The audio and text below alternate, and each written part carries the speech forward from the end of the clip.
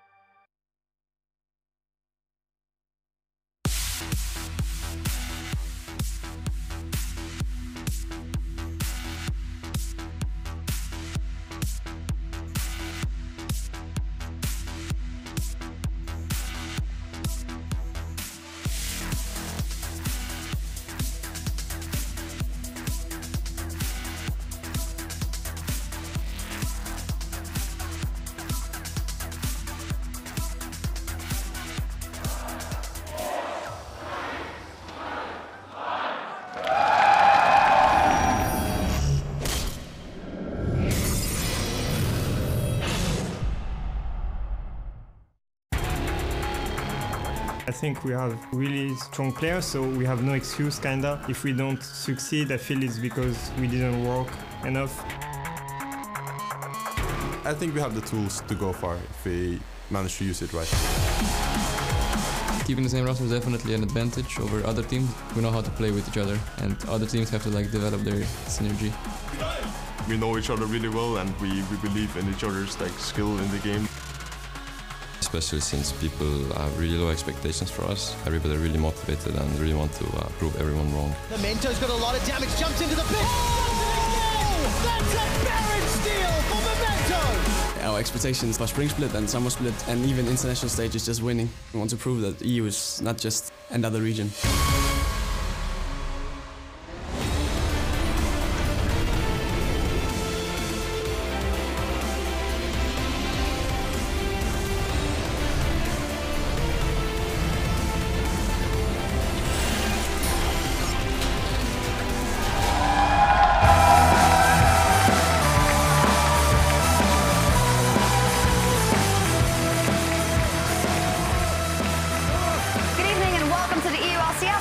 To you live from Berlin, Germany, as we continue to bring you coverage of the 2017 Spring Split.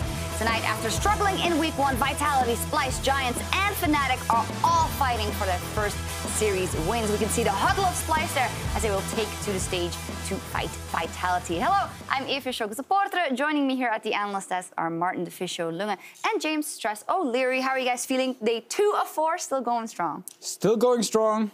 Yesterday was fun. A little bit wacky, I feel. A little bit wacky. Maybe better today. Yeah. Just a bit crazy. It's going to be a long marathon for the 4 days, but it's so much league, good action. I'm getting ready for it. Definitely. You talk about yesterday being wacky, and let's take a look at the standings after that day of competition yesterday and 4 days in total. G2 Esports and Misfits reigning supreme in Group A, and Group B, H2K and Unicorns of Love. A lot of teams will be having their eye on moving up in the standings today. Yeah, no real surprises. And just to correct the graphic a little bit, it is 2-0 for Misfits and Unicorns of Love as well, obviously, because they won yesterday. And I don't think it's too surprising. It puts us in an interesting situation for some of the games later on when Misfits face G2. So now you actually have these top-of-the-table battles coming up. So, you know, a lot of interesting matchups this week. It's certainly Misfits going to need a little bit tidier game than they showed us yesterday. Well, good that you bring it up. Looking back at yesterday, out of all the teams we saw, Misfits, Roccat, Unicorns of Love, and OG, is it safe to say that only the Unicorns of Love looked like they had a game plan and knew what to do after 15 minutes? After 15 minutes, yeah. Yes. I don't think Unicorns knew what to do before 15 minutes, which actually ended up costing them quite a lot because they fell behind against Origin, who played fairly well early on in the game.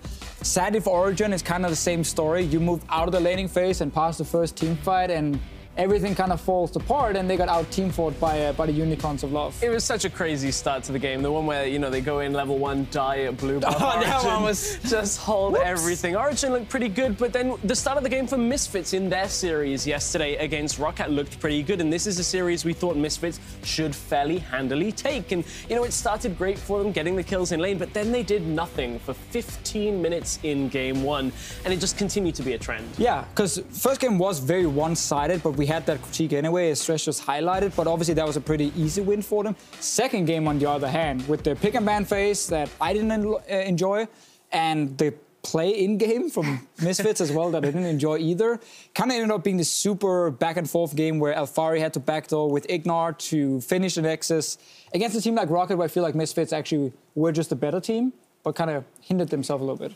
Frost Kern once told me if you have to win the door via the game you can also win the door. Via a backdoor, you are not playing the game correctly because you should have won it some other way. I mean, I guess that technically is fair. That's kind of true. That's kind of true. I mean, it was true yesterday, at least for Misfits. Yes. Okay, yeah. Well, let's dial in on what we've got in store today. Vitality versus Splyce and Giants versus Fnatic. If there ever was a theme, redemption, making amends, recuperation for all of these teams, especially Splyce and Fnatic. Yeah, Splyce, after getting dumpstered by H2K, like completely dumpstered. Not even close. Very disappointing to see because we expected a lot from Splyce coming into this. There were slow starters in the summer split as well, where they became a top team. And they played probably their second strongest or strongest European team at the moment. I think G2 and H2K are very close to each other. that is a small excuse for them, I feel. But there was small a reservation, excuse, really. small. Yeah, exactly. It's not really an excuse because we thought Summer Split, they looked great. We thought, okay, they finished second in the league. Maybe they just stay at the same level and improve everything else. But that series versus H2K was so dominant. There's some stats on your screen to show just how much they got crushed. This was one of the biggest defeats we've had in EULCS history. Yeah, you can lose a series versus H2K, but losing it and being down 8K at 25 minutes in game 1, 10K in game 2, and getting finished off really quickly, no. No, I just love seeing this. Like at 15 minutes in game 2, you're down 700 gold. That's nothing. That's fine. 10 minutes later, you're down 10K gold. I'm like, how wrong can you have played that mid game? You're very jolly about your Danish. I mean, it's a shame. It's been a rough week for Denmark. We dropped out of the World Cup in handball very early. Now Splyce got destroyed by H2K. It's tough. We got to see them bounce back now. But I think Vitality really also want to pick up a win. Well, to see that question, Vitality 0-2 versus Unicorns of Love. And we talk about disappointment in our top 2 team from summer, Splyce. What do you think about Vitality? How disappointed, or where do you see working points for them? My problem for Vitality is they still seem like this team that didn't really know where to go on the map. It's a problem we saw in the Summer Split as well. But then individual mistakes. You know, both junglers for Vitality and Splyce were facing off against very stiff competition in the terms of against Jankos for Splyce especially. But Joker was making individual mistakes on Vitality, looking for plays on Rengar against the Unicorns and just couldn't really find his footing. I actually asked him about these Rengar ultis down in the makeup room, and he just started laughing and said like, no, and just walked out the room. So he knew, obviously, he made some mistakes. I think just for Vitality, we're going to see, and we saw it a little bit last week, and I think we're going to keep seeing this shift in how they actually want to play, because last year Vitality was a lot about Cabochard. It was like, can Cabochard carry? Can they set him up to be this big superstar? Now I feel like you have Steelback in the bottom lane, and you're in a group where if we compare top laners versus AD carries in terms of pure talent, like Group B top laners, we have Visichachi, Odo Amne, we have Wonder, we have Sartorius, and then Cabochard. That's a lot of good players. Stacked. It's pretty stacked, honestly. And AD carries like Samax, Copy, we have Nuclear, and Taps. I feel like it's much easier having Steelback carry from the bottom side. So I actually want to see the shift from Vitality where it's all about feeding Steelback with Hachani next to him, and they can be the big superstars, and maybe not Cabochard. Yeah, and they certainly went for it. Those Rengar plays, everything was focused bot side. They put Hylissang pretty far behind in that series as well. A lot of early kills that went down to the bot lane, but when it was some really big set plays, the Rengar dive that would have opened up the tower, he ends up stepping on a trap, gives away a kill, the pressure's all released, they couldn't get Nuke Duck in the mix, and it just meant the execution really hindered what should have been a good play. And how many times are you going to get your hands on Rengar, by the way? Not many. That's Probably just this once. It's like a present. All right, predictions, guys. Vitality Splyce. I think 2-1 Splyce. I think it's not going to be as easy as Splyce would like it to be. Probably a little closer than the split series we saw yesterday. Yeah, I think that's fair. I think 2-1 is probably, like, it's the safest prediction right here. I think Splyce will come in as favorites despite looking so bad last week. I think Vitality are definitely a good enough team to actually win some games here, so it might be a really close series. All right, we've had some harsh opinions on both teams, so let's see what they bring to the Rift. The players are almost ready to get into picks and bans, so let's hand it over to the caster desk. Thank you very much, Jackson. Hello, and good evening to all you esports fans out there. I'm Devin Pyrotechnics Young, of course, bringing you today's series between Vitality and Splyce with the help of Mitch Kreppa. Forcepills, you ready for this game? Oh, I'm totally ready, because somebody's going to go home an even bigger loser than they already are. Ooh, man, that's harsh words already. But yeah, they haven't been able to pick up a single game in their previous week. I mean, you got to be feeling for these guys. And we're joking about it, but that is actually the reality here. Both these teams came in, again, with a lot of expectations at the start of the split. Splyce, they're like, no roster changes, infrastructure upgrades. They were looking really good at the end of summer. Goes all downhill. And then for Vitality, this is another iteration where they're trying to build kind of that, or go on in that super team vibe that they had when they first started playing in the spring split last year, and it's just not coming together whatsoever. And another team here has to lose. Yep, and one of them is going to have to pick up that win, but we'll see who it is. And let's go ahead and run down the rosters, starting, of course, with Vitality. Mostly French squad we'll talk about. Up in the top lane, it is Cabochard. Joko is his jungler. Nuke Duck in the mid. Steelback at ADC. Hachani on support. And Coach Irian. Yeah, and they actually looking pretty much like a team. Still saw them in the makeup room just now, and they were all kind of jokering and bantering about. So they do look in good spirits, and they have shaken off that loss from last week. And if they're looking at the schedule, they're going up against Splyce, which on paper is a really strong team, but Splyce is in not good form right now. So that means their spirits should be high, and they actually have a good shot. Absolutely, and you know, for Vitality, they're a team that selected the red side for game number 1, so they clearly are preferencing it here. But facing off against them. Looking to assert dominance, a team that we expected to do much better in week number 1. It is Splyce. That means up in the top lane, we've got Wonder, followed up by Trashy, then Sencooks, then Kabi, Mickey X, and of course, their coach, Yamato Cannon. Yeah, and this is the week where we'll see whether it's Splyce just being a little rusty in week 1, you know, shaking off.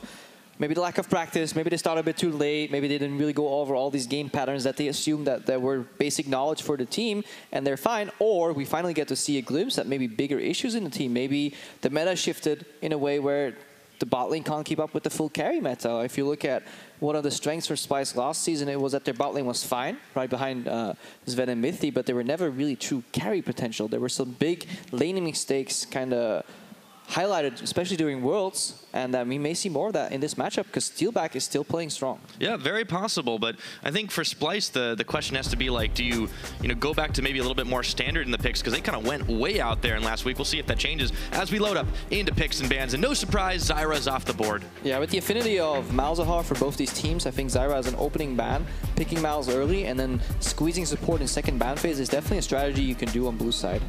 Let's see if that is the case. So we keep going the Camille ban, no surprises once again. I mean, didn't want to play against it, and nobody does. If people want to make a highlight montage of predicting bans, red side, Camille, Rengar, LeBlanc maybe. Just give me the triple ping right there, and then you can look at the blue side, obviously what's left here. Surprisingly, Splyce are opting in double support ban. That does mean that they're looking for an early pick on a strong support, and then hopefully there's nothing left to even have to pincer out. Maybe they just go... What would they go here? Early Karma is the only thing that would make sense. Well, Mickey's also, remember, we call him the Bard God a couple of times. Is that something you think is early pickable? Nope. There you go. You're the expert on this champion. As much as I love Bard, Pyra, he has plenty of weaknesses. Yeah. Well, we might end up seeing the Karma. We'll see. The MF support's still up, but you don't really need it. It's only a counter. Yeah, I know. They banned out all the good champions that Misfortune is good against. So let's see what Splyce is actually doing with this draft, or if it's just generic target bans at Hachani, and they want to put him out of his comfort zone. You don't give him the aggro supports in lane, and basically tempered down the Vitality bot lane. So with the Kha'Zix ban, we saw, of course, the Rengar's going to come in. Like, it's going to happen no matter what if he's not banned out. So Trashy will get his hands on that. Curious to see what he makes of it. It's a little bit of a different style champion than he usually likes to play, but it's top tier. Yeah, but it's top tier. If you're a jungler in a competitive scene right now, you should be able to play Rengar, but this is just interesting that Vitality rate Kha'Zix over Rengar, or rather they rate Trashy's Kha'Zix over a potential Rengar, and they need to have a counter pick ready, or they're willing to sacrifice the Rengar to get 2 picks in return. But then they have to be worth it. So their first opening rotation for Vitality has to be super strong. Well, they got the Jace, but they also picked up an Ivern for Joko, so things are kind of turning around a little bit. It was Trashy playing the last time. And Vitality is indicating that they're very much so going to be playing around the top side, because not only with the 2 picks that they have revealed, they will need to pick an AD carry third. If they don't, then there is basically only Ashe, Jhin that can be picked, and Varus, and one of them will be picked, the other one will be squeezed. So Splyce is picking Ashe, Karma right now, the strongest support left, the strongest AD carry left. Vitality can only pick up an AD carry, or they will get double pinched in the AD carry position, which gives them a horrible matchup altogether. And even then, Vitality, if they pick the AD carry here, they'll lose support power. So Splyce is getting a lot of edge in the bot lane. Vitality will need to make up for that in the top lane. Yeah, Vitality definitely got mind-gamed in the pick and bans versus Unicorns of Love, but they've actually opted, instead of the Jhin, they pick up the Caitlyn now for Steelback, instead of picking a support when the Jhin was up. Yeah, and that doesn't really make too much sense. So usually you would think either Varus or Jhin get locked in here, especially the Jhin into Ashe matchup. You could go Caitlyn, but why don't you just let them pinch it? And if you're fine with playing the Caitlyn altogether, I don't think the Caitlyn will actually get banned out in the next rotation by Splyce. So you could have had a favorable support pick here and then not get banned out, because that's likely what Splyce are going to do. They can either pinch mid here, but then there's still plenty of champions available, or they pinch support. So it's very likely that Splyce is just going to double ban support, put Hachani on something really hard to play. Yeah, well, there's the Tahm Kench banned away. Poppy was banned on Vitality side, so Wonder's still going to have to lock a top himself, but a lot obviously, when you lock a top in yourself and the enemy player hasn't played picked the top lane yet, you're just going to pinch out the strong counters. So you get rid of the Poppy, even because it outscales the Jace. Yeah. And you may just want to get rid of the Maokai if you are Vitality, because Splyce, stylistically, probably want to tank in the top lane since they have a carry jungler. That's kind of how it kind of ties together usually. There we go. As you called it, Maokai's taken away. So a lot less top choices available, but Splyce still have one more ban, and then it goes back Vitality's way. Yeah, I mean, what support's left here to ban out if you're Splyce? Tahm Kench was the meta support. MF is a counter to Zyra and Malzahar. She's still fine on her own, but maybe you just ban out something stupid like a Thresh or a Sona. At this point, I don't even know if you need to ban a support. There's a Thresh. There's a Thresh, because it's just you ban away laning power. That's what Splyce is doing right now. Yeah. They don't give laning power to Steelback and Hashani, who get put behind in the draft. And now, if you are Hashani, I don't even know what you want to play here. Maybe just a Sona, Soraka, something that just neutralizes bot lane. And Vitality as a whole, as a unit, they'll need to play towards the top side. I mean, you want to stop some, this is a very pokey lane. It's obviously been very dominant down bottom side. Oh, there's Nami, Sustain, obviously. there's Nami available. I was going to ask you about Braum, but I think this is probably the case. Oh, Nami's a much better pick. I just completely forgot she existed altogether. She's actually a fine pick into the Karma as well, so I don't think Vitality's punished that much. I would have rather seen the Nami ban out then. If you're going to play double poke, Ashe Karma, into a Kaelin range advantage in that matchup, I think Nami would have actually been a better ban than Thresh. All right, so a lot to critique in the ban portion at least, and for the picks, we see what Splyce is going to round out. Still all the same. I'm just a Diamond 1 Scrub Lord. You know what? I might be wrong Hey here. man, I'm getting my info from you, but we'll see. Splyce, wonder he's got the Shen available to him. He's going to take it, and another safe mid lane pick for Sencooks. We have the Corki, so they round out their comp. What are they looking to do with all of this? The Rengar tells me Snowball. I mean, you're blind picking mid lane, and if you have to do that and you don't want to lose mid lane priority, something which Sencooks has been doing a lot lately, Corki is a solid lock-in. He is really hard to out 1v1, especially in the early game, because he farms fine 1-6, and then he has rockets to kind of neutralize any lane. So Corki is a good generic mid lane blind pick. Maybe Orianna is in the same boat there. And then if you look at stylistically, the composition needs a tank.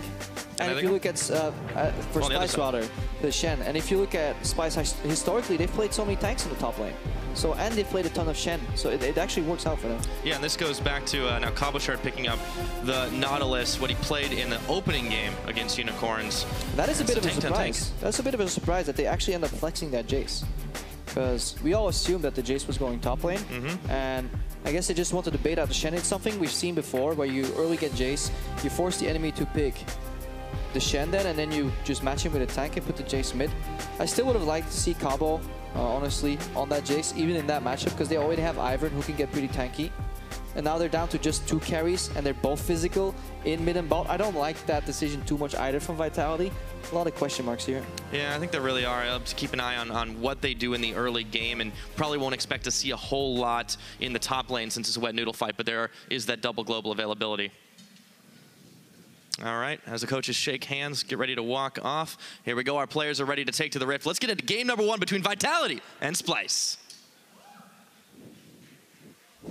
I think with Vitality, in this split, we can go for top 3, at least.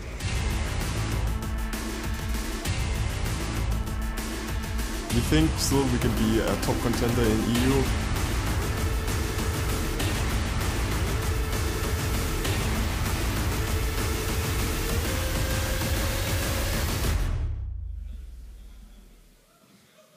And here we are, both teams hunting, hungry for victory here.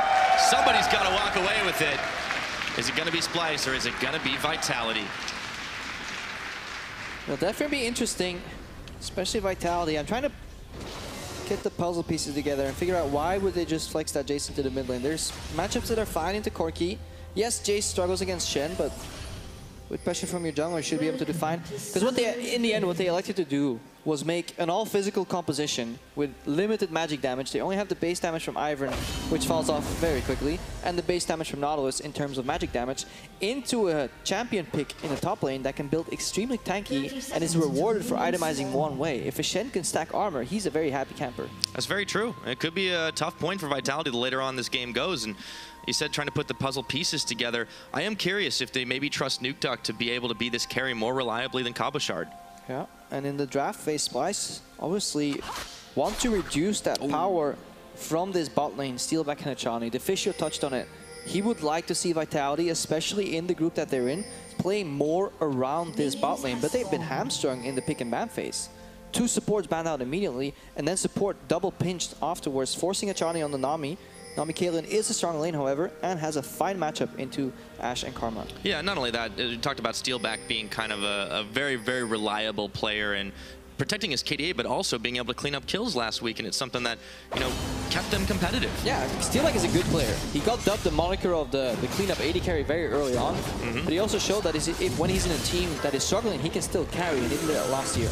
Yeah, saw a lot of that on Rocket. Take a look at Joko, just continuing to get his clears out very, very quick, but he does spend a lot of time kind of wandering between once those camps are gone. Yeah, he's going for the power clear, which gets him to level 4 the quickest. It's the standard Ivern clear, honestly. You enchant one camp, take blue, enchant the other one, go to your other side. Then he's going to go for Raptors red, walk back to his blue side, get those camps, and then return to the top side again. It's for optimizing experience. The only alternative path you can do is an invade heavy path, but Joko likely doesn't feel comfortable to invade that early on, especially if he's not certain about the lane priority, which lanes are pushing. Because if you invade blind as Ivern and you screw up, the game's over. Yep, indeed. Now, Trashy, I want to keep an eye on him because this will be the first time we get to see him on this Rengar. It had been Joko who played it previously, but was unable to delete anybody on the side of Unicorns. And that was a big part of why they got shut down. So I'm wondering why they let this one through. Yeah, they must have really valued the Jace flex pick. That could be like the only explanation, really. Quite peculiar overall. In the end, let me take a look at what's going on here for Vitality. Got pushed in early on in the bot lane. Obviously, there's double AoE on the side of Ashe and Karma, so they can always get the lane control. That's real pokey. The problem is that you don't really punish the Caitlyn too much. If you try and threaten the Caitlyn too much, she's gonna get sustained out to poke the Karma does. And if you try to auto-attack trade on top of that, she has really good short-term answers. EQ, EW channel, for example, with the empowered autos from Nami, I think generally you're fine. Yeah, and if you've got a headshot lined up, that's going to sting even worse. Cabochard is going to go throw down some early vision. You can see as Trashy had already backed away, he's going to be moving through there. They'll be spotting him, and back to lane he goes. Pretty smart to do that at 3:30. Basically, you see the leash on top side, which means you're fine for a couple of minutes. Then you play until around 3:30, and instead of warding River, you go for the deep ward, because you know if he comes back to the left side of the jungle, why don't you just ward his camp? And then if he has to gank you, he has to take an inefficient experience-wise path. And as long as you double ward then in River, you will always spot Trashy. You'll either spot him on the Scuttle Crab, or you'll spot him on the Gromp that he skipped. So it's actually pretty smart from Vitality, working together with their wards instead of doing the selfish thing, which is just ward as closest to the lane as you can. And gives Joko the opportunity to roam through the jungle and get a few more wards of his own. Throws down some brush over by the Krugs. Of course, it's missing, and he is going in for a gank around the side, but this lane pushed. Good work. This one has to stick. He knows Tribrush is very unlikely to be warded here, but he's coming up at the minions. Root Collar. See it. Mickey does avoid the bubble, but they were able to react in time. Hachani actually takes a lot of poke on the back half, though. It was good that the snare landed, but the problem is, if Nami has played passive the entire laning phase, and she starts storming at you into a minion wave, you may be getting ganked. Bit of a giveaway, yeah, for sure. All right, so Hachani, unfortunately, kind of blows it on that one, but all things even across the board for the most part. Trashy hasn't been in a lane just yet, but he is back onto the Gromp. And if you're a jungler that has a level 6 power spike like Rengar, and you're playing versus a jungler that has a really strong level 4 gank, and you see it fail, you're just so happy. A lot of pressure falls off your shoulders, because you know you can just match until level 6, and then just get that free gank off. And Trashy definitely needs that as well. I mean, he's a player who has had to try and compensate for some lanes just not doing so hot on his team. I mean, they lost by such a wide margin last week, and you know, Trashy's a guy who likes to spend a lot of time in the jungle, and he's kind of being called upon more and more, but he's on a Rengar. He can definitely get some big ganks off. Yeah, if you look at Splyce week 1 performance, it wasn't pretty.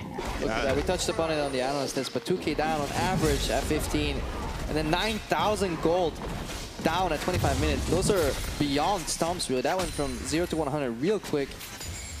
So they need to fix that one. Yeah. Looks like they could be in for a very different style of game. Kabi and Mickey pushing in very well on this bottom side, and they haven't been too perturbed by Joko's visit down there. They do know that Trashy is back in his own jungle. Those wards are paying dividends for Vitality. Yeah, big ban really working out for Splyce so far. They have pressure in the mid lane, with Senku explaining that Corki, despite getting surprised, quote-unquote, by the Jace flex pick. Their tank is even farming in the top lane, and Wunder has shown historically that he's just a fantastic Shen player. And how do you leverage the power of Shen? Well, it is the infamous bot lane party. And what do you need for bot lane parties? Well, you need a pushing bot lane, and Splyce also has that in Ashe and Karma. Vitality have been parked under their tier 1 turret in the bot lane, so the cards are all right. Just need to see if Splyce can actually play their hand. Well, that's the question. Can they execute on what they've managed to build for themselves? And all eyes are definitely going to be on Trashy. There's so many wards that they've had covering him, but I mean, where is he going to be able to go to get involved in here? Because the Shen can be delivered pretty easily on anybody, but you'd think Trashy hopping out of the bushes is the easiest mechanism. Oh, that's the dream. Rengar ulti into Shen ulti, preferably in the bot lane, killing that poor old Nami. She only has 1 exhaust. That is the dream, obviously. She's got some boots, though, walk now. Yeah, could be a strong counter gang. though, for Joko. That's all possible. BF Swords picked up for both, and we'll take a look at mid as Trashy was looking to come in a little slow, and Nuke Duck had spotted him out, and he's able to walk away for free.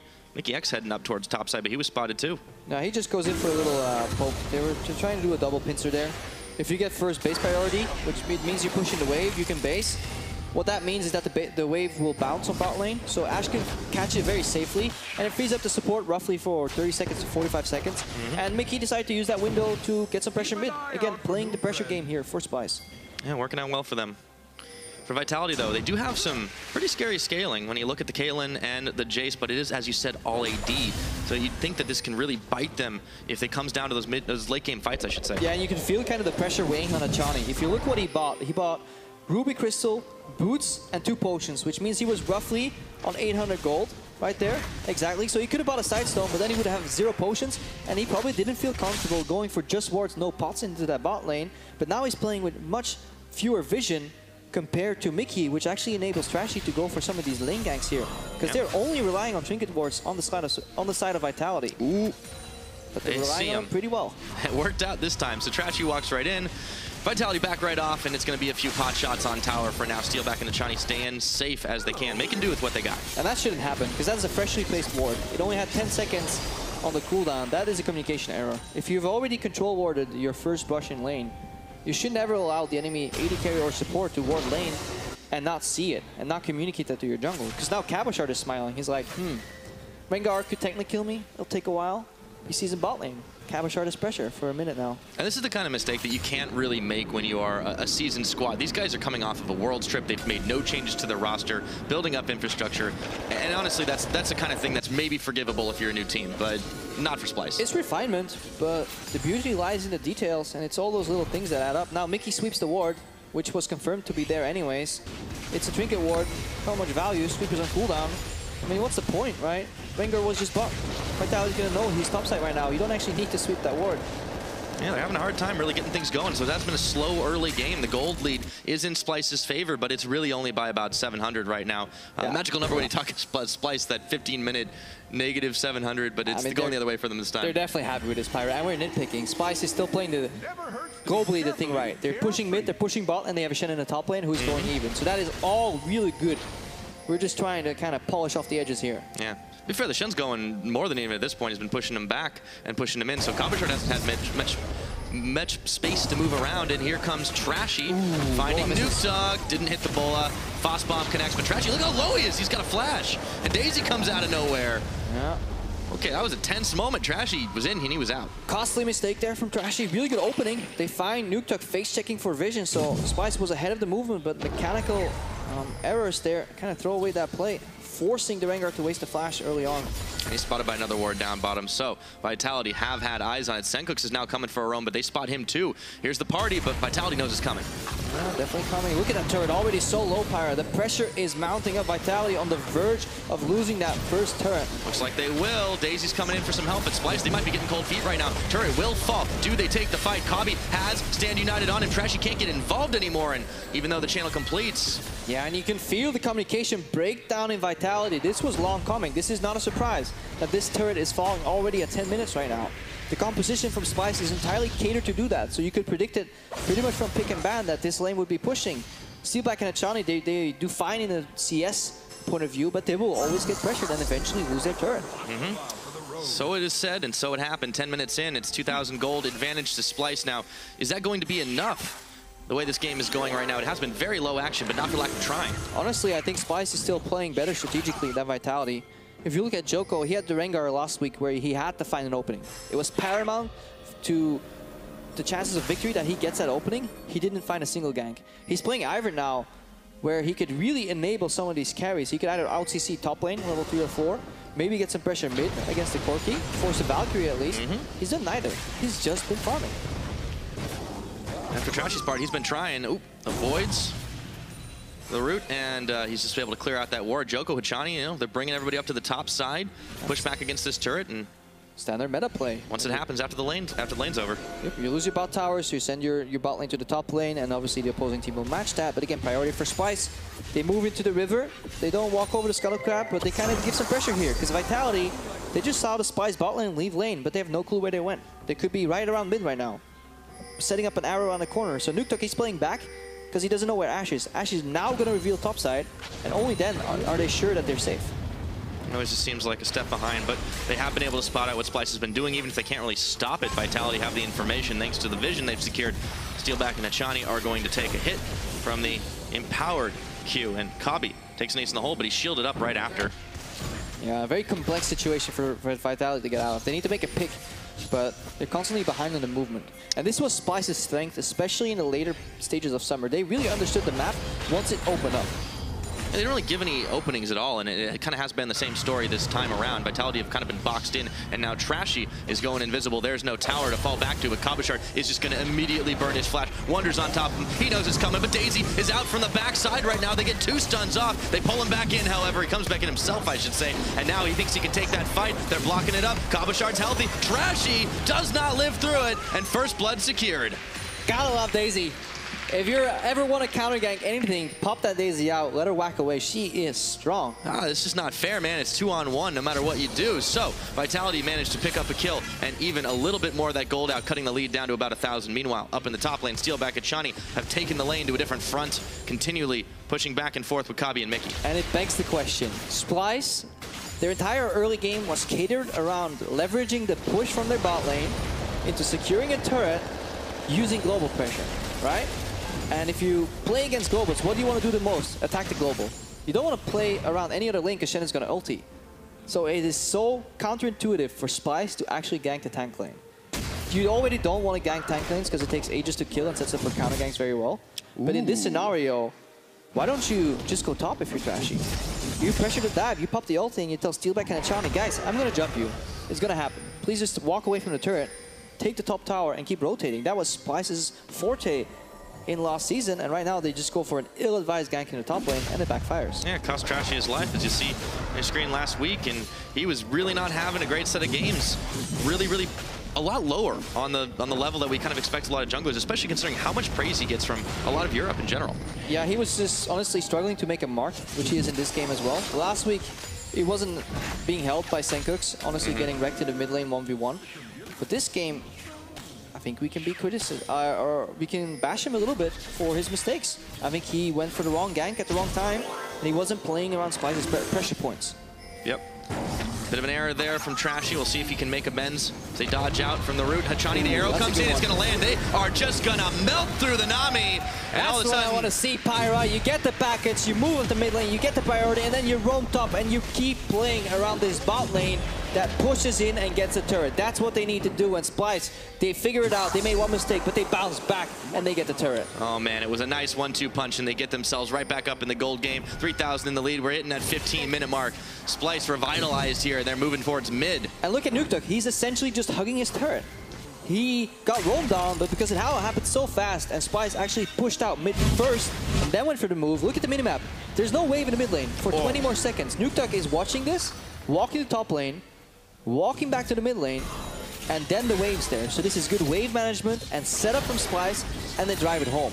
It's the stuff that they were known for when they were at their best. And Senkux, I just want to give him some really big props for that beautiful package valve to knock the Nami right into the arrow.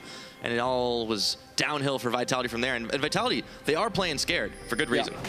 Because they're getting pushed in on 2 lanes, and the third lane can't do anything because he's playing versus a global. So that's a big drafting issue, and it takes us back to the Champs League, where we had so many questions about some of these pickups, about some of these champ choices. Why do you go for the Caitlyn when Jhin and Varus are open? They're meta picks for a reason. Yeah, Vitality definitely playing it a little bit strange right now, and it's kind of biting them. Question is, what are they going to do from here? Looks like they might be holding out for that late game, but if things keep on going this way, Trashy goes invisible. I think they might be dying knows what's up. I think so. Oh, he's caught in the bullet. In comes Senkux. They're burning through his health bar. There's a teleport, but Shen's also coming. The wave comes in. All of a sudden, Vitality, they're going to counter collapse here. But will Nuketook live through it? The Ash Arrow is going to land. Trashy's gone down. And Cabochard picks up that kill. And all of a sudden, it is a hectic fight up top with Hachani caught in river. He won't live for long. Down he goes to Wonder. Down he goes. Everybody splits up. Hachani finds himself alone on Nami, which means he obviously dies here. Good reaction from Vitality. their strength lies in their numbers. Obviously, the way to beat a global is to just render it useless. Don't allow it to kind of outmaneuver you on the map and just go for sheer fighting power. Nautilus and Iron, especially at this point in the game, bring so much crowd control effects to the fights, especially if Trashy's ulti is down. He is essentially a glorified damage bot, and he's not snowballing either. Let's look at this again. So there's the preemptive redemption from Joko, good. He factors in the flash. Nuktuk stalls, has exhaust too if he needs to. There's a really beautiful wave here from Achani, and what we can criticize is the usage of the Shen ulti. It's a little late. Splyce thought this was a free kill. They didn't communicate that they may need help. Wunder arrives to kind of fix the problem, but Vitality have already set the counterplay in motion. Vitality do it well. It ends up being a 1-for-1 trade, and you know, in all honesty, Hachani definitely not taking the greatest path, going back to the bad tendencies that kind of earned him a bit of a memey name. Yeah, but I think we can excuse him for this one. It's really hard to play this map as a Nami. That's one of the kind of the faults of this pick. I mean, maybe why they pinched him, though, I mean, in all honesty. Oh, yeah, I mean, definitely nobody wants to play Nami as, like, their preferred choice, especially if you're not going to end up pushing. She's super strong in sustain matchups, like Soraka, or sometimes even Sona, because you can still generate the push. The problem with Karma is that she just cues the wave, and then unless your AD carry has much more AoE, which it also doesn't have, Steelback has some form of AoE and Q, but Ashe can spam more, you just get pushed in all the time. Which we saw exactly a moment ago. So, taking stock 2-2 in those kills, so it has been a couple of trades back and forth. But Splyce, they're still on the lead. They're still pushing in, and Vitality just have not been able to come up with an answer short of counter-collapsing when it's gone wrong. Yeah, this is also the era of this composition for Vitality. In the mid to late game, it's a 1-3-1 with Jace on a side lane, which exposes him to Rengar all the time. And because he can be safe versus Rengar, but he can only be safe when he's relatively close to his turret, which means this Corki, who can easily dodge ganks on his own with Valkyrie, can always pressure the Jace, who has a hard time playing on his side lane, because Vitality have to match AD carry support for AD carry support in the mid lane versus Splyce here. So they find themselves in a bind. They get pushed in mid and top consistently, and bottom lane, it doesn't matter that Nautilus is pushing, because Shen has ulti, and he can always make it a 5v4 on the top side of the map. Happening again. There we go. Trashy's on to Nuktuk. They bring Wunder to the party. Can't get back into the safety of his turret. Suncooks is there. Nuktuk trying to dodge it out, but he's not going to live. Trashy picking up the kill, tanks a few shots. And Splyce is doing exactly that. Look at Caboshot. He's like, guys, what am I supposed to do here? I can push this turret, but that's just about it. Splyce, whenever they get a kill, because these lanes are so close to the turrets, they immediately start hitting these structures and get even more benefits from each and every pick they get. Yeah, Joko showing up a little bit late, but he does clear the wave out, still not in time to stop some damage from going down onto the turret. Splyce are really just owning this as we get close to the 20-minute mark, taking a look at some of their items as well. They're just rolling on ahead. Trinity Force, of course, the Rengar had completed, the Black Cleaver as well, so they're really getting some damage in their pocket. And Kabi's Ashe is starting to stack it up too. Yeah, and if you're a Vitality fan right now, you're just seeing your team roll over and do nothing. Steelback is so scared of dying that he's gone QSS. He has BF Sword, Quicksilver Sash to fight his Ashe Arrow. Yeah, that's going to delay him so significantly. I mean, even Yamato is squinting at that build. He's like, no, it's not a very good build. But well, in this case, you'd be right. What do you do now? Like, you're two physical damage dealers. The enemy Shen already has Sunfire Cape and he's going to soon stack even more armor. You're playing versus a Rengar. You have no damage whatsoever. You're getting picked off. The only thing you can do with Vitality is group and pray for a good team fight. Yeah, see if it ends up happening. Right now, you're concentrating 3 members in the mid, but you still have the side waves pushing against them, and they've had Nuktuk and Caboshart on those for a while. Dragons haven't really been a huge priority this game, but with the Cloud being entirely free, Trashy's going to take the opportunity to get himself a little bit more speed, and the rest of his team as well. Yeah. First one's going to fall 28.5. Baron, of course, is on the Rift too, and if Vitality lose a couple of members, Splyce may not be too shy at taking that one down with the damage they've got. I think it's a great choice to go for as many dragons as you can, as long as you have map control, because it allows you later on to trade Elder for Dragon, for Baron rather, just in case you need some more objective pressure. I think Splyce, you can tell what turret they're playing for, where they place the Corki. So they're playing for bot turret right now. I don't think they're comfortable just yet going for a Baron, because if they make any vision mistake on that Baron play, they allow Vitality to group and use their wealth of crowd control effects to really fire back. So it looks like they're trying to set up maybe a rotation into the mid, from Corki going from bot to mid, or they might just rotate for tier 2 in the bottom lane. Right now, they're looking for a pick in the mid lane. Yeah, and they've got the ult available on Wunder if they want to keep diving this one. Hachani taking a lot of damage, but he had some backup. Steelback was there, so was Joko. But look at how fast they can just melt through this wave. Vitality just don't have any options right now. Yeah, they're looking for them. See if they're going to be mixing things up after this game, because right now they just don't seem to have any answers. 4K down. It's hard on the players too. Like, but by all means, when we say like games are won and lost in picks and bans, they're obviously all playable, but you just get put in very, very tough spots where, especially when you vision toggle, the amount of choices for Vitality is very low. Like, look at what vision they have. There's barely anything. They're always face checking essentially, and as Nami.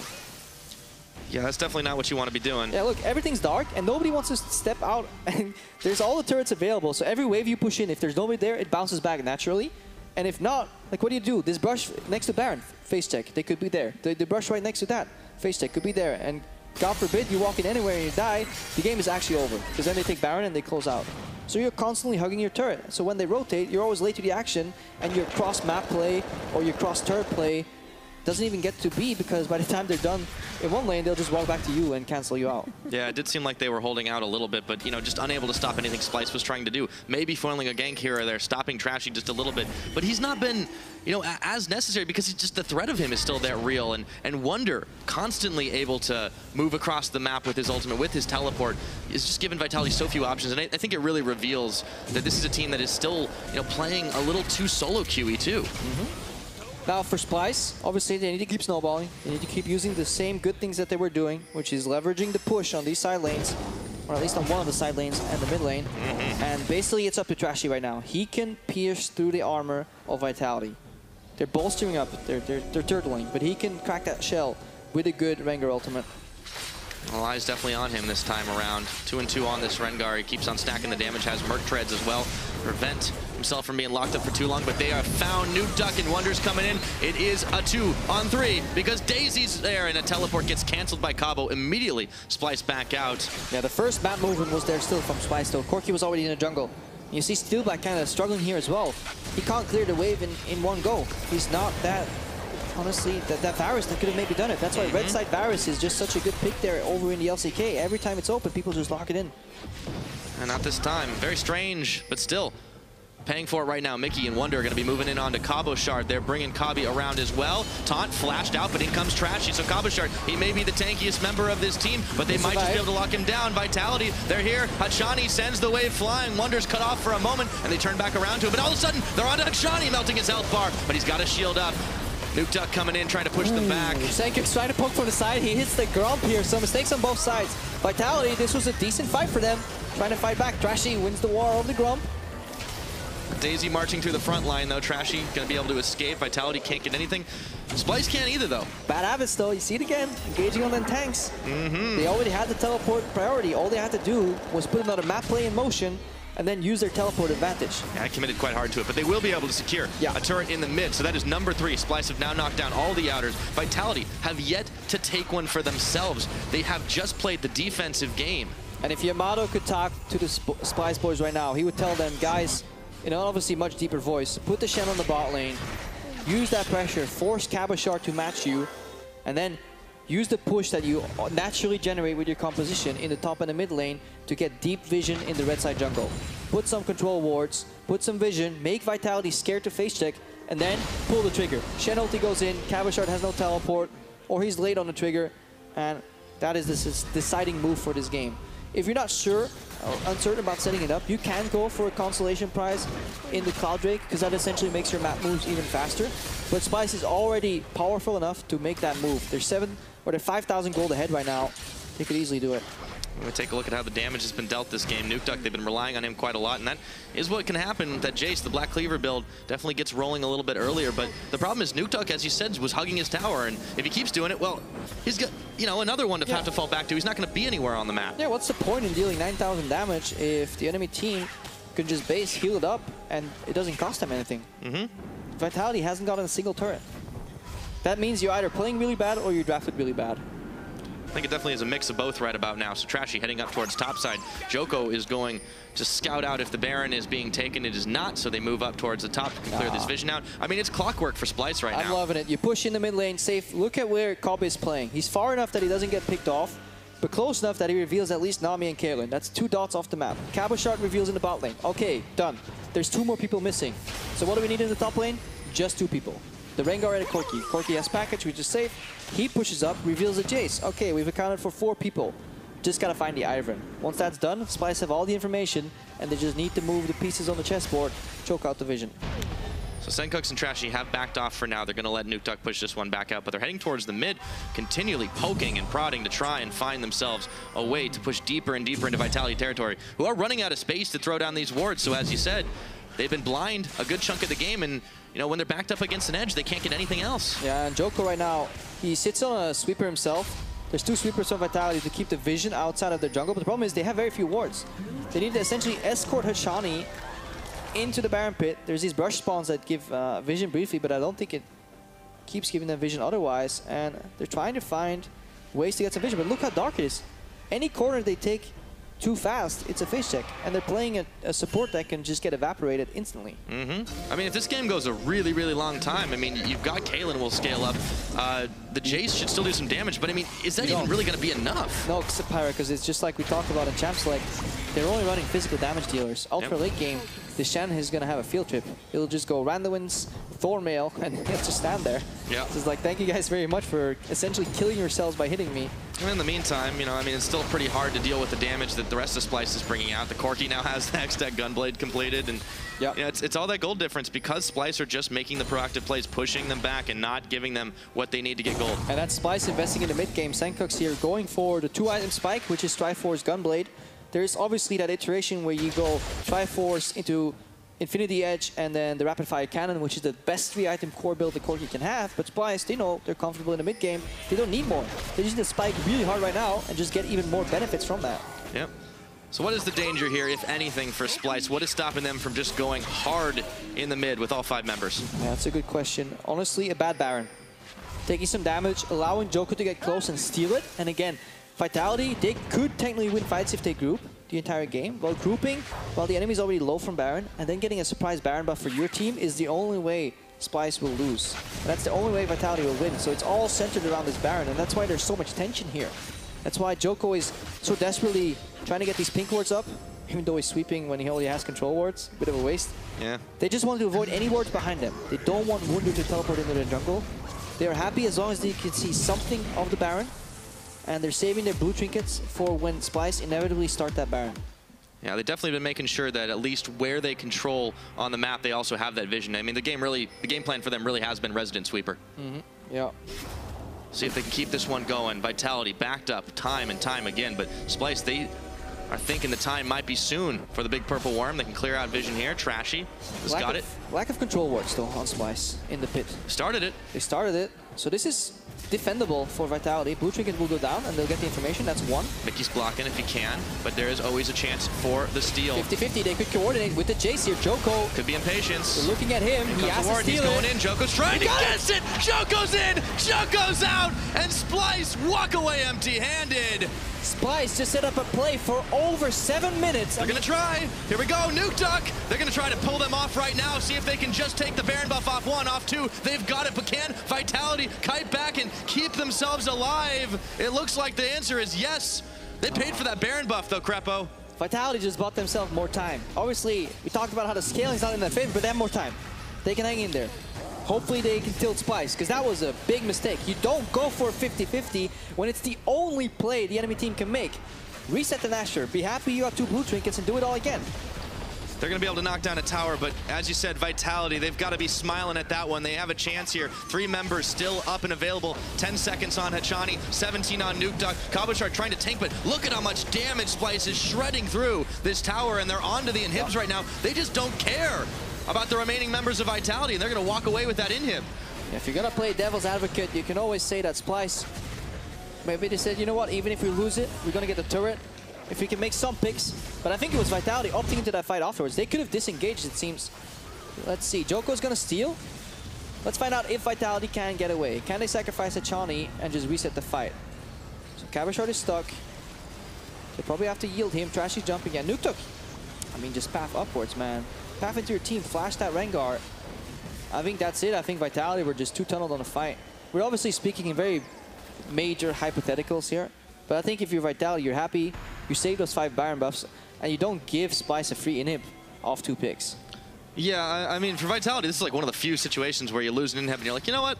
I think we got something okay at least. Splyce, they're not going to be able to push as easily, but look at how the vision has changed. It was all Splyce up into the front line of Vitality, but now it's been mixed around a lot more. Yeah, but does it really matter, Pyra? Now that that one inhib is opened up, it's really easy for Splyce to start playing the map now.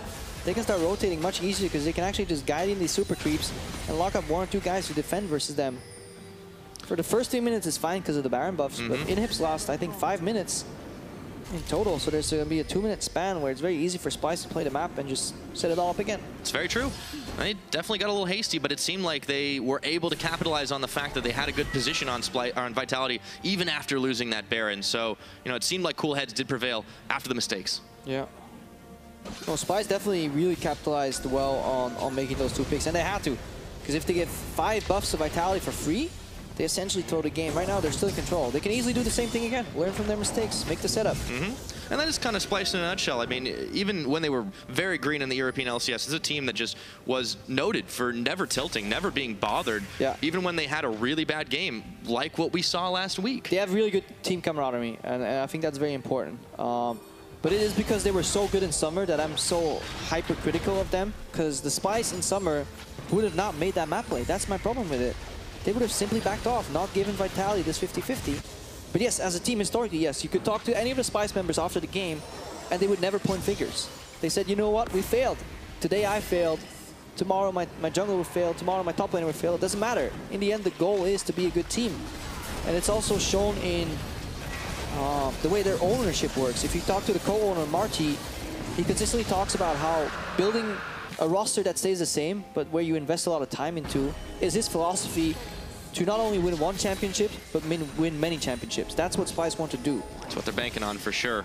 Still some mistakes being made by this team. Is it just the rust being shaken off? It is only week number 2 here in Europe. Maybe they need to pick up the pace, but they are on track to win this game, and it has been a slow affair, but that is much like we kind of come to expect from Splyce. They wanted to play that map, wanted to take it nice and easy. But in terms of progression, if you look at how poor week 1 was, and we see what they overall brought to the table, week 2 has been a success so far. It was 80% good things in terms of draft and gameplay, and 20% mistakes. The only thing that really comes to mind is execution error on a few Rengar plays, and targeting Cabochard in the bot lane for the plays. And then, of course, that Baron. Yeah. Everything else, in terms of pressure, moving across the map, was honestly splendid. So definitely improvement marks for Splyce. It's for sure they've been able to secure all the dragons, so if they want to take the Elder, when it comes up and available, they can, but they are pushing in all 3 lanes. It may not even be required. Cabochard going to try to push off Wonder, but Trash is coming up, Mickey's coming up, Kabi's there as well. They can collapse on him, but he is really tanky, as you said, and he's clearing the wave away. Yeah, this is the point where the Baron buff has expired, but there's still super creeps in the mid lane, giving it a natural push, allowing Splyce to obviously pressure all these lanes. Looks like they're willing to base, though. Got a lot of gold in the pocket. Vitality still haven't been able to knock down a tower. I mean, looking at their side of the map, this has just got to be incredibly discouraging. And yeah, I mean, at this point, feels like they're like these little kids that live on the farm and have never seen a big city. It's like, tell me, what does the river look like? Is the river, in this case, like the team comp? You just never get to see a real one? No. I mean, they'll eventually get a good draft. It's more or less clearly the river. I don't think Cabochard has pathed or even walked on that river since a long time. The Baron fight was the last time, and even before that, they didn't really get it. Yeah, definitely unfortunate for them. I want to see how they end up mixing up their draft. You know, there's something we haven't talked about either. They have the option, even though he's not doing awful or terrible by any metric, to swap out Joko to put in GBM, who is, you know, in an off-role position, but maybe that revitalizes them. We saw teams, even like SKT, doing this a little bit, just to mix things up, just to keep it fresh. Spice it up, yeah. Well, there's nothing spicier than GBM playing jungle, if you ask me. I mean, they could. We'll see what happens. No team would know what to expect from GBM jungle. I don't know if Vitality would. I'm not even sure if GBM knows what to expect from GBM jungle at this point. Well, we might see it. I mean, Joko, again, he's not been awful by any metric, but maybe they just needed something a little bit different. Like, 35 minutes into this game, and you've been able to get 2 kills and 0 objectives. Yeah. Something is wrong with the way you're playing the game out. Yeah, Vitality definitely playing a low-pressure game. It feels like a lot of these champion picks for them worked in solo queue. Or in team practice, where it's a much more kind of a loose environment. If you play Caitlyn Nami in scrims, you can go all out, man. You can squeeze in that extra auto. You can go for that all in. If you're a support in scrims, you have faith you're gonna land that bubble, and if you don't, you land the next time. When you're on stage, you don't want to be that Nami that misses your bubble. You don't want to get out traded. You're just gonna go for even CS and pray. And if every lane goes from playing a bit more aggressive to a bit more passive, suddenly you as a team start losing the map. And if you're a jungle that is used to maybe scrimming in this environment, you're just like, the hell's going on? My team wins every lane in scrims and I can't invade anywhere right now. You can't always rely on scrims for things to happen now. Vitality, not only are they playing so safe, but obviously we talked about delayed builds a little bit, the QSSs to keep everybody from dying, but you can't see it, so it doesn't matter. If you just get instantly bopped, they could be doing Baron right now, and they are. They are. Now it's against, and this Baron is absolutely free. Even if they know, there's nothing Vitality can do about it, so this is a much better setup from Splyce in the end. And it all came in the end off the back of that inhibitor pressure. It was just, yeah. I guess I'm just a little whiny, and I don't want to see that Baron go over to Vitality. That's okay, man. You can give them the A-. So far, Splyce are playing this one out just so much better compared to what we saw. There's a very different quality of opponent, though. I mean, Vitality, they have got to mix things up. I want to see what the coach says to them after this game. I mean, Arian's got his work cut out for him. Definitely so. So right now, Splyce, they're finishing up that tier 2 tower in the top lane. They're going to wait for Wunder to pressure bot lane. Look at Kobe and Mickey immediately moving mid as well. They want to play the game on 3 lanes, maximize that Baron buff spread. The only thing they can do is get picked off once they're setting up. They're going to take the free inhib. 4-1, I think, is the best way to do it. Ignore top lane for now. Just 4-man walk in, wait for Wunder to come alongside you, and then 4-1 split push. It's a little greedy walking in already.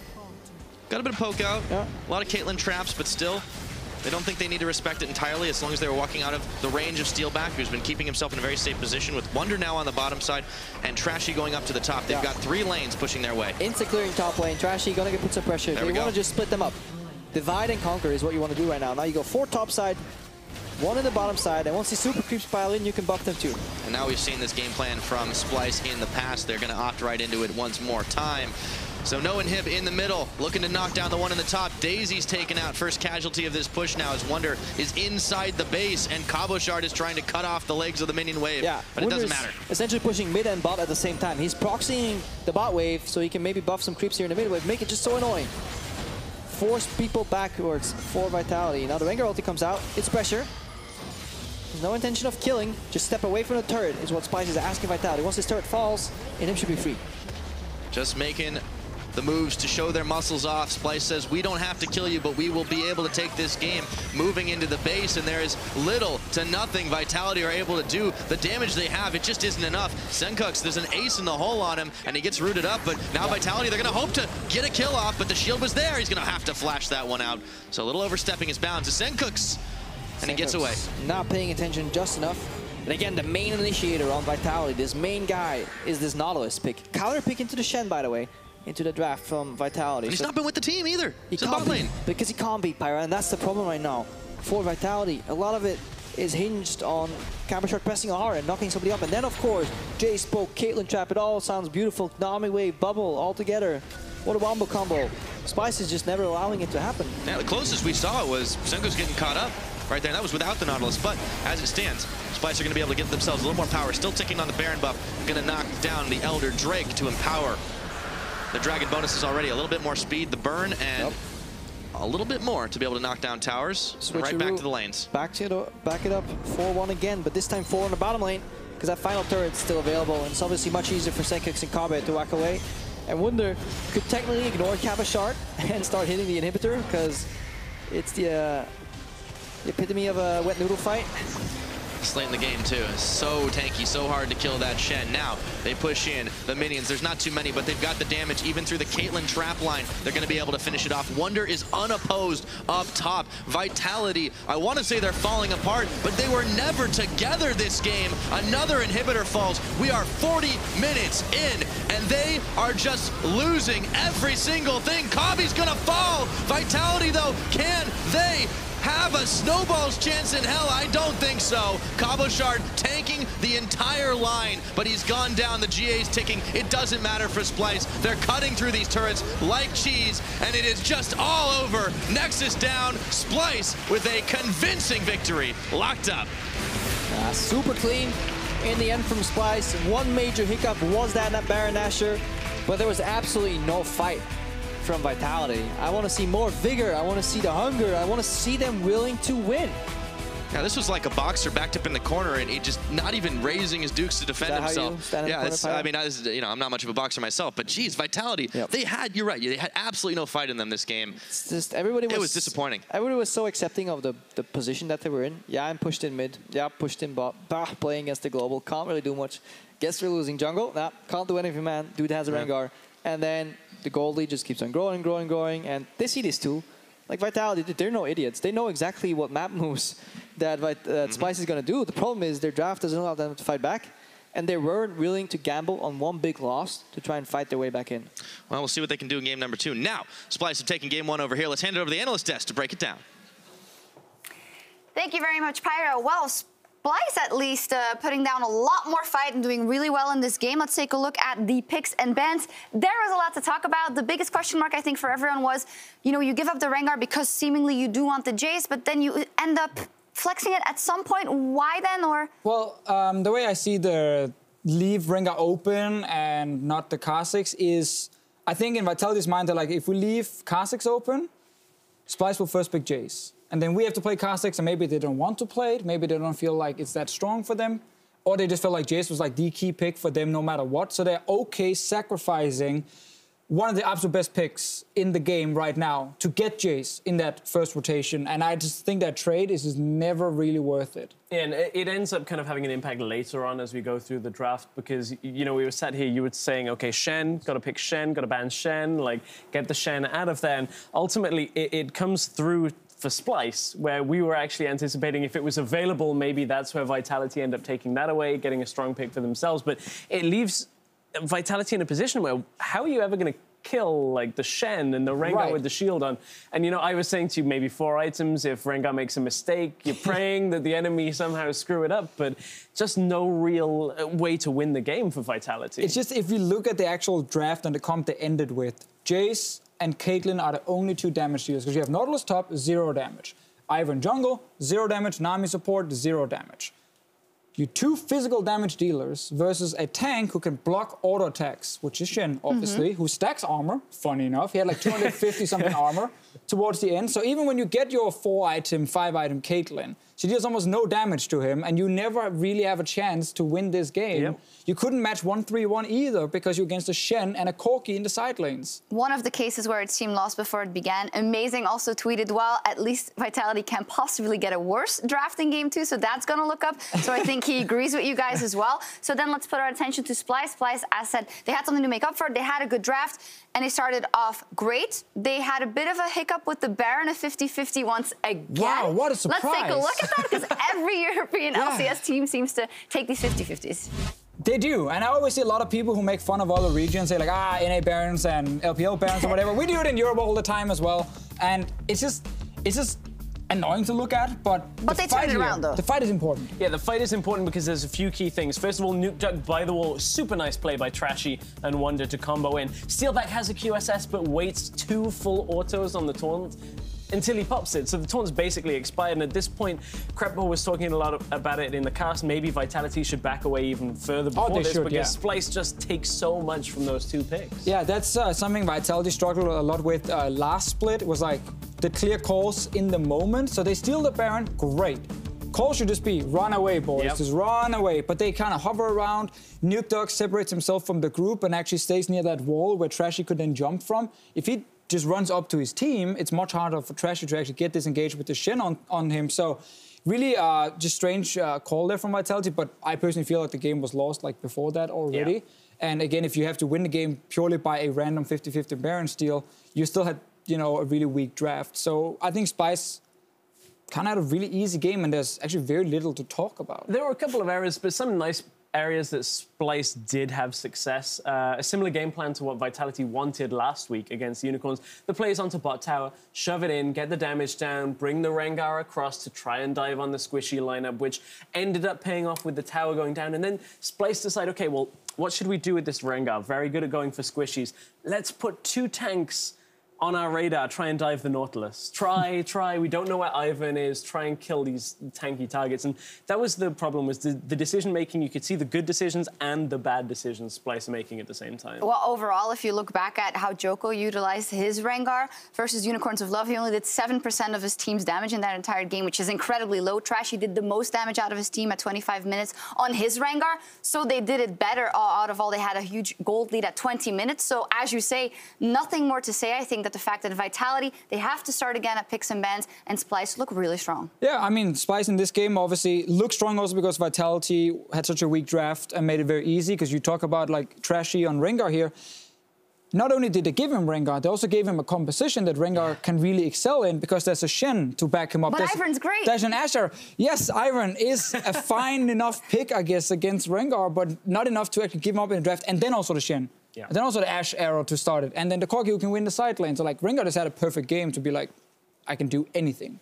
Yeah, just so many tools to get that Rengar into the fight. It was funny, we were tracking the QSS on Steelbag. He bought it at 17 minutes into the game, and we were thinking, okay, you're neutralizing the possibility of Rengar getting on you. But with all the shields, the heals, everything, Steelbag was never really in a position until that 29-minute fight where he even had to use the QSS. So he delays that damage even further. So Trashy's just looking at it thinking, I can just kill a Nami every single time, and it doesn't really matter to him. Yep, getting some sushi. Well, we're going to take a break to hunt for the Blood Moon, but when we come back, we'll have Game 2 between Splyce and Vitality. Don't go anywhere.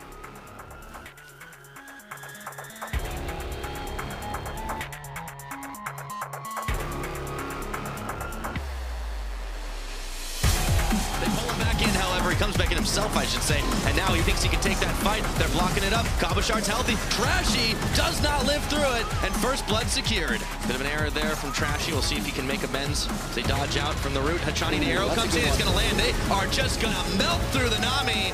And all of a sudden, I want to see. But there is always a chance for the steal. 50-50, they could coordinate with the chase here. Joko could be impatience. They're looking at him. He has to steal He's going in. Joko's trying to get it. Joko's in. Joko's out. And Splyce walk away empty-handed. It doesn't matter for Splyce. They're cutting through these turrets like cheese, and it is just all over. Nexus down. Splyce with a convincing victory.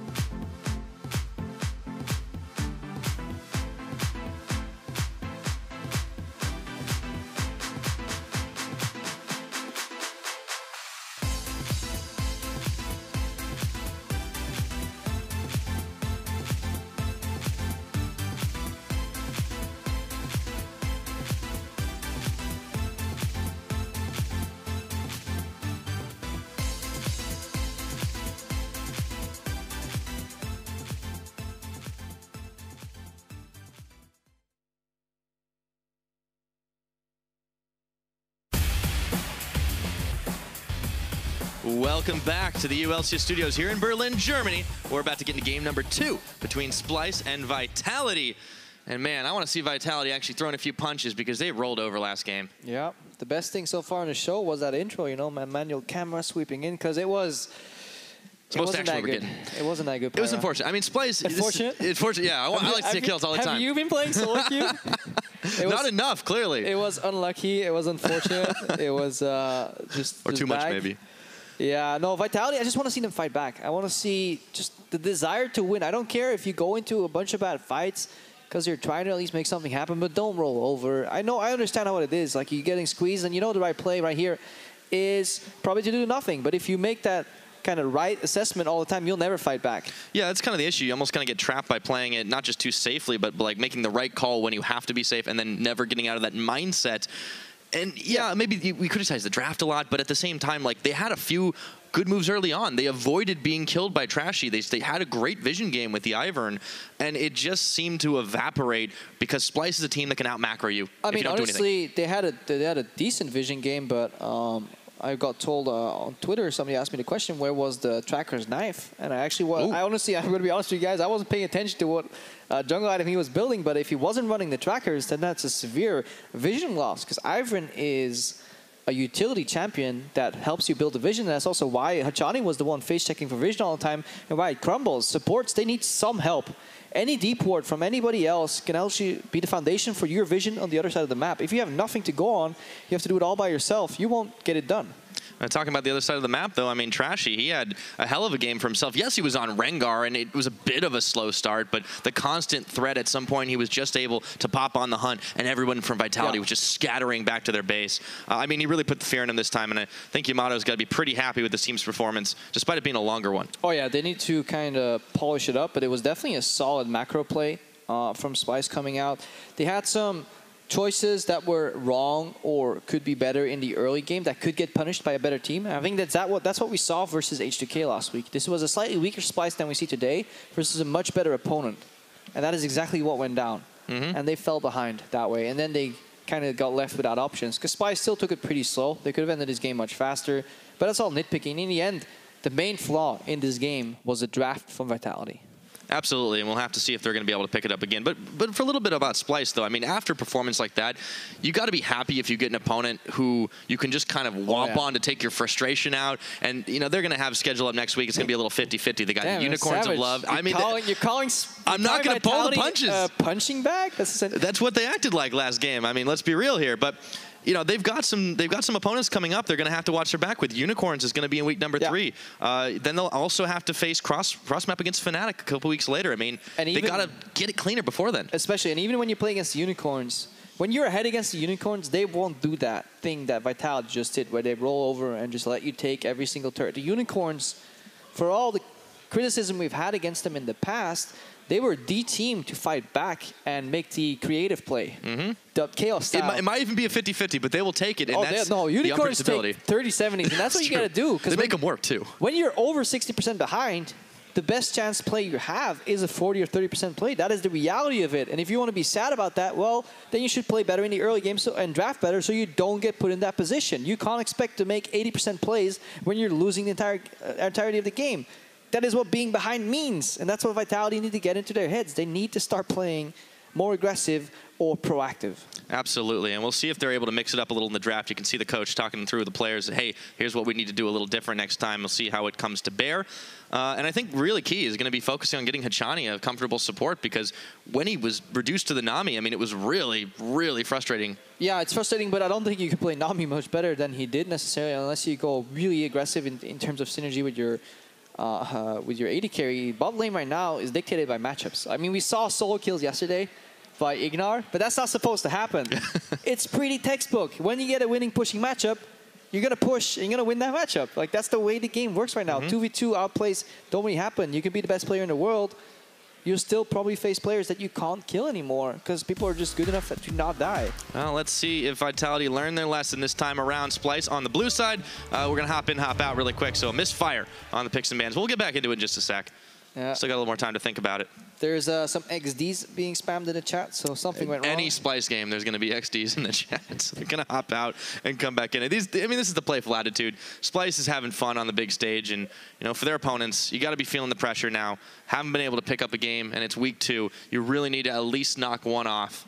Yeah. No, that's one of my favorite things by standing on this desk. The closest thing I can get to pro play is watching these guys chat to each other before the game. And nothing has changed over time. It's still a lot of memes, a lot of XDs, a lot of yayas. The new generation of European talent, of course, Splyce still very young. Yeah. Trashy being, the most experienced player on that squad. But I mean, this is a bunch of guys that went to Worlds, that learned quite a bit, and they had such a journey in the European LCS over last year, coming in hot as the former and then rebranded Dignitas EU.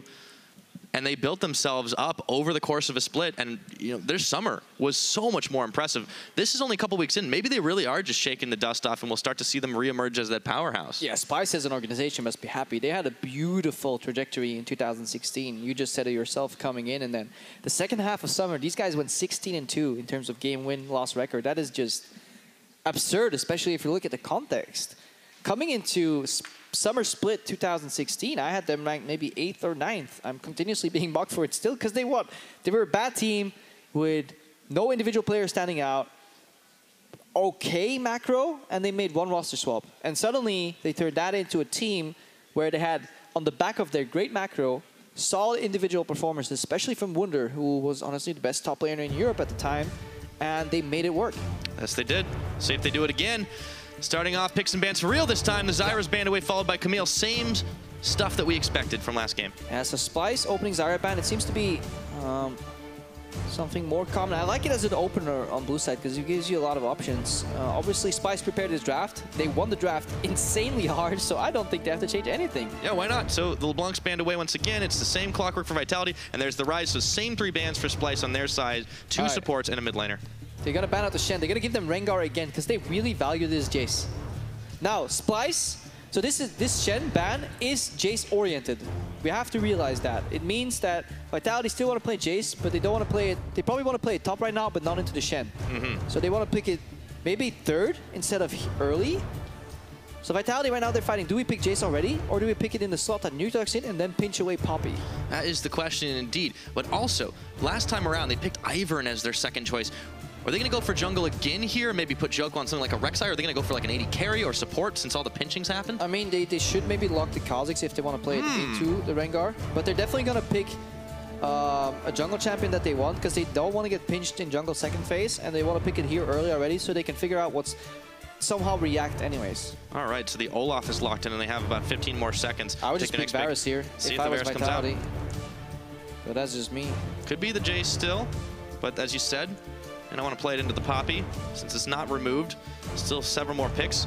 Maybe this time it's about the support. So the Tom Kench is locked up. That's a fairly big front line for Vitality already. It's also just really good into Rengar. When you see Rengar leap at all times right now, the problem is he just deals a million damage. You can just gobble up the target that he's going for. And it also leaves Hachani with a champion that he can play. Technically, it's double flex. Olaf can go top, Olaf can go jungle, Tom Kench can go top, and Tom Kench can go bot lane, but it's very unlikely. All right, the Jhin Karma lane locked in for Splyce. Kabi and Mickey have got that. And one more pick over to Vitality before the second phase of bans begins. So this Tom Kench makes it so that Jhin is more valuable. You don't want to play Ashe into Tom Kench because essentially, nor do you want to play Ashe into Olaf because Jhin can stay farther away from the fight for one, and Ashe arrows, I mean, there's already 2 targets you don't want to hit, and all the other targets that you could hit will just get eaten up. So they pair it with the Varus on the side of Vitality. So we have the Jhin Varus lane that we've seen quite a lot of. I think we have quite a lot of data on that at this point. The problem is it's not in the direct AD carry matchup, and what the data may give you is always contingent on the support pick. And the problem right now is that Jhin Karma will push in Tom Kench Varus. So we'll need to see the synergy of farming under turret from Steelback and Hachani. So far it's a much better draft, but we still have to face the reality that Vitality, for some reason, left Rengar open. Yeah, I feel like they can play against this one. Maybe just banking on the fact that Trashy would have another slow start. But, I mean, even though they foiled a couple early gank attempts, he still provided big pressure on that map and talked about getting pushed in by the Jhin and Karma. So the cool thing here is that all the roles are matched. So it's AD carry for AD carry, support for support, and presumably jungle for jungle, which means that the second ban phase is actually not a pinch anymore because all the roles are picked. You move to banning around away the strong compositional picks or just OP picks right here. in terms of Vitality, they're basically saying, we want to play Jace again. We're just going to ban tanks. Yeah, so they ban away the Maokai like they did last time. The Fiora is also banned. One more for Splyce, or Should be for the Vitality, Jace here. I think Splyce should just ban the Jace.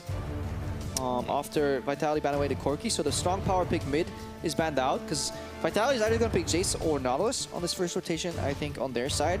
They don't want to give the Corki blind pick to Senkux, because it is a matchup that he can blind pick and still do well on in terms of pressure. Vitality, they want to use their counter pick in the mid lane, ideally, to get the pressure advantage, I would imagine. All right, there's the Syndra. It's taken away. Hadn't actually seen that one in the previous rotation of picks and bans, and we'll see what the pick is. Oh, are they going to do it? They lock the Katarina. Nukeduck has something to prove. Switch it up. They completely depart from the Jace, and they say, Splyce, you know what? If you guys want the Jace, take it. What? Mordekaiser? What? Oh, this is versus mid. This is it's super strong lane counter to Katarina. That. Splyce has got an answer for everything, and they locked the Nautilus for themselves on last rotation. Of course they picked a tank, because they're like, I don't care that you play Jason top lane. Your lineup has 0 tanks. You're going to melt anyways. This is peculiar. Okay. So Yeah, Vitality might end up picking the Poppy. Okay. Yeah, good. So that's good. Wow. Locking the tank on top lane. They mixed things up for sure. That is not what I expected to see. But the Katarina versus Mordekaiser. I mean, Senkux, he's been the one playing the Katarina himself, so he clearly knows the counter matchup that he wants to pick, and he does it. The Poppy's locked in now for Cabochard. Oh, this draft took a real interesting turn, didn't it, Crepo? Yeah, there's so much to talk about here.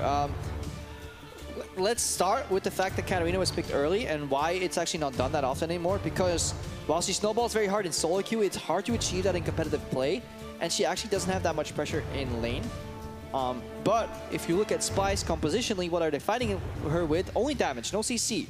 So there's no targetable CC to lock this Katarina down, so she could technically dodge the ganks. Now, why is Mordekaiser so good? It is because he will likely have control of the wave, and his 1-2-3 punch is just insanely strong against this Katarina, and he can just burst her and survive somehow. I've heard about this. I've heard whispers and tales about this Mordekaiser, but I've actually never seen this matchup play out. We're going to get to see it on the big stage. This mid lane matchup got really interesting. And not only that, I think Trashy's role in this too. If he ends up sitting in the mid lane, Nukeduck could have a real bad time. Yamato, smug smile on his face as he shakes hands with Arian walking off stage. This is going to be interesting. And this is why I love best of 3, because when you smash the first game, you are allowed to take some liberties with the second one. You're like, you know what? Still don't want to lose games, but if it fails, you got another game. And worst case, we get to win with Mordekaiser. That's true. I mean, honestly, they're kind of trying to do this one in style. This is going to be oh so crazy, I feel. Yeah. And way earlier than we saw the last time. It was a 41-minute game with 9 kills in total. Yep. This is going to be a very different. Yeah, this should be bloody, hopefully. I'm just trying to figure out what the mid game is going to look like, because that dictates how you got to play in the early game. If you got to identify who's your kind of key player to play around in the mid game, you got to get that guy ahead in the early. And if you look at the lineup from Vitality, it's a bit of a 1-3-1 setup, where eventually they move this Katarina to a side lane. They almost have 0 wave clear. So again, if Vitality fall behind, God forbid, they're going to need to brute force fights. And that is the one thing they couldn't do last game. And they didn't even want to. I mean, that was what was so strange, is that they just kept backing off and giving away more of the map. And they're going to get pushed in the bottom this time around. They're probably going to get pushed in mid unless Nukeduck is able to go absolutely ham on this cat. And they're actually getting slightly pushed into the top lane early on. But that doesn't really matter too much. Yeah, I mean, it's well, I won't say wet noodle fight, but when you've got Poppy as well, that's going to turn into a whole nother story the later the game goes. See what Vitality are able to get done. Now, stakes are raised here. Vitality's still hunting for the first win. If you think they can do it, head over to LOL Esports, at LOL Esports on Twitter, #VIT win. And of course, we think Splyce are going to take it out with Mordekaiser, #SBY win. We'll find out. We load up onto the Rift. I'm getting some TT tours here. Beautiful view of Summoner's Rift to load up the day. Have you seen on the Vitality side? The rumors of the Blood Moon reskin? Just a few rumors. I've heard a few, just like this Mordekaiser. All right, Trashy. Keep an eye on him this game for sure if he shows his face in the mid. Yep. Thorn Shield start on Senkux with Exhaust. Really just looking to limit the damage and then punish Katarina once she gets into proximity. Starting with the W. It's all right, been Choco going so up. long that I've either played or seen a Mordekaiser. I know he's not as strong on that third hit anymore, but it still deals a decent amount of damage.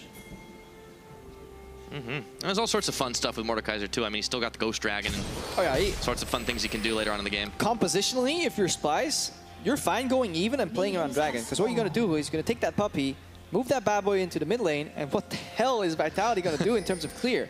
They can't fight you 5-on-6 with a Dragon, so that is actually a play for Splyce to make. And they have the... And how do you get an objective? You push the 2 lanes around it and then invade, and they have that too. So that could be a macro play with his wacky comp for Splyce. Yeah, Wonder's going to walk right into the hammer shot from Cabo Shard. Throws out his buckler. He just doesn't care. He's walking straight for him. He's lost at this point anyways. Both junglers starting bot side, something we're not used to seeing. It is very strange. I guess Olaf really wants that blue buff early, otherwise his clear is very impeded. The problem for Olaf actually is on this patch, if you get a hard leash from bot lane, you don't drop low enough for your jungle clear. You actually get too much help. Yeah, that's definitely not great. Yep. The lower he is, the faster he can attack. Senkooks is going to take the opportunity and ward out the red, so they know that he started this side. I mean, they know because the bot lane leashed. They're just confirming it. They're checking his pathing. And he doesn't want to take any Raptors because he doesn't know where Olaf's going to be. But both junglers are doing a similar path. Going towards top side. I imagine Tragedy is just going to go maybe contest Scuttle Crab and then turn around. Definitely don't expect him to just go for that early gank top. But bot lane again, as we saw in the first game, is just pushing. Yeah, it's going to happen. Trashy could try to snowball that one and maybe dive them under the tower. We'll see what happens. Joko is going to be moving. He's got the counter gank now because he saw the Olaf move. So now he's only going top for the counter gank, it seems. Might just be able to do it. Okay, Ghost is on for Joko, but they were fighting. Wonder's on the wrong side. He's going to have to flash. See if he can connect up with Trashy here. It's going to be ugly, Pyra. They don't know that Rengar's in this brush. No, now they do, and he's going to hop onto Cabo Shard. Wonder has tagged out, but they didn't have the damage. Ugly it was, but no kills. A bit too far from Wonder. He was pushing up very far while Trashy was actually hitting the Scuttle Crab for some reason. Joko really fast clear into top lane. The wave is being controlled by Cabo Shard, so while it looked very menacing, it's still a good point for Vitality here. I'll take a look back to this mid lane. Senkooks. Yeah, he's just whacking away. He's having a great old time, and Nukeduck hasn't really been able to do much but just match him farm for farm, and he's got so much sustain. Yeah, he's just wiggling his mace. He's like, come on, jump in, pop that dagger. I dare you. Ooh, wonder how Nukeduck will play off against this one. We'll see. Joko's back up top side to pressure Wonder. But he was spotted, so this is all happening with information from Splyce. Yes, indeed. He's going to have a big fat wave of minions pushing in, and he'll be able to pick this up without any trouble. Splyce, they just seem definitely not perturbed by this. And, you know, talk about answers in the pick and ban phase. Well, they've got answers in the early game, too. And Vitality, the game plan for them, want to see what it ends up being. Try to snowball that cat, but if it's locked up, well, what can you do? Yeah. For Splyce, they're looking just for level 6 on Trashy. Rengar is broken in many ways, but he's not the strongest early ganker unless you walk up to a brush where he could potentially be. Senkooks right now is just focusing on doing the same thing, pushing, pushing, pushing. Love that they're investing in vision early. Such a strong ward here, the control ward, because you just feel so bad when you set up a roam. A roam costs you about 40 seconds of playtime. Now, Mickey. Ooh, Hachani's going all in there, and he gets a nom up. Vicky's going to have to flash Exhaust is down. He's not burning it yet. Hail of Arrows. Hachani. Yeah. Man, he burned both summoners. You got to flash, because those stacks, they stay on you, which means if there's another Tongue Lash that comes out, you're going to get stunned. Mickey loses both summoners because he faced in a greedy brush. This is not a mistake. He should be making at this point. He's honestly underestimating Vitality. Can't afford to get cocky. Vitality, they find an opening to come back in. Nukeduck only level 5 to Senkooks as well. Trying to goes in, but he gets no damage on him. Diving into the matchup a little bit, you saw the mace being kind of lit up from Senkooks. That was obviously that third proc right there. That's why Nukeduck was waiting. The second that goes down, Nukeduck can jump in and obviously face way less damage. Yeah, Splyce. I mean, that's all you need to really see in their first game. They were out farming by quite a large amount, and they just did not give Vitality really any openings at all. And this time around, it could be very different. It's also indicative of how Splyce are playing on 3 lanes. Because you can be the best farmers on 2 lanes, but you'll never match that amount of CS per minute, obviously, overall. It means that Vitality were playing with no pressure on all 3 lanes, allowing Splyce to farm all of them without getting picked off. Usually when you fall behind, what you do is you sacrifice farm on 1 lane, maybe even a structure, and you try and find kills that lead to momentum. Vitality had no momentum. They were just standing still. Trashy looking to set some momentum up for himself, and he's still only level 5. He does not have On the Hunt available, and Nukeduck is not playing too close to the river, so he has no opening. They knew he was there. There was a ward that he cleared out anyways. Senkooks was struggling a lot last week, especially in terms of the CS department, which led to a pressure loss as well. right now he's doing fine. He's getting access to much better picks.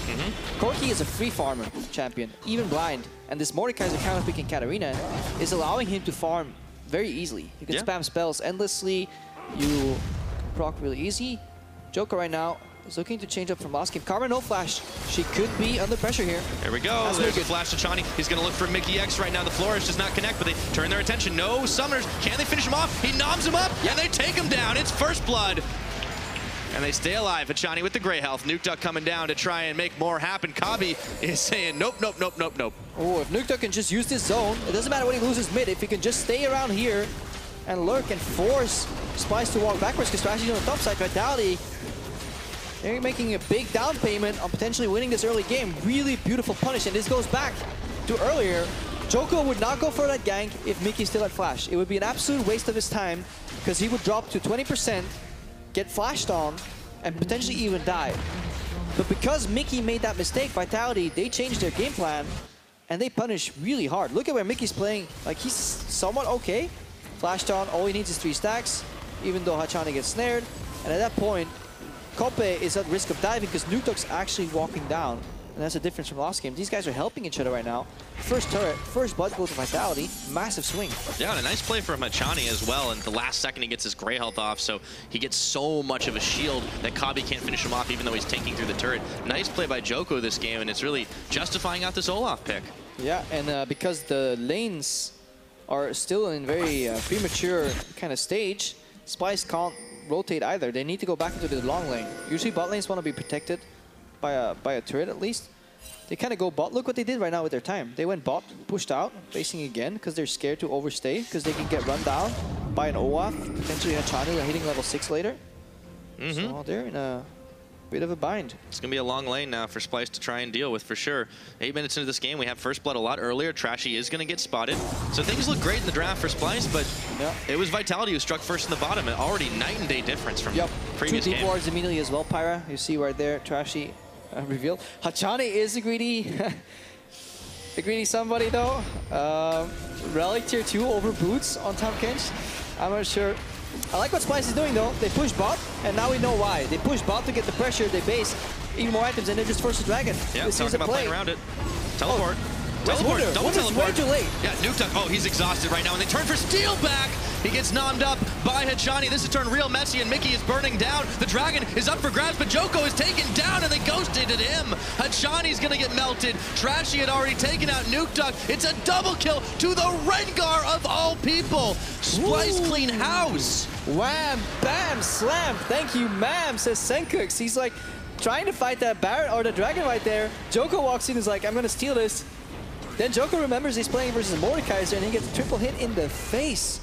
That was metal, man. A really good start from Vitality, but they threw it all away because they're just not used to playing against Mordekaiser. Ah, what a huge mistake that turned such a huge tide now. Dragon, 3 kills, 2 of them on Trashy, and then they get 1 turret. They might get another. We're not 10 minutes into this game, and they were pushing for mid-tier 2. Yep, look at that dragon. Oh. That's just so annoying to play against. It's been a while since I've seen this, but I'm getting some flashbacks a couple worlds ago even. Eats it, doesn't like the taste. You can eat that dragon, unlike the other one, but there yeah, it goes. Man, that is... It looked really good for a moment. Let's watch this again. So why is this good for Vitality? Teleport is at least 3 seconds earlier. They get them in the pit, but Steelback is playing too far up. Hachani is a bit late on the Devour. Nukeduck just uses full ultimate and didn't kill Mickey because Mickey had exhaust and flash up again. Why is nobody helping Nukeduck actually get a reset? They're greeting on this dragon because they're tunneling. Guys, we can't give Mordekaiser a dragon. We can't give him dragon. We need to stop them. Oh man, they knew exactly what was going to happen once they basically just took down Joko. Yeah, no, once he got slapped in the face with that 3rd proc from Mordekaiser, Vitality was feeling real bad. But the main mistake still is not helping your Katarina get a reset. And this is the issue we were criticizing Vitality for playing like last week. Still more solo queue-ish. See the Katarina, pick up the Katarina, but they're not playing around it. Yeah, and that's big punish. That Steelback, honestly, I think you need a target or Nukeduck in their communication. You need to work together. Like, you honestly, guys, you have to work together in a target selection. You can pick any target and blow them up on the side of Splyce. We talked about a really risky pick as well, and not just because of the counter availability, but I remember talking to Febivin last week, and he was just saying, look, it's not that hard to play against in competitive, because it is just so hard to snowball compared to solo queue, and people fall into that trap and think, oh, you know, it's going to be great, it's going to be the best, everyone's going to love it, and then it falls flat on its face. Yeah, because it's a champion where you have, again, it's just like the scrim talk that we talked about in game 1. There's this natural curve that you're used to having on champs and even item buys. It's why it's sometimes hard for newer players to kind of look and build the same way pro players do. Because if you match what they do, you get the items at a much later time because you just simply don't CS that well. This pro player has a BF sword 2 minutes earlier than you. He has an IH 5 minutes earlier than you. He has his 4 items probably 7 to 10 minutes earlier than you because you just simply don't farm well enough. And it's really hard to compare power levels. You know, Mitch, I know I'm bad, but you don't have to tell me on broadcast. It's okay. Yeah. But it's very true. Vitality have just not been able to keep up since that move, and you know the gold has swung, of course, back to Splyce's favor. It is only 1,000, but when you consider the fact that they've got the tower in the mid and pressure in that lane as well as the other 2 lanes, in all honesty, with Nukeduck having to go up top. It's a swing, right? They went from 1.7k gold behind to over 1,000 gold ahead right now. That is having a 2.5k gold early game swing is just absolutely massive in terms of not only the gold count in the game, but also the momentum. Wonder's doing a lot of damage to start things off right now. It may have been Trashy that was getting the kill cleans up, but I mean, Wonder was just sitting in the middle, sending Riptides out. Yeah, it's also what has happened in the laning phase as well. You know, these guys regen a lot of health, and they can obviously just spam their base abilities over and over. This obviously falls off later on. Sure. Is why Nautilus doesn't scale that well, because he only has CC in the late game. Especially compared to Poppy. Yeah, exactly. Oh, but speaking of Poppy, charges the Rengar in the face, and he's going to have to flash away, but he's got no more. Just the wind-up. Bull is on. Oh, come on. And Kitty Cat's out of there. Trashy's like, I've seen this montage play. You wait for the hammer, you wait for it to come down, you flash, and then this guy's just still spinning. Bit of a outplay there from Cabochard. Flashes, plays around Trashy waiting to jump in perfectly. Cabochard had a W down to cancel Rengar early, and then he just holds the hammer. Yeah, questioning if Cabochard should be trying to play back on these tanks a little bit more, or if he really should step into the carry. But I mean, he's been taking to the Poppy. He's not having too much trouble this game. Yeah, we see already the 1-3-1 that we were talking about earlier as well. Vitality have moved this Katarina to a side lane, but Senkox is so comfortable playing here unless he gets ganked. So all Splyce have to do is insert some deep vision, but they can, because again, they have the mid lane pressure. And that's why this Karma pick is seemingly so important for them, because it always generates them the pressure over Hachani and Steelback. And whenever Hachani and Steelback have been pushed in, Vitality as a team have had inferior vision control, which means that Splyce always get to know where the jungler is, which means they can push on the side lanes where he isn't, or respect him enough when he's close. Absolutely. Question now becomes, where are Steelback and Hachani going to focus their attention? It does seem to be in the mid lane trying to match what Kabi and Mickey are doing, but I mean, can they really push back against this much better coordinated Splyce machine as Nukeduck is getting some help from Joko up top, but they're still firing away on that turret? They're looking to neutralize the Wave Rodder and then use the global from Tahm Kench. That's what you want to do. That's one of the reasons. Not only are they mid because Mickey is here with Kabe, they're also mid because Tahm Kench just plays so well from the mid lane. You walk up slightly to the side and then you look for the Abyssal Voyage to deliver the jungler past the ward line. That's what they're looking for. But look how far Senkox is playing back right now. He knows that this is a possibility and they can't actually pull the trigger there. All right. So Hachani is going to be backing away. Yes, once again, Vitality have not been able to find a way in, but another 15 seconds will pass, and would you know it, Trashy's already down there. It might be time for another Ghost Dragon. Yeah, it's Dragon time. Never ever have we seen two teams convene so intently around the double Cloud Drake, Pyra.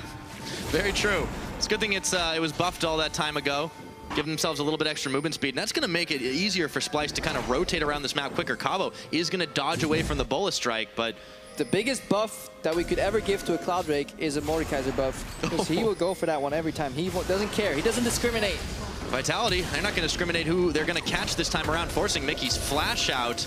Captive audience, the Jin Trap gets popped, and now it is actually Vitality that are looking to seal away this dragon. But Splyce, they open up the curtain call right now. Wonder, he's TPing in around the backside. Vitality seem a little hesitant. Cabo is going to knock Trashy into the wall. The chains are on. In comes Nukeduck, instant exhaust. He's blown up by Kabi, and Splyce now, can they get this kill? Joko is going to be able to get one more now. He's out of there, but Cabochard, he's going to fall. One more shot will do it. It is 2 kills to 1. Splyce out muscle and out maneuver. Yep, they get the kill. It's a tough pill to swallow there from Vitality. Thanks for the save, Greffo. Yeah, I knew you were setting me up for that one. They get lured in again. It's honestly this Dragon is being used as a tool by Splyce. The first time they just go for it because they needed a way back into the game. Now Vitality is so tunneled on denying this Dragon that they're, again, not coordinating their engage. They had TP advantage for over 3 seconds. Wunder, 1 was teleporting late, 2 was teleporting very far away, and he still managed to get a flank off because there was no synergy, no reset, and we can see why this Exhaust Mordekaiser is working out. Yep, and here's Hachani and Joko. They're going to try to pick up Senkooks on the backside. They might just be able to do it, but look at how much damage he was dishing out. They finally collapse around him. So Splyce get turned on there, but all the same, they still had a turret in their pockets to top the Dragon. Let's take a look at this fight again. Yeah, they overstayed. They did not get an additional turret. Maybe it was a top lane. But again, everybody's looking at this Dragon here. Joko is getting poked out by Dragon and Jhin ultimate. Look at Nuktuk. He's going for a kill on the Rengar, but instant exhaust, instant heal from Trashy, and all he has to do is die later than Nuktuk. That is the only purpose for him in this fight. And then Senkooks stays alive, and the chase potential in the Nautilus, once he flanks in, is obviously massive. And Cabochard lives quite a lot through 4 people sitting on top of him, but doesn't matter. Vitality did manage to secure a turret, however, in the middle of the map. So, at the very least, they get a little bit more gold back in their pockets, but they're still down 3,000. They're still down 2 Cloud Drakes. It's going to be difficult for them to keep going on this one. And, you know, talk about trying to snowball that cat. Well, still playing it solo, and an instant exhaust meant that Nuktuk could do nothing, really. And it could be so much different for Nuktuk, because if he just gets that one reset, that 1K becomes 3K. Oh, so fast. And he nearly picked up Senkooks, too, on the back of it, because you saw Trashy's health bar going down. You saw Senkooks is going down. Quick flash from him. He's out of there. They let Kabi take over on this Jhin, who was in perfect position. So, overall, I mean, just much better fight decisions, as well as map decisions from Splyce, and they're going to be able to knock down an outer tower up top. Vitality on the verge of eating another loss here. There we go. Depth charges up. Joko throws the Ragnarok on, but he can't really do much as the rest of Splyce is here. Hachani! They cut through him, and the gray health included. Curtain calls on a steal back. Yeah, they're looking to rotate top right now. They've got mid pressure already. Senkooks is prepping that wave. Trashy gets a little ahead of himself, and Kabi has to walk it long, but hey, you know what? They're still there fast enough. Yep. Rotation's even faster now.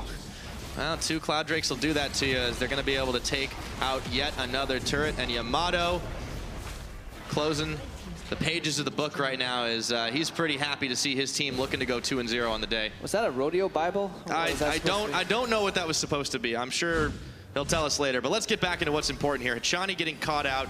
Joko able to run away, but it just doesn't matter.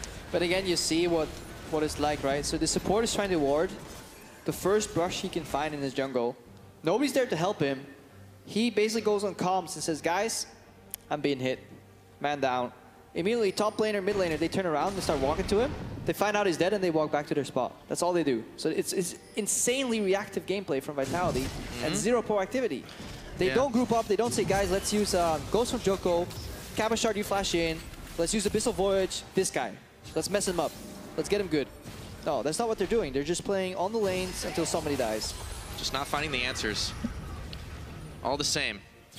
Have had a few more plays than we saw from them last game. They are making decisions, but as you said, it really is only in response to what Splyce is doing, who have been much more action heavy. We're getting close to that 20-minute mark, and it is a 5,000 gold advantage to Splyce, and the map is all theirs, but there are some wards behind them right now. Yeah, super clean right now, again, from Splyce. But you wouldn't think it when you saw the early game. They lost first bot, first tower. There are very few teams that just bounce back this fast from that deficit. And at this point, I don't know whether it's attributed to Splyce being good or Vitality being less than good. That might be the case, as Cabochard is in a 1v2. It's hammer time again, so he's going to be able to send it back. Another Cloud Drake spawning, so if Splyce pick this one up, they're going to be real hard to catch. Yeah, and I've actually seen somebody make this point. I don't know who anymore, but it was a caster on a game. When you have 3 Cloud Drakes, it actually becomes a little bit absurd. It's actually insane. I think it was Mark Z on the North American broadcast in the post-game segment, where like 1 Cloud Drake, you're like, I wish it was Infernal. 2 Cloud Drakes, you're like, you know what, at least we got 2 dragons. 3 Cloud Drakes, you're moving fast. You can make picks where other teams are not expecting you to, because everybody has this kind of idea of like, okay, I see a champion this far away from me. I know when he will roughly catch me. It's kind of embedded in you after tons of games. With 3 Cloud Dragons, that entirely changes. Yeah, and look at how many tools they have to actually catch someone. I mean, Trashy on the hunt, not in combat, moving so quickly. You've got Wunder can throw the anchor out, and I mean, Kabi and Mickey can get in position really easily too. I mean, Vitality, they have to contest this, but they have to be smarter about it. Yeah, look at Mickey. It's like he has perma ghost on him. It's so funny. Like, if he gets a 3rd Cloud Drake, he's going to be just blitzing through this map. What did it come to this point, Crepo, that Cloud Drakes were so important? When they buffed not it, I that guess. important. If I could choose, I'd still get 3 Infernals or 3 Mountains. Yeah. It's just that when you start multiplying them, they have an interesting like way of looking at it I never really thought about. Yeah. Well, not to mention, Sencux is going to be pretty happy with just about any dragon. So playing around that side of the map and pretty easy for them to pick it up. It looks like Splyce might be trying to bait Vitality into another fight that they know. Yeah, and it is still the same old kind of Mordekaiser build here. You want the Rylai's Crystal Scepter. It's even better now for Morde because he likes the utility from it. He needs to keep them slow. Doesn't want to funnel too much cost into that item. Really early to spike. Flying from Trashy here, opening up. Ooh, oh boy, combo. Hachani is going to get the eat on, but Joko won't be so lucky. Steal back outside the curtain call range, but it isn't going to matter. Trashy actually having to flash back as Joko on the front line was dishing the damage. They dodged from the flourish, and Nuke Duck around the side, looking for an in if he can find it right now. Depth charge onto Steal back. Nuke Duck trying for it. Wonder, he's gone in. He takes Joko out right now. Just do something, Nuke Duck. Cabochard, he's trying to make things happen. Mickey is gonna fall. Nuke Duck, no! He's staying alive through it all, and Wonder is even tanking the turret. Finally, Mickey burns down to nothing. The hammer wind up. Come and on. that was underwhelming, man. Nuke Duck.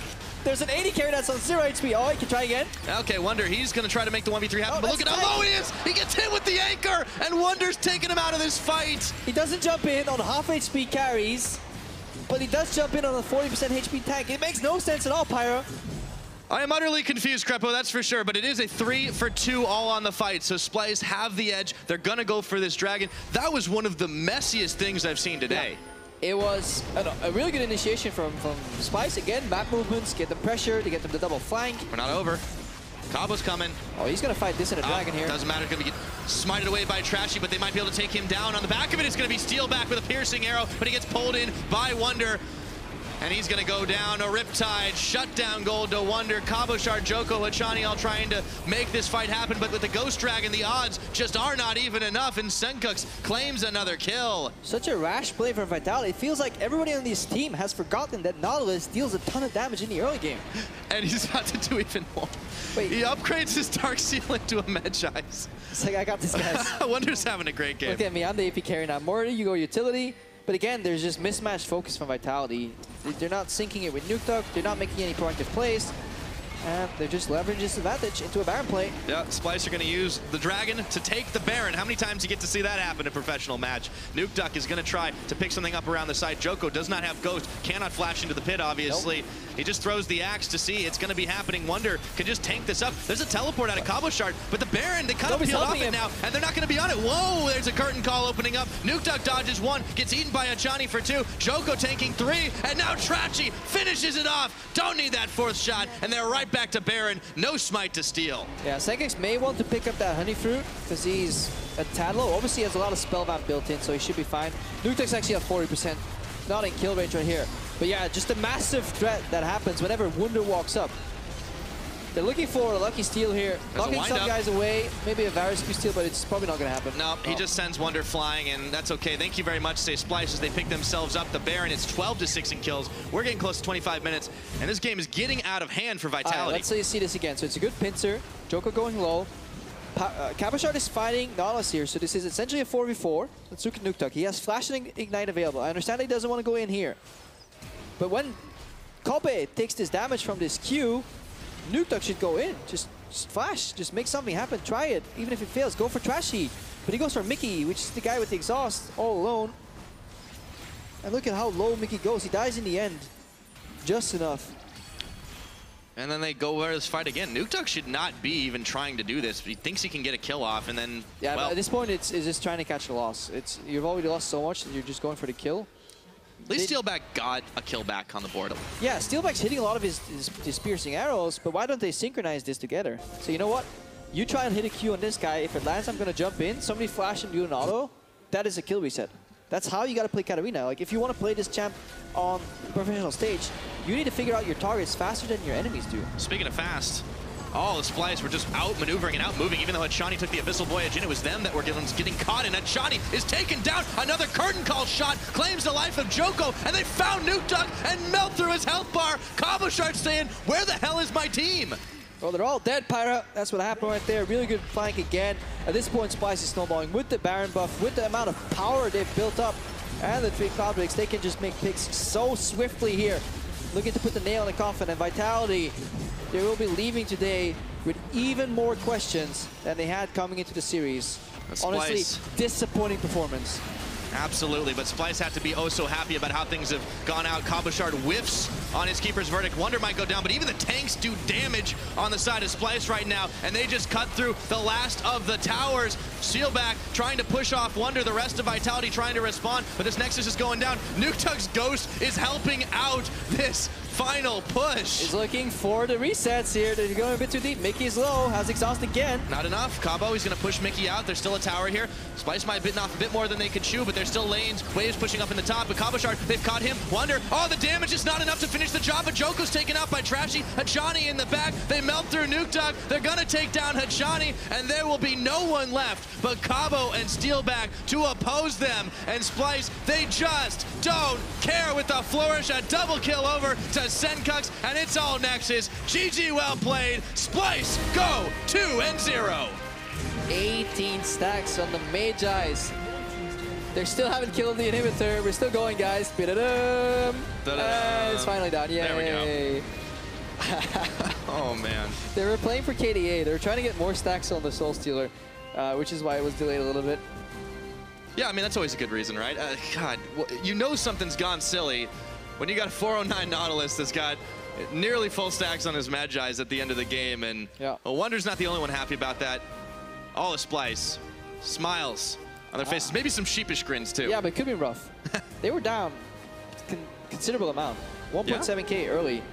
Big play from Vitality early on, to be honest. And they got baited into that Dragon Pit there, Vitality, and that obviously changed everything.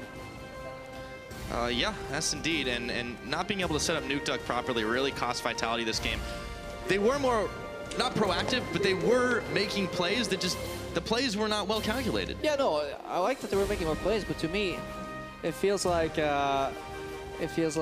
we were also getting a high five from Trashy there. Yeah, the air fives. Nice. I like that I think about the caster sometimes. It's nice, so consider it, guys. But we weren't seeing, for me, target selection in the comms. It's really hard to tell. Maybe they did. This is pure conjecture, but it doesn't feel like me that Vitality was calling out teamfight targets. This guy. It feels like everybody was just kind of hitting whatever was closest to him. And then when they did, we saw Steelback very often walk in, get the piercing arrow, he shot it, he killed somebody, but he walked straight into Nautilus, essentially trading his life for whatever target he killed. Yeah. So we need more refined team fighting from Vitality. And Wonder got pretty fed all across the board from it, so, you know, just overall, great performance by Splyce, but there just wasn't enough for Vitality to really do. Now, for more on that 2-0 victory for the Splyce boys, let's send it over to the analyst desk. Why, thank you, Esports fan. Yeah, 2-0 for Splyce. Esports fan. Well, that's what he always says. I guess he's also an esports fan. Yeah, so we're going to focus on picks and bans, and after that, we're going to look a bit deeper into the Mordekaiser, as that was a very big pick in this pick and ban. But I just want to get your opinion on seeing how Vitality let the Rengar through again and deciding to ban out Shen, LeBlanc, and Camille in the first rotation. What did they do differently? What do you think their plan was, and what is your thoughts, and in the end, well, how good did they do? Well, when we asked the question at the end of the last game about could they have a worse draft that they tried. Was tweeting, they definitely tried. They certainly tried. So I think in an isolated circumstance, letting the Rengar through is okay. Then they end up picking the Olaf. That's kind of okay. We're like, that's not standard, but we're already not really quite liking it as it is. You're too nice, It gets You're too worse nice. as the draft goes on. Blind picking Katarina.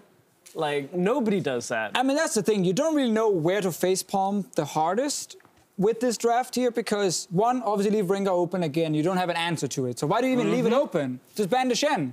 Yeah. Two, your first rotation Olaf. I have not seen a single team in the first 2 weeks of competitive League of Legends in Season 7, first pick and Olaf, or first rotation and Olaf. It is not a contested pick at all. You can get it much later in the draft. I have no idea why they're picking it, other than they want to see more picks to then maybe counterpick, but they didn't even do that. They didn't even counterpick anything, so that doesn't really make any sense. And then as you highlighted, Katarina coming in when you're... So I guess in a sense they didn't want like a Jace pick against a... Like they didn't want Wonder to maybe get Jace or some sort of carry, so they were afraid of first picking the tank, but you can play Poppy into Jace just fine. You can also first pick Jace here yourself and then take Katarina last pick anyway. And that's the thing. A lot of people will go, well, who knew the Mordekaiser was coming? So you wouldn't guarantee it was coming. There's no way Vitality would be like, if we pick Cat, they're going to pick Mord. it's not that stupid in that sense, but the thing about it is, it has been played in solo queue. It's enough that, as you were saying, you could pick the Poppy or the Jace, leave Katarina for last if it fits in the position, you know, play it into something that is less good against it. You could try the Syndra or the Corki if that's what Splyce end up blind picking, which would have been likely. So there's just a lot of questions on why they put that Katarina in that position, because Nukeduck was basically in such a tough position from this draft.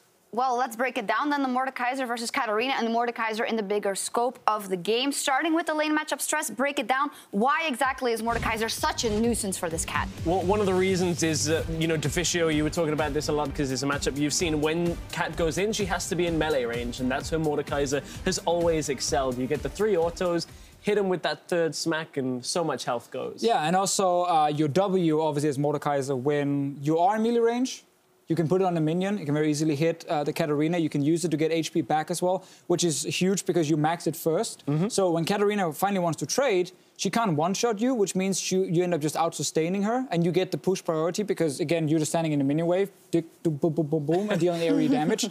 And there's really nothing Katarina can do to shove it back. And that means you have a free access to push mid and then go to Dragon. Oh, and you know what's even better than, you know, Katarina not being able to push back is the whole team not being able to push back when you've got a Dragon coming through. And this was what the, you know, Crepo and Pyro were talking about a lot, is Splyce, rightly so, focus the Dragon at the earliest convenience. So as we, you know, look at this fight coming from Splyce and Vitality, Vitality try and pull forward into the pit here. Steelback gets jumped by Trashy. They know that this Dragon is fairly easy to secure. And Joko tries to kill Senkux and tries to get the Dragon at the same time, but Senkux is running exhaust. Yeah, what I actually think happens here and in the following Dragon fight is Vitality has not played against Mordekaiser in such a long time in a competitive setting that they tunnel too hard on Dragons and stopping Dragons. Taking the fight was correct, but Joko then not actually going for the low HP targets and just charging to that Mordekaiser because he's afraid he's gonna finish the Dragon. There's still 900 HP left, and Trashy was still outside of the pit. He just tunneled too hard. Senkux stepped out of the auto tech range of the Dragon, so he started hitting Nukeduck and Joko instead, and just like one-shots the Olaf, and then obviously picks up the Dragon. Because look at this following fight here. Vitality does not need to focus Dragon at the moment. They get really low. Joko's down to 50% HP from this, so when he actually joins the fight, he's not really able to have much of an impact outside that one little engage, and that means you're not strong enough to actually team fight here. Yeah, because you tunnel on the Dragon first. And then Wonder's just completely full health, walking around, autoing people with that passive, locking them down, the damage comes through, and at this point the game is already done. The second that second Dragon, maybe even the first one, walks mid lane, takes a tower, you're just in the most awful position for Vitality. Like, Steelback was trying to snipe people, but there's just not enough damage one person can do to offset this. And we thought maybe Vitality later could have could come back just slightly, because Mordekaiser is not the sickest team fighter specifically, especially if you have some sort of CC to shut him down. But a fight like this where they might have an opening, they're so uncoordinated. Like, Cabochard dives in after Wonder instead of actually diving the backline with Nukeduck. Because if he goes for copy right here, Nukeduck flashes after as well, and you're Poppy and Katarina versus this AD carry who won't have proper protection, you might actually have a chance of taking him down and then resetting and jumping around. But then Cabo ends up going after Wonder to help his backline, and then Nukeduck goes in alone. Honestly, Vitality plays solo queue. Yeah. There is no coordination in these two games we have seen. Same almost for last week, where Hachani suddenly is also sitting and hitting the backline of Splyce instead of helping his own AD carry. So Wunder actually managed to kill people because no one peeled anything. Bad to worse for Vitality. Wonder managed to kill a lot of people and is also our player of the series. Debating Trashy, but when you get Rengar 2 games in a row... It doesn't count. You can't get it with Rengar. It's too easy. No, Wonder also did fantastic. Was able to get on those targets and peel and do a great job overall. Again, he was honestly in a perfect situation. I don't think he's ever played a more fun Nautilus game where no one seems to want to stop him. And his Shen was good in game one as well. The ultimates onto the Rengar with Trashy set up quite a lot. So Wonder, last week we were umming and ahhing perhaps about Splyce, whether they were finding form. This is a little bit better out of them, at least. Definitely better, and really, really huge concerns for Vitality now coming into week 2 as well, because they're losing to these teams they're actually supposed to fight against for playoffs, but it looks like Vitality now are not good enough. Not good enough for now, and Splyce 2-0, and Quickshot is on stage with someone who's going to tell us a bit more about that Mord, Splyce's mid laner. Thank you very much, Sharks. Yes, I am joined by Senkux. First of all, congratulations on the 2-0. Let's start with the question that's on everybody's mind. Is Mordekaiser the counter to Katarina? No, Mordekaiser is just super OP. That's why. Mord is pretty good into Katarina. It's like Mord is generally a good champ versus me the matchup, and I played against Mord one trick in Korea when we were bootcamping there, and learned a bit from him. So is this something that you guys as a team had sort of spoken about, that if Katarina had made it to the draft, you know, you'd be comfortable picking it, or did you just decide that on stage today? Nah, we've been talking about it a bit, but it really depends on the whole draft, and this scenario couldn't get any better. So I think if we had to pick Mord at any time, then it would be this game. Well, it definitely showed 27 odd minutes to finish out game 2. We talked a lot about picks and bans. There's a lot of question marks around Vitality's pick and ban. In game 1, they banned Kha'Zix instead of Rengar. You guys first pick it. Caitlyn Nami in the bottom lane, game 2.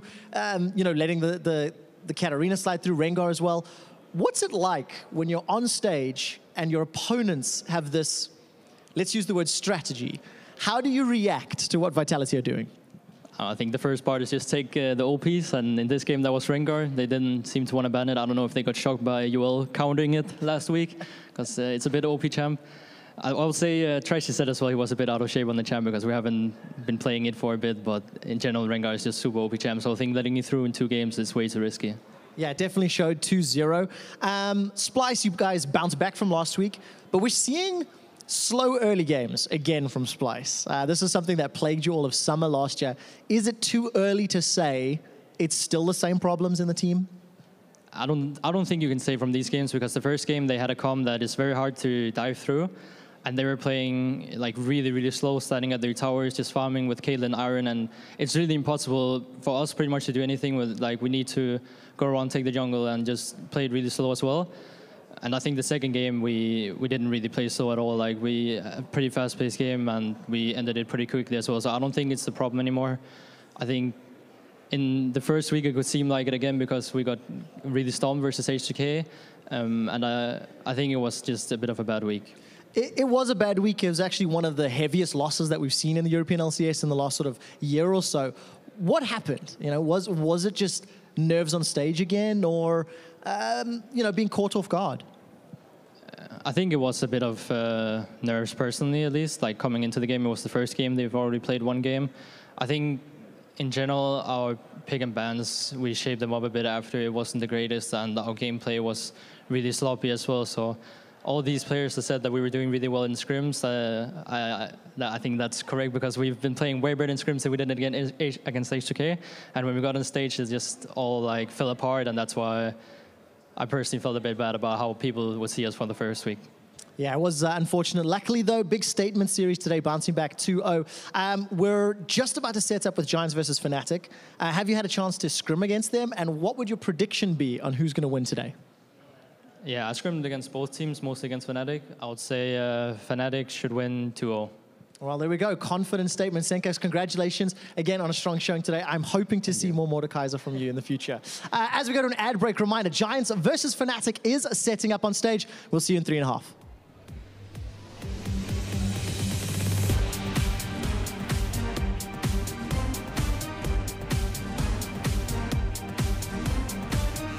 Johnny, this has turned real messy, and Mickey is burning down. The dragon is up for grabs, but Joko is taken down, and they ghosted at him. Hachani's going to get melted. And Nuke Duck around the side, looking for an in if he can find it right now. Depth charge onto Steelback. Nuke Duck trying for it. Wonder, he's gone and he takes Joko out right now. And he's going to go down a Riptide. Shutdown gold to Wonder. Cabo Shard, Joko, Hachani all trying to make this fight happen, but with the Ghost Dragon, the odds just are not even enough, and Senkax claims another kill.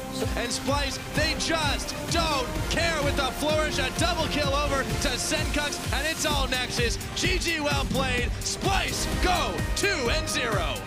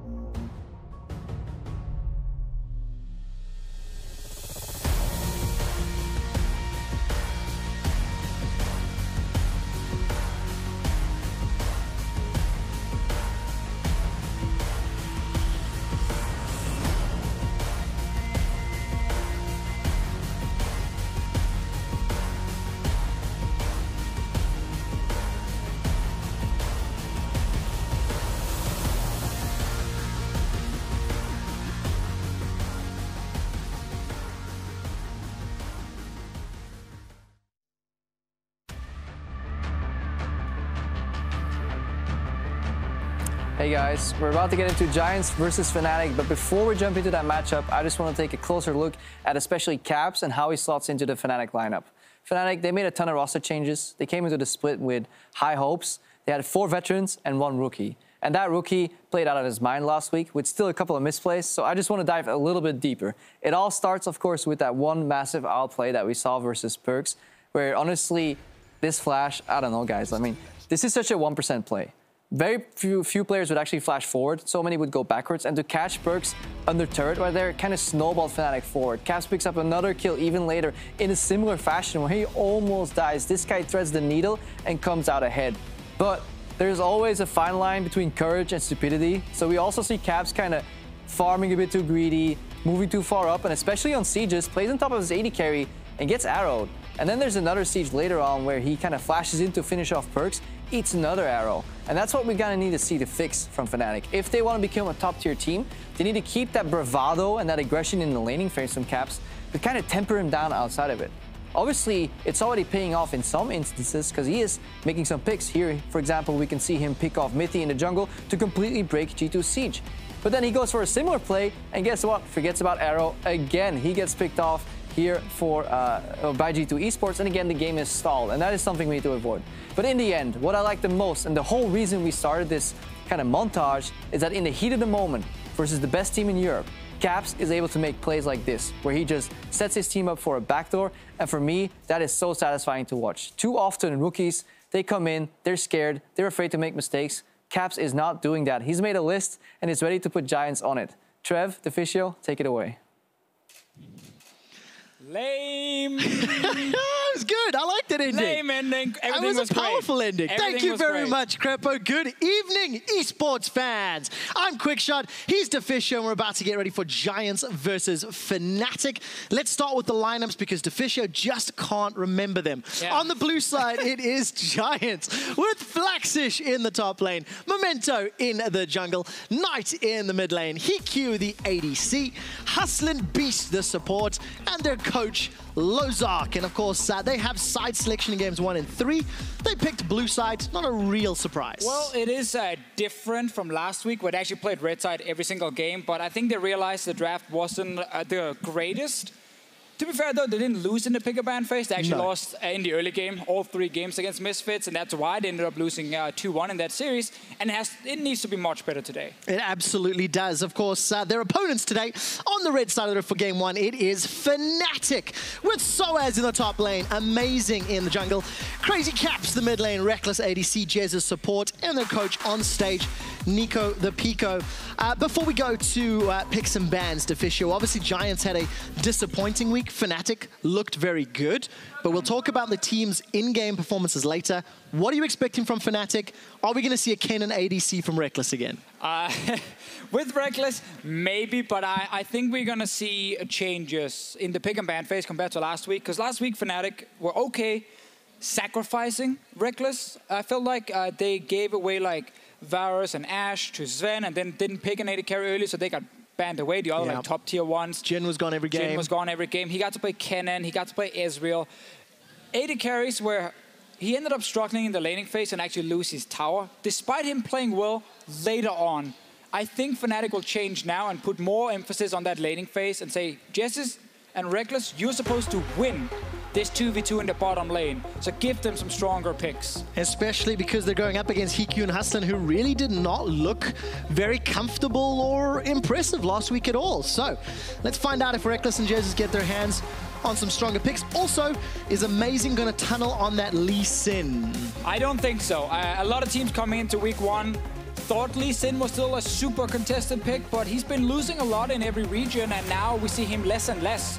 I think Amazing will get the Kha'Zix. He will get different jungle picks early on, depending obviously on what is banned. Jhin ban against Reckless, very, very standard, because he is so good on that champion. You can then still trade Ashe for Varus. Giants, though, I think with first pick, there are like a few we're looking at right now. Jace is one of them because you can flex pick him. Kha'Zix is the other one because he's considered the best jungler after Rengar by a lot of teams. And then it's Malzahar and Zyra. These are like the 4 most common first picks I see. And if you don't ban one of the supports, you don't typically see Malzahar first pick. And that's why I'm looking at like a Jace or a Kha'Zix. All right, Lee Sin has been taken off the table by Giants, so Amazing won't be able to fall back to it. Kha'Zix is still up as well, so we're definitely going to see Amazing on something different today, and Giants can go with one of these picks. They have to take Kha'Zix here, because if you ban the Lee Sin, you have to take Kha'Zix to try and push Amazing further away or further down in terms of his champion pool, because otherwise you're just giving him a Sin, and I think every jungler in the world right now will take that trade. Is there another pick that's worth locking in, like the Rise for somebody like Knights? I feel like the Rise pick is out of respect if they went with it, but there's the Kha'Zix we mentioned. I think with the Lee ban, it had to be it. Jace might come in as a response from Fnatic, and I like to see Malzahar or Zyra as well, because I think both those supports are just so powerful, but they might be happy again trading, and therefore not feeling like they have to grab them. I want to see bot lane though, and something like Jace from Fnatic. All right, so bot lane from Fnatic. There is the Ashe, already a step in the right direction. We could feel for Fnatic, and exactly as predicted, Deficio. Look into your crystal ball. Where do Giants go now? Jace is still on the table if they wanted to take it. Yeah, they can still do that, but typically you want to get your Varus pick here against this Ashe to make sure you don't get it banned away and you fall too far down in the AD carry pool. So like Zyra Varus is a very strong lane, especially against Malzahar specifically, and I think that would be the most obvious pick here and the best pick from Giant's side. Just try and match that bot lane power. See if you can deal with Jessis and Reckless, especially like Zyra against Malzahar. I think it's actually a winning lane for Zyra specifically. There was 2 games for Hikyu on Varus last week. This will be the 3rd. It is locked in. Last rotation for Fnatic. Do they look towards a jungler, or do they lock in one of their solo lanes? We could see Ryze come in here into double mid lane ban, because with Giants and this jungle pick here, they need to ban then 2 junglers if they want to pinch that role. But there's so many junglers available after the top 2, like Rengar and Kha'Zix are gone. Like we look at Rek'Sai, we look at Elise. A lot of these different picks are still available.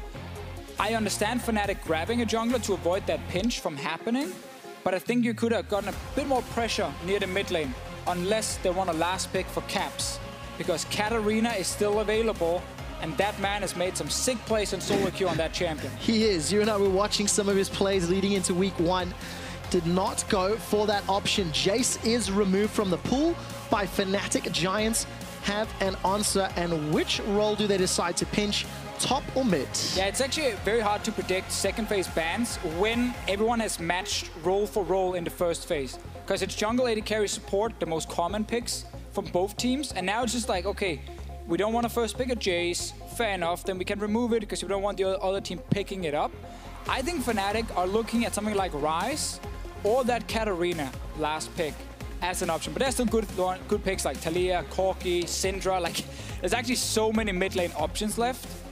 So keeping that for last pick for Caps would make a lot of sense. We'll find out if Fnatic decide to prioritize that top or mid lane counter pick. No ban in the second phase for Giants. We'll have to find out whether that was intentional or accidental later. But Fiora's off the table here from Fnatic. Yeah, and this tells me Fnatic wants to first pick their tank top laner, because they're removing some of their potential top lane counter picks that you can have on red side against tanks like Fiora. By removing them, it tells me they're just going to go like Nautilus or Maokai. One of the two, just lock it in first and again save that mid lane last pick, because they're removing the counters. Then it just depends on preference for Source if he wants Nautilus or Maokai. In terms of my prediction here, I think Nautilus is fantastic against things like Varus. Want to play Syndra though? I would love to see you just have last pick for mid lane. When you have a player who can play Katarina, I'd love to see the last pick. Especially when you consider on the side of Giants, it's Knights who's the man who's meant to carry. He's the superstar on the Giants squad, and if you can counter that role, theoretically, it should be easy to counter the whole team. I think Knight might just go Ryze against the Syndra, take that skill matchup in mid, and see if he can actually win it. He doesn't have a ganking jungler, which is a problem though, what actually makes it harder for him than to play that matchup. Fnatic valuing getting a fairly easy setup with Syndra. Gonna be different direction, Corki instead. I guess again that comes down to what I just mentioned, like not having a ganking jungler on your side. You try and go for a pick with some mobility to actually escape a potential gank in the Corki. But a lot of mid laners like the early game for Syndra here in this matchup to put down pressure before Hexringer gets completed. Illaoi into Maokai. Now, if there were a player to play something a bit unique, it wouldn't have been Soaz at the tip of my tongue for Illaoi. I think you would normally be like, all right, Caps gets his last pick, but no. Fnatic having some special things ready, allow you for top lane, a pick that we have seen in Europe before quite a few times. We were actually the region who kind of introduced it last year. Yes, and are playing it this year. We're still playing it this year. Insanely strong laning phase from Syndra and Ilaoi against Maokai and Corki with an early game jungler in Elise. It's very clear what Fnatic is trying to do here. Deficio, I can feel some nervousness, some trepidation in your voice. Is there an element of this team composition you don't like? If you do not get these soul laners ahead, it becomes real difficult for you to win the game. Like really, really, really, really, really difficult. But you have so many ways to actually snowball these soul laners that I think the reward is higher than the risk. Okay, so a lot of tools available to Fnatic as Nico the Pico and Lozark step off stage. Take a look at your team compositions one more time. Giants, in fact, ran out of time on that first ban in Phase 2.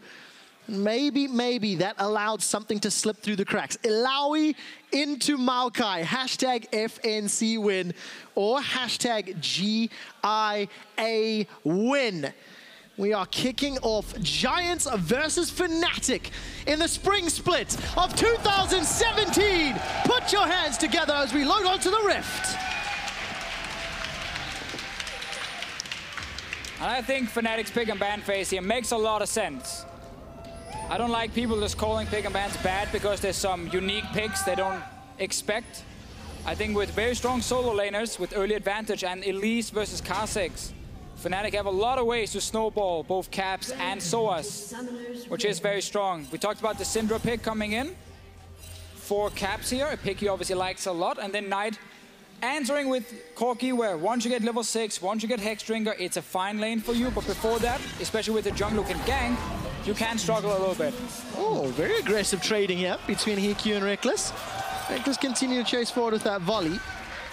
No summoner spells blown, but this is going to allow some control here on the side of Fnatic. Also important to note, Hustlin was denied the opportunity to push those seeds very far forward. This is something that Deficio brings up every time Zyra's run into lane.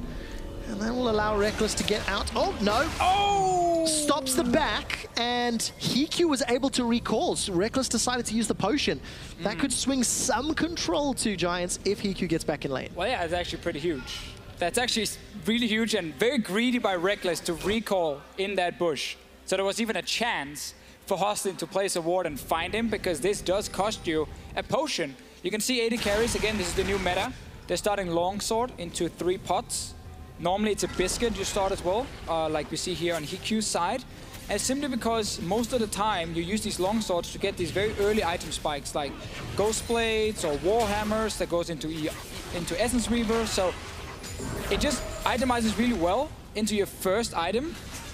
A lot of Varus players now, Trevor, actually like to go tier Serrated Dirk on the first back, and that's why again the longsword helps, because you're already halfway towards the Serrated Dirk. Yeah. Only issue is in all lanes you have less HP. That is the problem. Oh, so you die quicker. You do die quicker. Which means I yell more. But you have more sustain, which means you yell less, because they just start hitting each other and no one drops low enough. All right, people who are going to be hitting each other in the mid lane. Knight and Caps trading. That was a Thunderlord's proc from Caps. And, you know, taking a look at Caps, he was actually the most camped mid laner of week 1. Had a jungle proximity from the opponent jungle of 31%.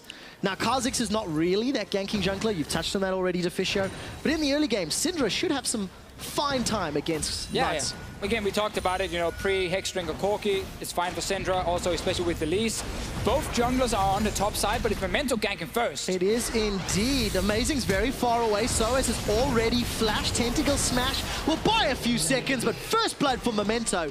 That was just too easy. Yeah, and very interesting that Soas actually placed his own ward back in the tri-bush, so like very far back to prevent like Memento from jumping the Baron wall and then walking in that way to gank him, but it meant he couldn't see anything in the river. Luckily for him, he can TP back to lane, but a Kha'Zix getting that early gank instead of the Elise is definitely not what Fnatic was looking for. Especially when Fnatic's team composition screams win lane. Definitely one of the options. We'll have to track the impact, but look at this. Caps, Scatter the Weak, stuns up Knight. Caps has pulled ahead in CS, and Amazing going to be sniffing around the top lane, but spotted out by a ward. You can instantly see the pings from Giants. Yeah, it kind of sucks for Knight, you know, when he had to pick here, because ideally he can get his Rise and be like, great, I can take this matchup against Syndra, I can build some early MR, it's all going to be great. But then Elise is on the other side, and you're just like, nah, I don't really want to play this into Elise and Syndra, because one stun into Cocoon, I'm just dead instantly. At least you can Valk on Corki. But you actually have to Valk. Oh, look at the stun! Look at the stun! Knight, he exhausts Caps and Valkyries away. I was convinced he was going down. But this is what happens early on in this lane. Corki pre-6 is not very strong. It's very hard for him to win these trades. He also gets outranged by Syndra. So Caps getting some good pressure here early. Very important for him. Amazing. Has not been able to find any openings. Funny enough, because he was actually around mid and then Caps decided to do it on his own. So can't really blame Amazing for not being there instantly. Did you catch the weather report this morning? Cloudy with the chance of thunderstorms. Too lame? Little lame. Little lame. All right. I thought about doing a caster trick that's called fake laughing to show synergy between us. So if you say it again, I go like, ah, yeah. Great one, Trevor. Instead, you decided to throw me under the bus. I did, because nice. I think you deserve to get thrown under the bus after that fairly lame joke. First Mitch, and now you. Thank you, thank you. You should bring yourself to our level, Deficio, because right now, we're looking at Fnatic pushing this bottom lane. Ashe Malzahar into Zyra Varus. Is it Reckless and Jesus that should be pushing this lane? And up this amount of CS by 5 minutes, what do you think? No, I think if they played against Sven and Mithi in this matchup, Sven and Mithi on the Varus and Zyra side would be winning the lane at the moment. But I think there is a skill difference between Host and HQ and Jesus and Reckless in favor of Fnatic. All right, so that's allowing Reckless and Jesus to keep pushing forward. Especially because remember, Reckless didn't get to recall level 1. He was down an extra potion, down some HP as well. And Giants have not been able to get control of it. We have to then say, on a professional, in a professional game, when your jungler on Giant side goes top, you automatically play a bit more passive on the bottom side. That's very standard. Another good stun with the Thunderlord's proc. Knight is not having a good time in this lane. Caps is just, I think he's caught every stun when he's picked up that orb and lobbed it. Oh, but look, Amazing is here again, but if Caps gets level 6, he doesn't even need Amazing. I actually would like to see Amazing put more focus top side, because Caps is double summoner and he's not afraid of a Kha'Zix gank. But Soaz has no flash, so he needs to respect the Kha'Zix. Amazing might look for a dive, but again, like, they're tunneling, he doesn't need him. I know, Amazing, you just want to be friends with him, but he really do not need you right now. Go top, please. Got to get that assist. Caps, no access to unleashed power yet. And that means no insta-give potential, plus 11 CS. And yeah, Amazing trying to make it work, but look at the difference. It's Memento, who is up over Amazing, and Flaxish doing very well in that lane, which theoretically Alawi should have the advantage in, obviously ganking early. Ganked early, and jungler is not around Soaz, so Soaz can't push out the lane without flash. And again, that's the pro communication we talk about. Like, it's always talking about where's the jungler, where's the enemy jungler, where's our jungler. If he's going top lane, bot lane plays passive.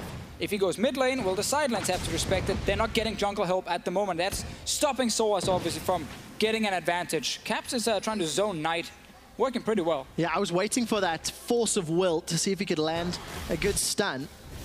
And we're getting closer to 10 minutes to Fisher. Last week, Giants gave up first tower in all 3 of their games. 2 of those games, it was Hiku and Hustlin that got pushed in by Hans Summer and Ignar. And they gave up first tower around 10 minutes, 30 seconds in both of those matches. With the first backs, Soreta Dirk Tia and BF Sword, do you expect Reckless and Jesus to be able to apply that tower pressure in this bottom lane? Well, automatically when you get level 6 Malzahar, you just get an insane amount of pressure against almost any support in the game, simply because a jungler or a mid roaming and Malzahar is in flash ulti range means that you have to fear for your life. Because if he does that, you can't stop him, and then instantly you just get the roam and you get the kill.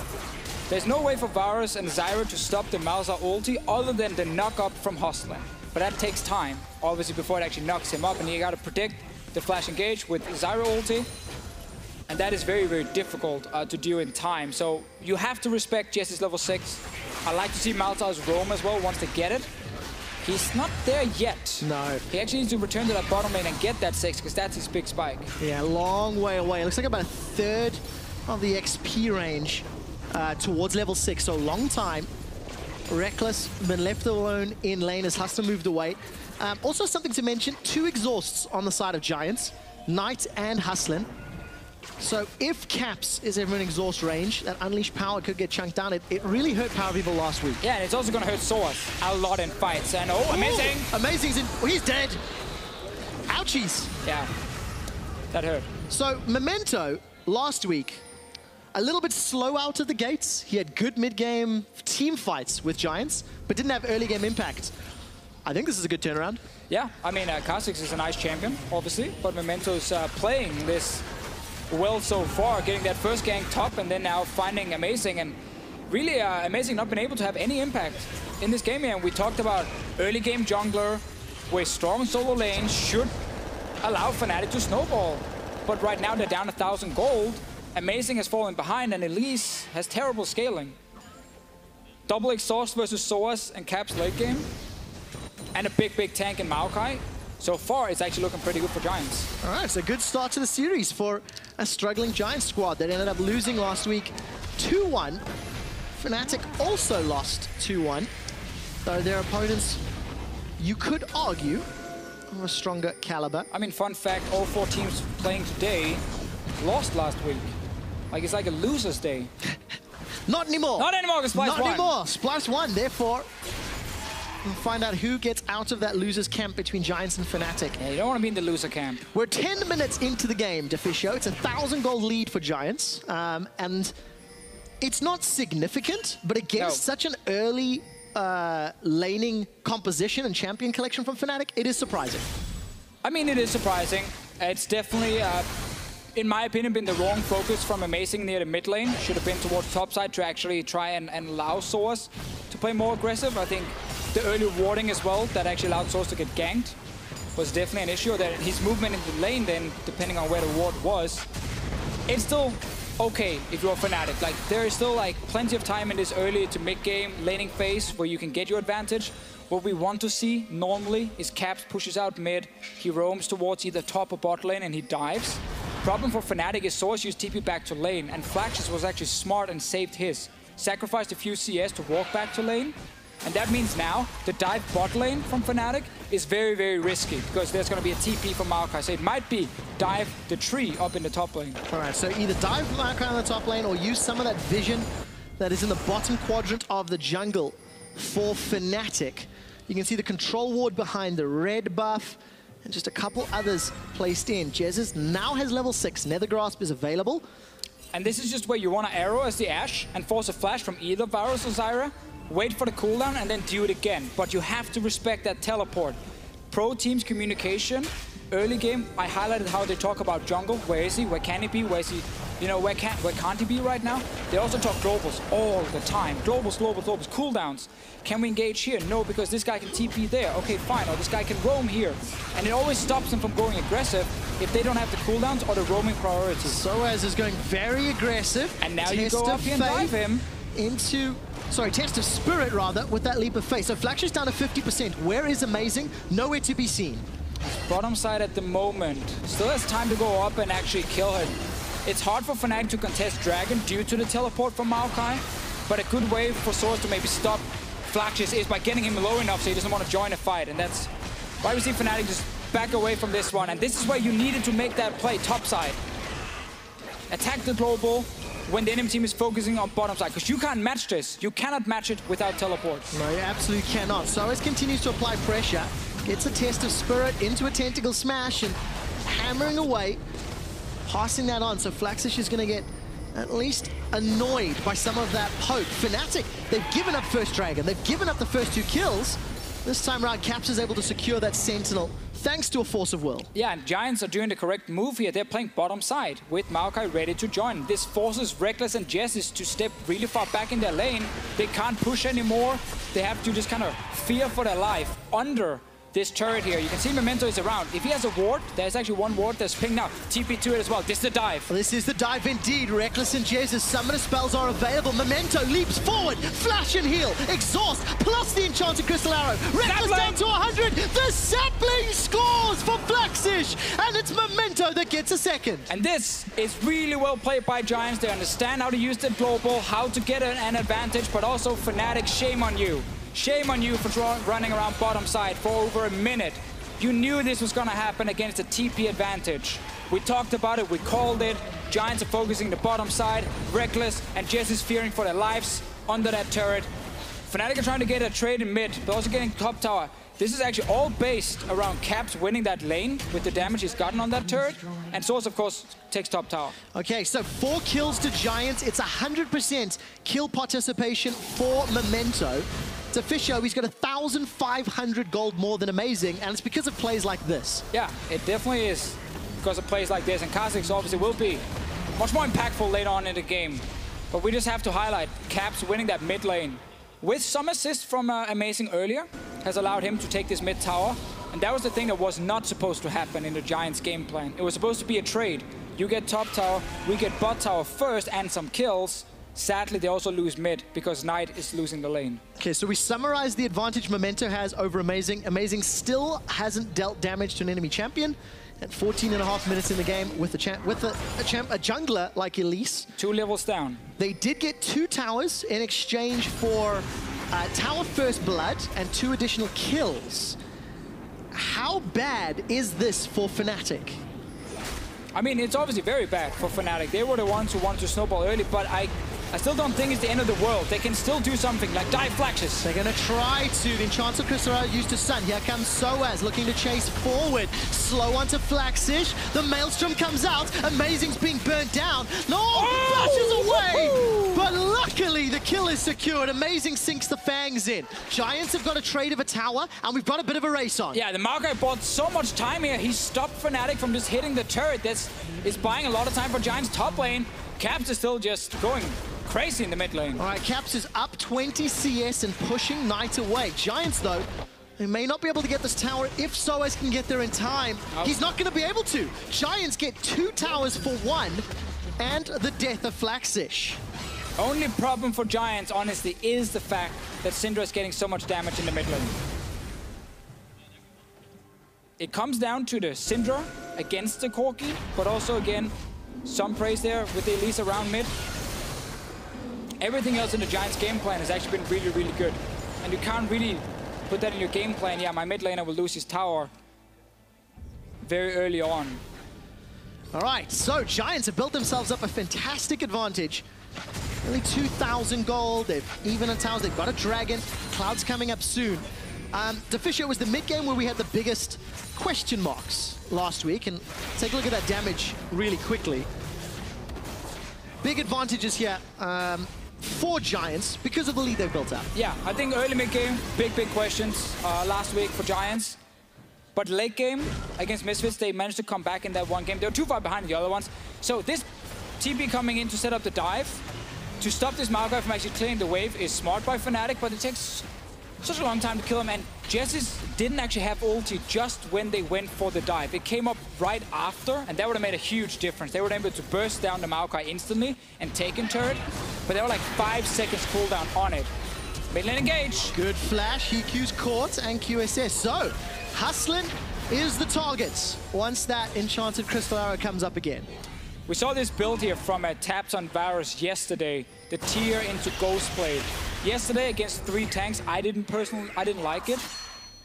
Today, I think it's good, because you're playing against a lot of squishies on the side of Fnatic. There's not really anyone who's going to stack a ton of armor very early, so lethality has value here. And the tiers should add just extra mana for more poke, because you have Corki poke, you have Varus poke. Very strong siege. Even Kha'Zix poke to an extent. I guess even if he wants to join in, you know, he just wants to be part of the cool kids club here, but his poke, it's kind of meh. It is kind of meh. It adds up, though. It adds up. He's that friend who's just kind of there. He's not the funny guy, the cool guy, but he's part of the group. He's there. You can see Knight and Hiku spamming away. Caps coming to support. Deficio, I want to see if Giants have fixed some of their mid-game and late-game decision-making around where they are on the map.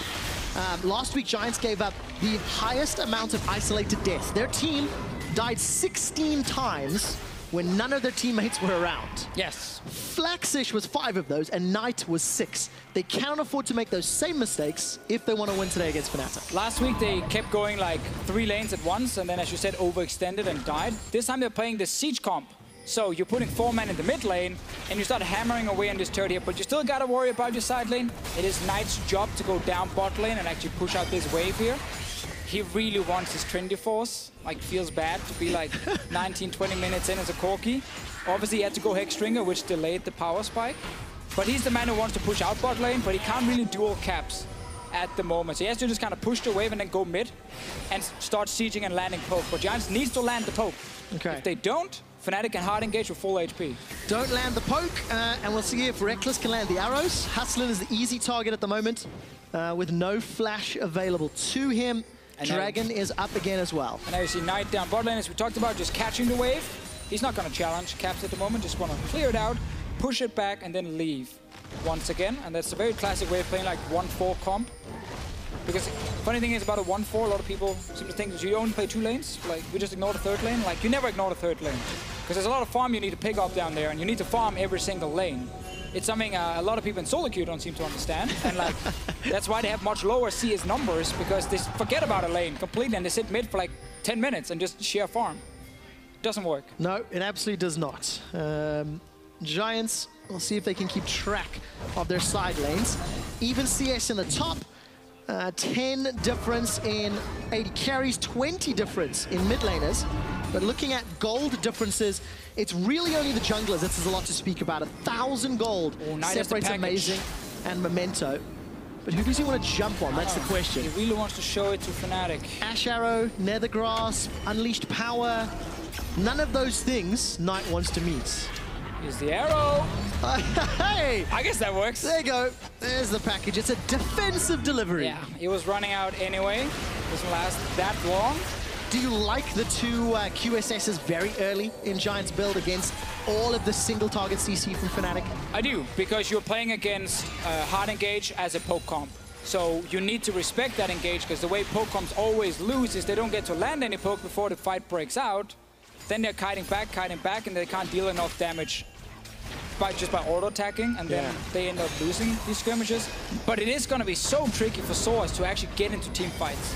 He's against disengage, a lot of ranged targets, and again, this double exhaust we mentioned. Soaz's job is to win that side lane. He's building Black Cleaver. He's going to try and get some armor pen to get down this tank.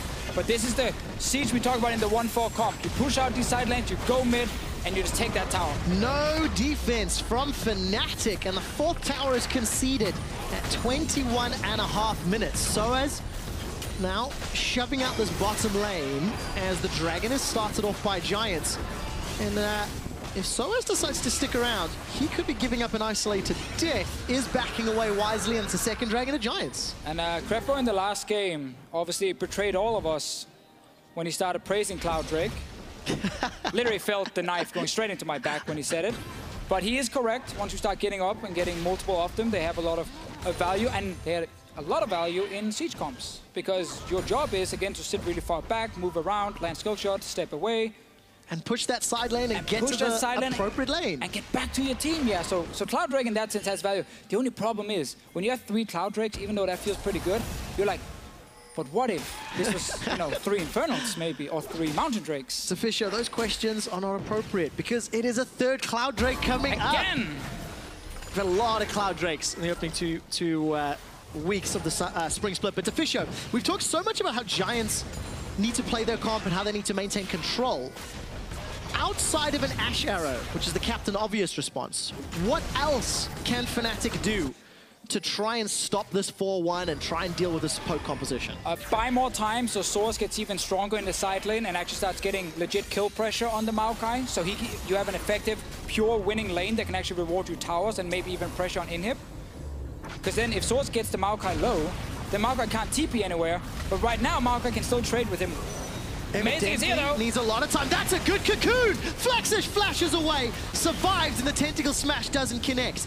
Passive from Test of Spirit does. The rest of Giants, they're pushing in the mid lane. Pushing mid, they're gonna get a kill. Maybe another one. Strangle Thorns. Jesus is in trouble. Manages to get the exhaust out. Piercing arrow. Snipes Jesus where he stands. Fnatic looking to take tower number 4. Lozok with very stressed looks on his faces.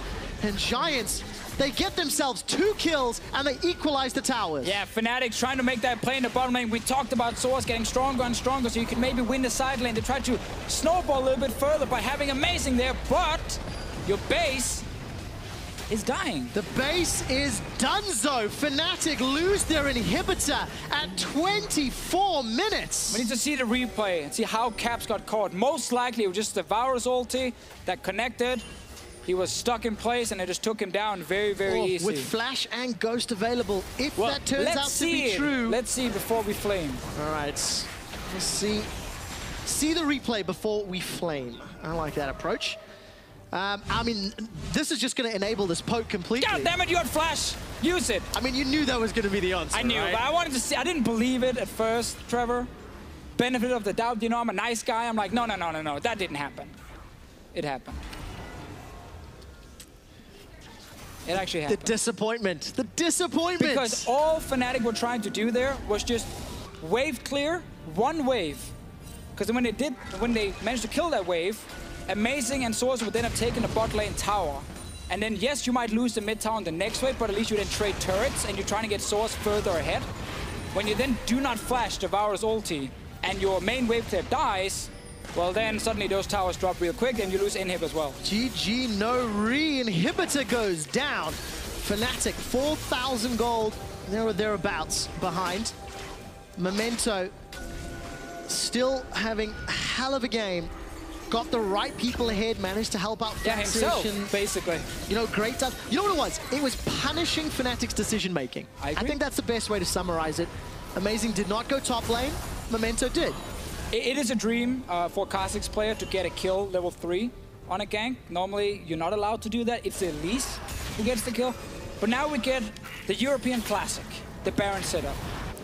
And this is where we can improve as a region. It's fair to say. A lot of teams still struggle with these Baron setups and ends up being these 50-50 Barons. I mean, it was a 50-50 Baron that allowed Giants to win a game last week. Yeah, funny enough. Misfits really struggled in game 1 of that series to convert the advantage that they had accrued. And, you know, Giants showed probably the best thing about their performances last week was their mid-game sort of team fights, I think, and how they coordinated. And we'll see if they can do even better with the lead.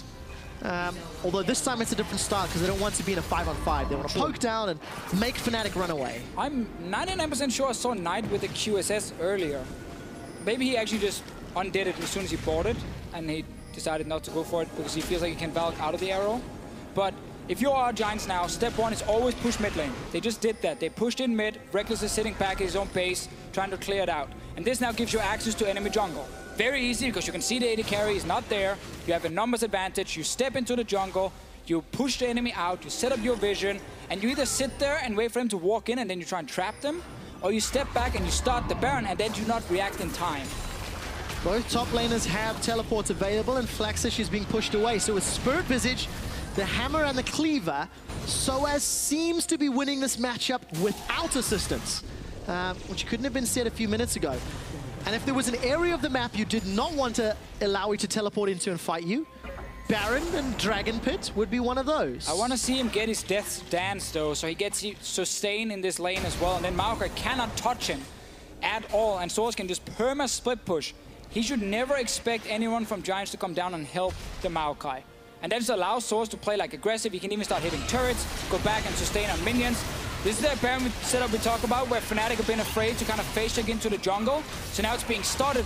Fnatic overreacting now, but it's very, very late. It's going so quickly. Baron's already down to 50%. Teleport's coming in from Maokai. He's the first one to channel. 2,500. Stops Amazing. Baron will be secured by Giants in the ensuing fight. Flaxish is the target. Giants sacrifice him for Baron. They call worth. Great setup. We mentioned get the jungle, control, get the wards down. Start the Baron when you think the enemy team is not reacting in time because they can't just run in blind, and they did. They bought 2 or 3, 4 seconds. Didn't even have any Mountain Drakes to help them, but they could burn it down anyway. And they got Soa's TP as a bonus. What do Fnatic get with 30 seconds of Flaxish death timer? Cloud Drake is available. Oh, but it just feels like such a small victory. Red buff as well. Couple of camps. That's it. Amazing, and the blast cone actually gets sent completely the wrong direction. But that is now all of the tools that Giants need to push this game out. Look, ZZ Rot picks up for Flaxish as well, help him out in those side lanes. Baron on Debatable 4 members. Debatable item here. ZZ Rod is very good when it comes to, so because they got Baron buff and he's gonna join the team, or try to, then it makes sense, but ZZ Rod is an item, if you're not close to a tower, is useless now. It's really bad, but if you have the pushing control, you can use it. It's telling you that he wants the pushing control against Soas. Yeah, he actually put it bot lane to stop the minions from pushing in, so he's using it the old school way, and you can still do that, but it's just not as effective. A different style for the ZZ Rot, a different style Just for go Giants. GA, man. Just go GA and be unkillable in a fight. Maybe they don't want to fight, Deficio. Memento, his spirit is tested. They get poked out. So, funny story. Can we just pan down to this ZZ Rod real quickly? Because he actually plays it so far back, it's not even touching the minions at the moment. They die before they reach the minions. I realize we don't do it because it's not important, and this fight is more important, but I feel betrayed by observers now as well. It was also a very dumb request, so I understand. But they're actually not reaching the minion wave right now. You break the magic. If the observers want to go look at the ZZ Rot, they have to show you the little hand indicator. And we don't like doing... There we go! Picture in picture, thank you. Follow the minions. It dies before... No! Anyway, just trust us right now. Okay, now it'll reach a minion. It will just reach the wave now. Instructions unclear, Deficio. Use your words. Giants are sieging in the top lane. It's Flaxish that's pushing in the mid lane. As long as Giants don't get caught out, look for the Ash Arrow. That has to be one of the opening tools. Reckless sitting just out of vision, but... Double QSS and then Valk from Corki. You're just gonna hit the Zyra, but she has Flash. Flash is down the road. Oh, that's a lot of damage. Big chunk of damage from that Force of Will. An Edge of Night. I've now learned there's no Edge of the Night, sadly, but Edge of Night for Hikyu here. Very, very smart when it comes to actually sieging up, because you can then charge up that spell shield, step forward, get a few hits, and then step back. And the main reason you build it, though, is lethality, because your build is based around the armor pin. I can't wait to cast Edge of Night being used next to Night. Night gets caught out by Scatter the Weak. Piercing arrows spammed up. Fnatic, they're posturing as if they want to fight, but they can't really just yet. Soaz is rooted in place. Chain of Corruption's gonna spread to Jesus. He's already used his exhaust. Defensive flash away. Memento's being tagged at least by the Malefic Visions, but it doesn't matter. Caps so much damage from that piercing arrow. Inhibitor is down, and Fnatic have to deal with supers. Baron is slowly ticking away. She may have just timed out, so... It's enough. It's enough for the Giant squad. And I can inform everyone that the ZZ Rot stopped the bot lane tower from even taking damage. Well, there we go. Thank you. Therefore, a successful buy from the Maokai. Even though we would have preferred... Where is the new one? Did the new one get placed in the top lane? Yes, it did. We would have preferred the GA. By we, I mean, obviously, you and me, Trev, because I'm now taking you on my side. Dude, you speak on my behalf, like, 100%. Great. I love Denmark. So do I. Great. It's amazing. It's fantastic. I love Vaxaconda. It's like my favorite drink in the world. Have you ever tried it? No.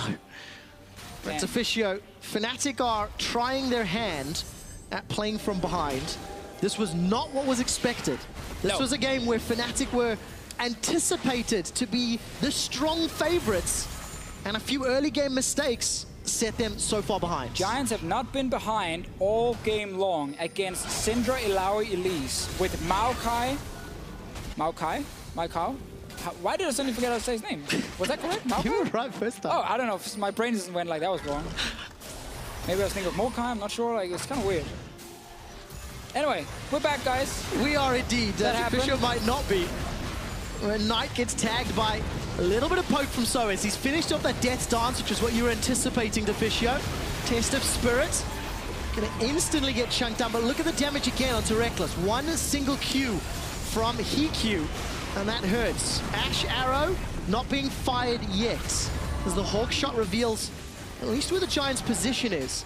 Teleport is up for Soaz, but I don't think he wants to jump in yet behind the Giants' squad. There's simply too much damage and too many exhausts to get through. Yeah, and this top lane wave is pushing in with a little bit of help from the ZZ Rod. Again, it doesn't properly reach the minion wave, but it does start pushing it back like 30, 40 seconds. Oh, Cap's going in. He's flashed in, the exhaust comes out. This happened last week, but it wasn't Caps on the Syndra. He's taken down, looking for the hero play.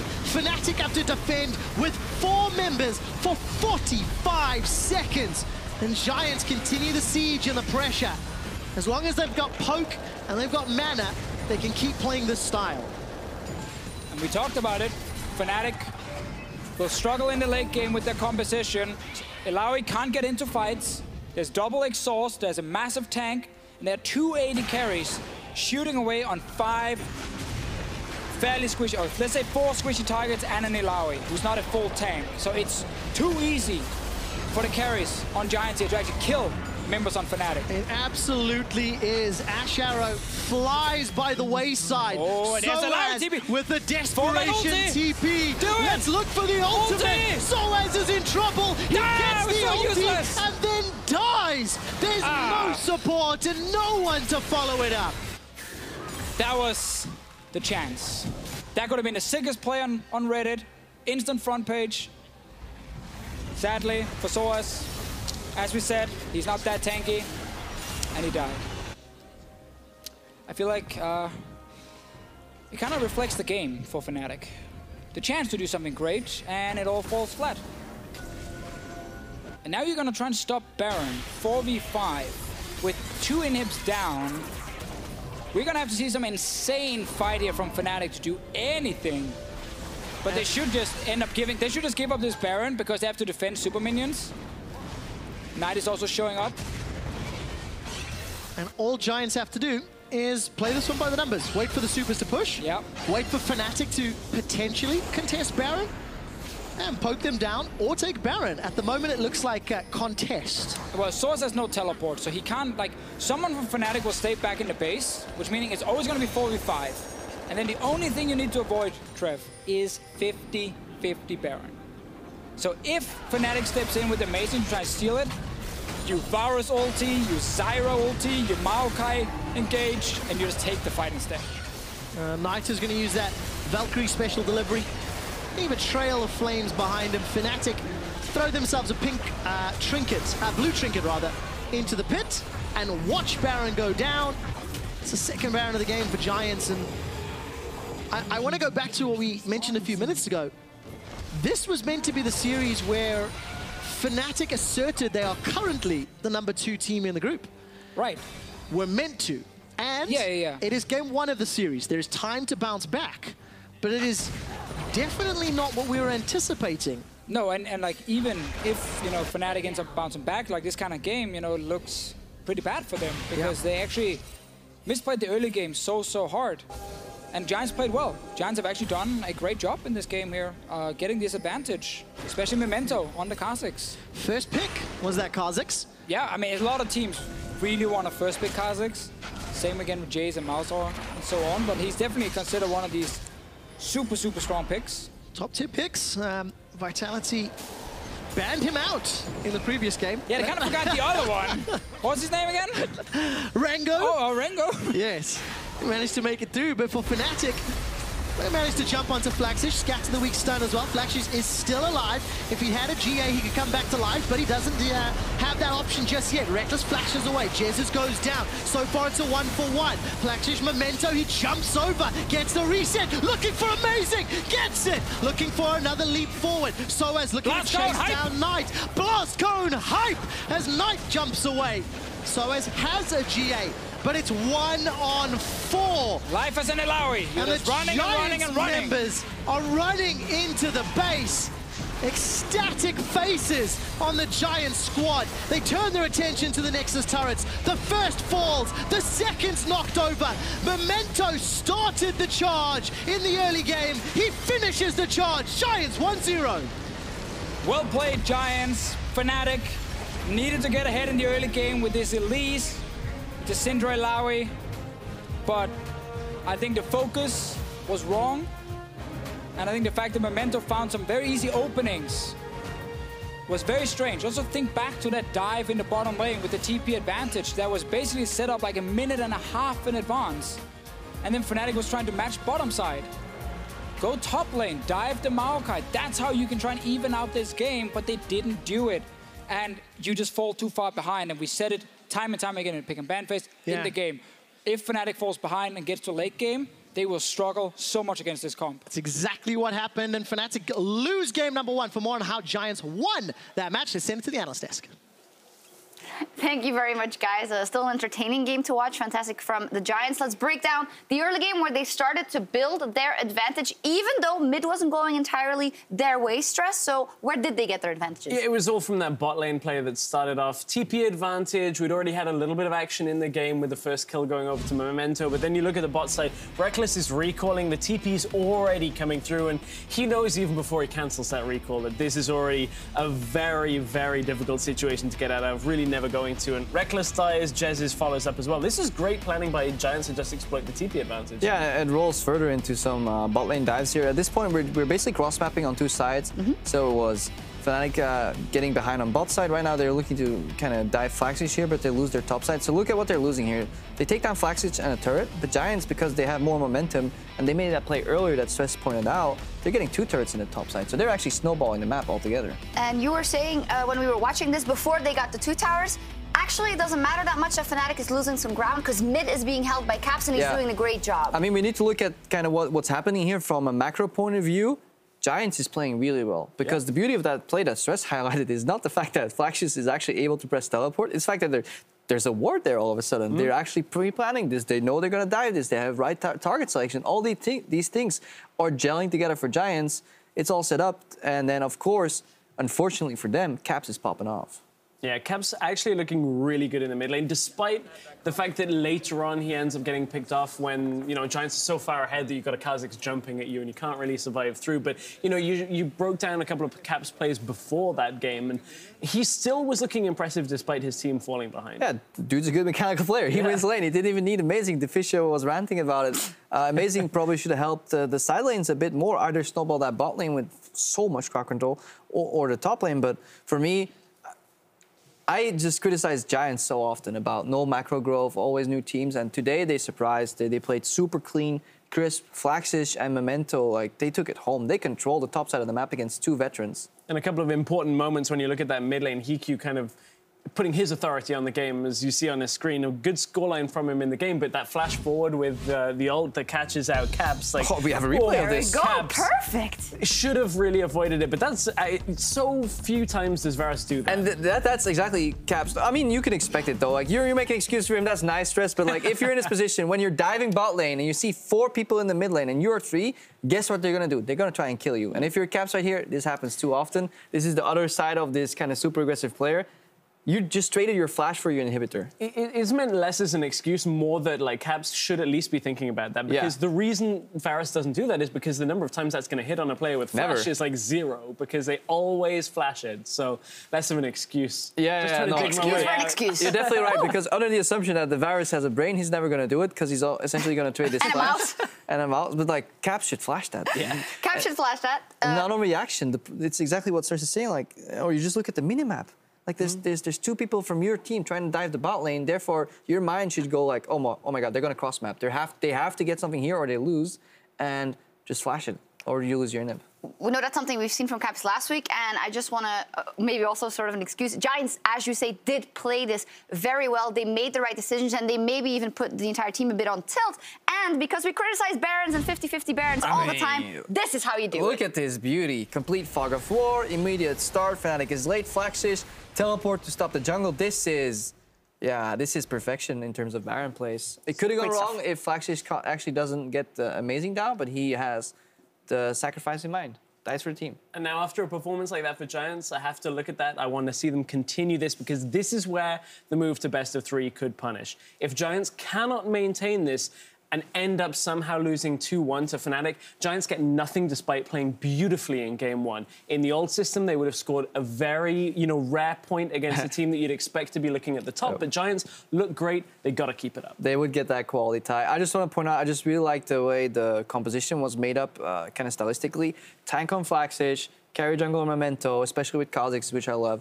Just a crazy good pusher on the mid lane for Knight, so he shouldn't technically die 1v1. He could just play wave control. And then Heek and Hustling on meta picks. Yep. Like, so often, Reckless and Jezis kind of have this affinity to go for a little bit more niche picks. Just play meta versus them, and they shouldn't be able to kind of smash your lane. And for Giants, they did also take that game 1 versus Misfits last week. And as you say, they need to be able to drive it home because that will pay out dividends. Getting a series win over Fnatic in the long run for Giants would be fantastic. We're going to take a break. Insane. But it would actually be insane. You could also use a number of... Never mind. Remember, after this series, we'll have our Friday night edition of PGL, where we'll be looking back on tonight's game and diving deeper into how the winners got their first points of the split.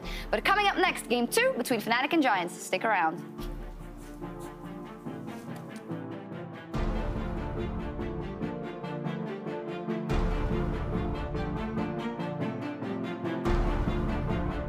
Oh, look at the stun! Look at the stun! Knight, he exhausts caps and Valkyries away.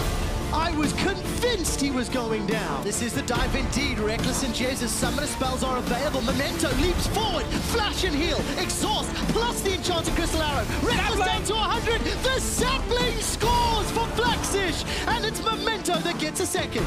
Giants, they're pushing in the mid lane. Pushing mid, they're gonna get a kill. Maybe another one. Strangle Thoughts. Jesus is in trouble. Manages to get the exhaust out. Piercing arrow. Snipes Jesus where he stands. Reckless flashes away. Jesus goes down. So far it's a 1-for-1. Flaxish Memento, he jumps over, gets the reset, looking for amazing, gets it, looking for another leap forward. So as looking to chase down Knight. Blast Cone hype as Knight jumps away.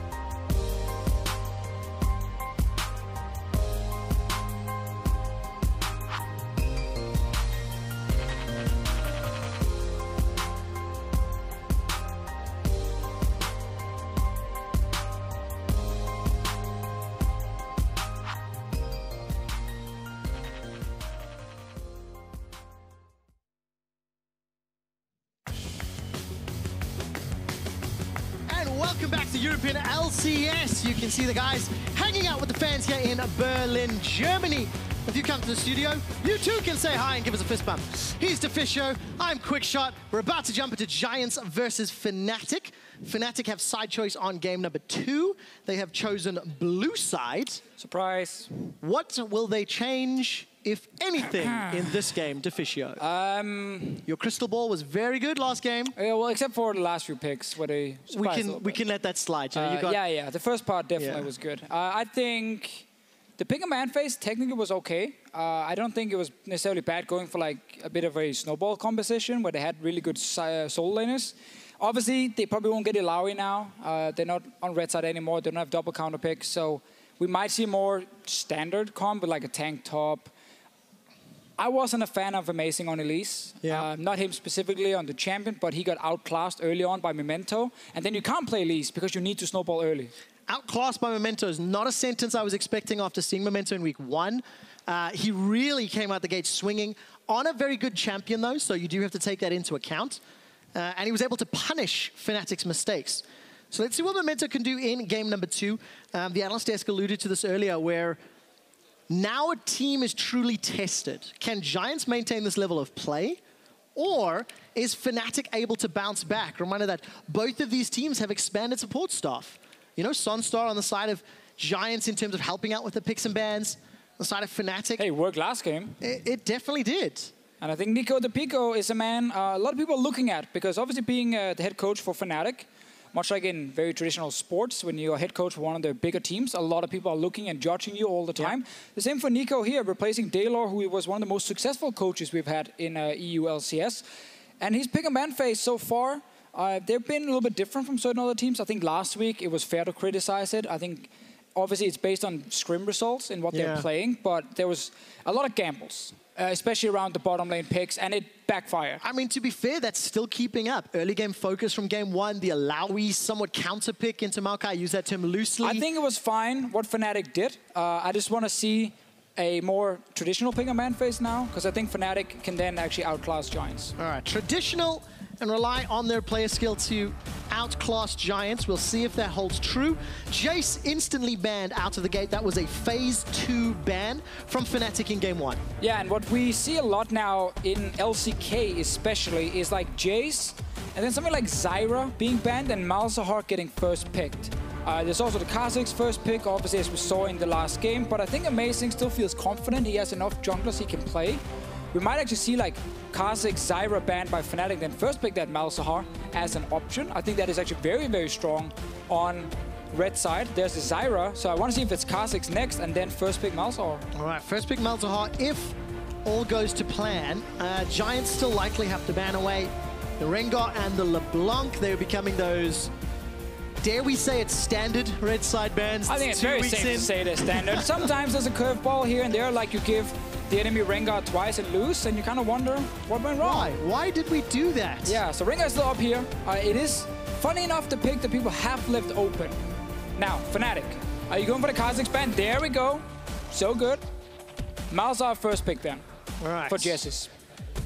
What is the response then from Giants? AD carry plus preferred jungler, most likely. There's a discussion that we had going into week 1 around how these phase 1 trends seem to be holding true and like priorities. AD carry and support is feeling like it is the primary focus. Yeah. As we see more and more drafts, more and more games. So give me Malzahar here, because the other first pick options are actually the 3 Fnatic is banned.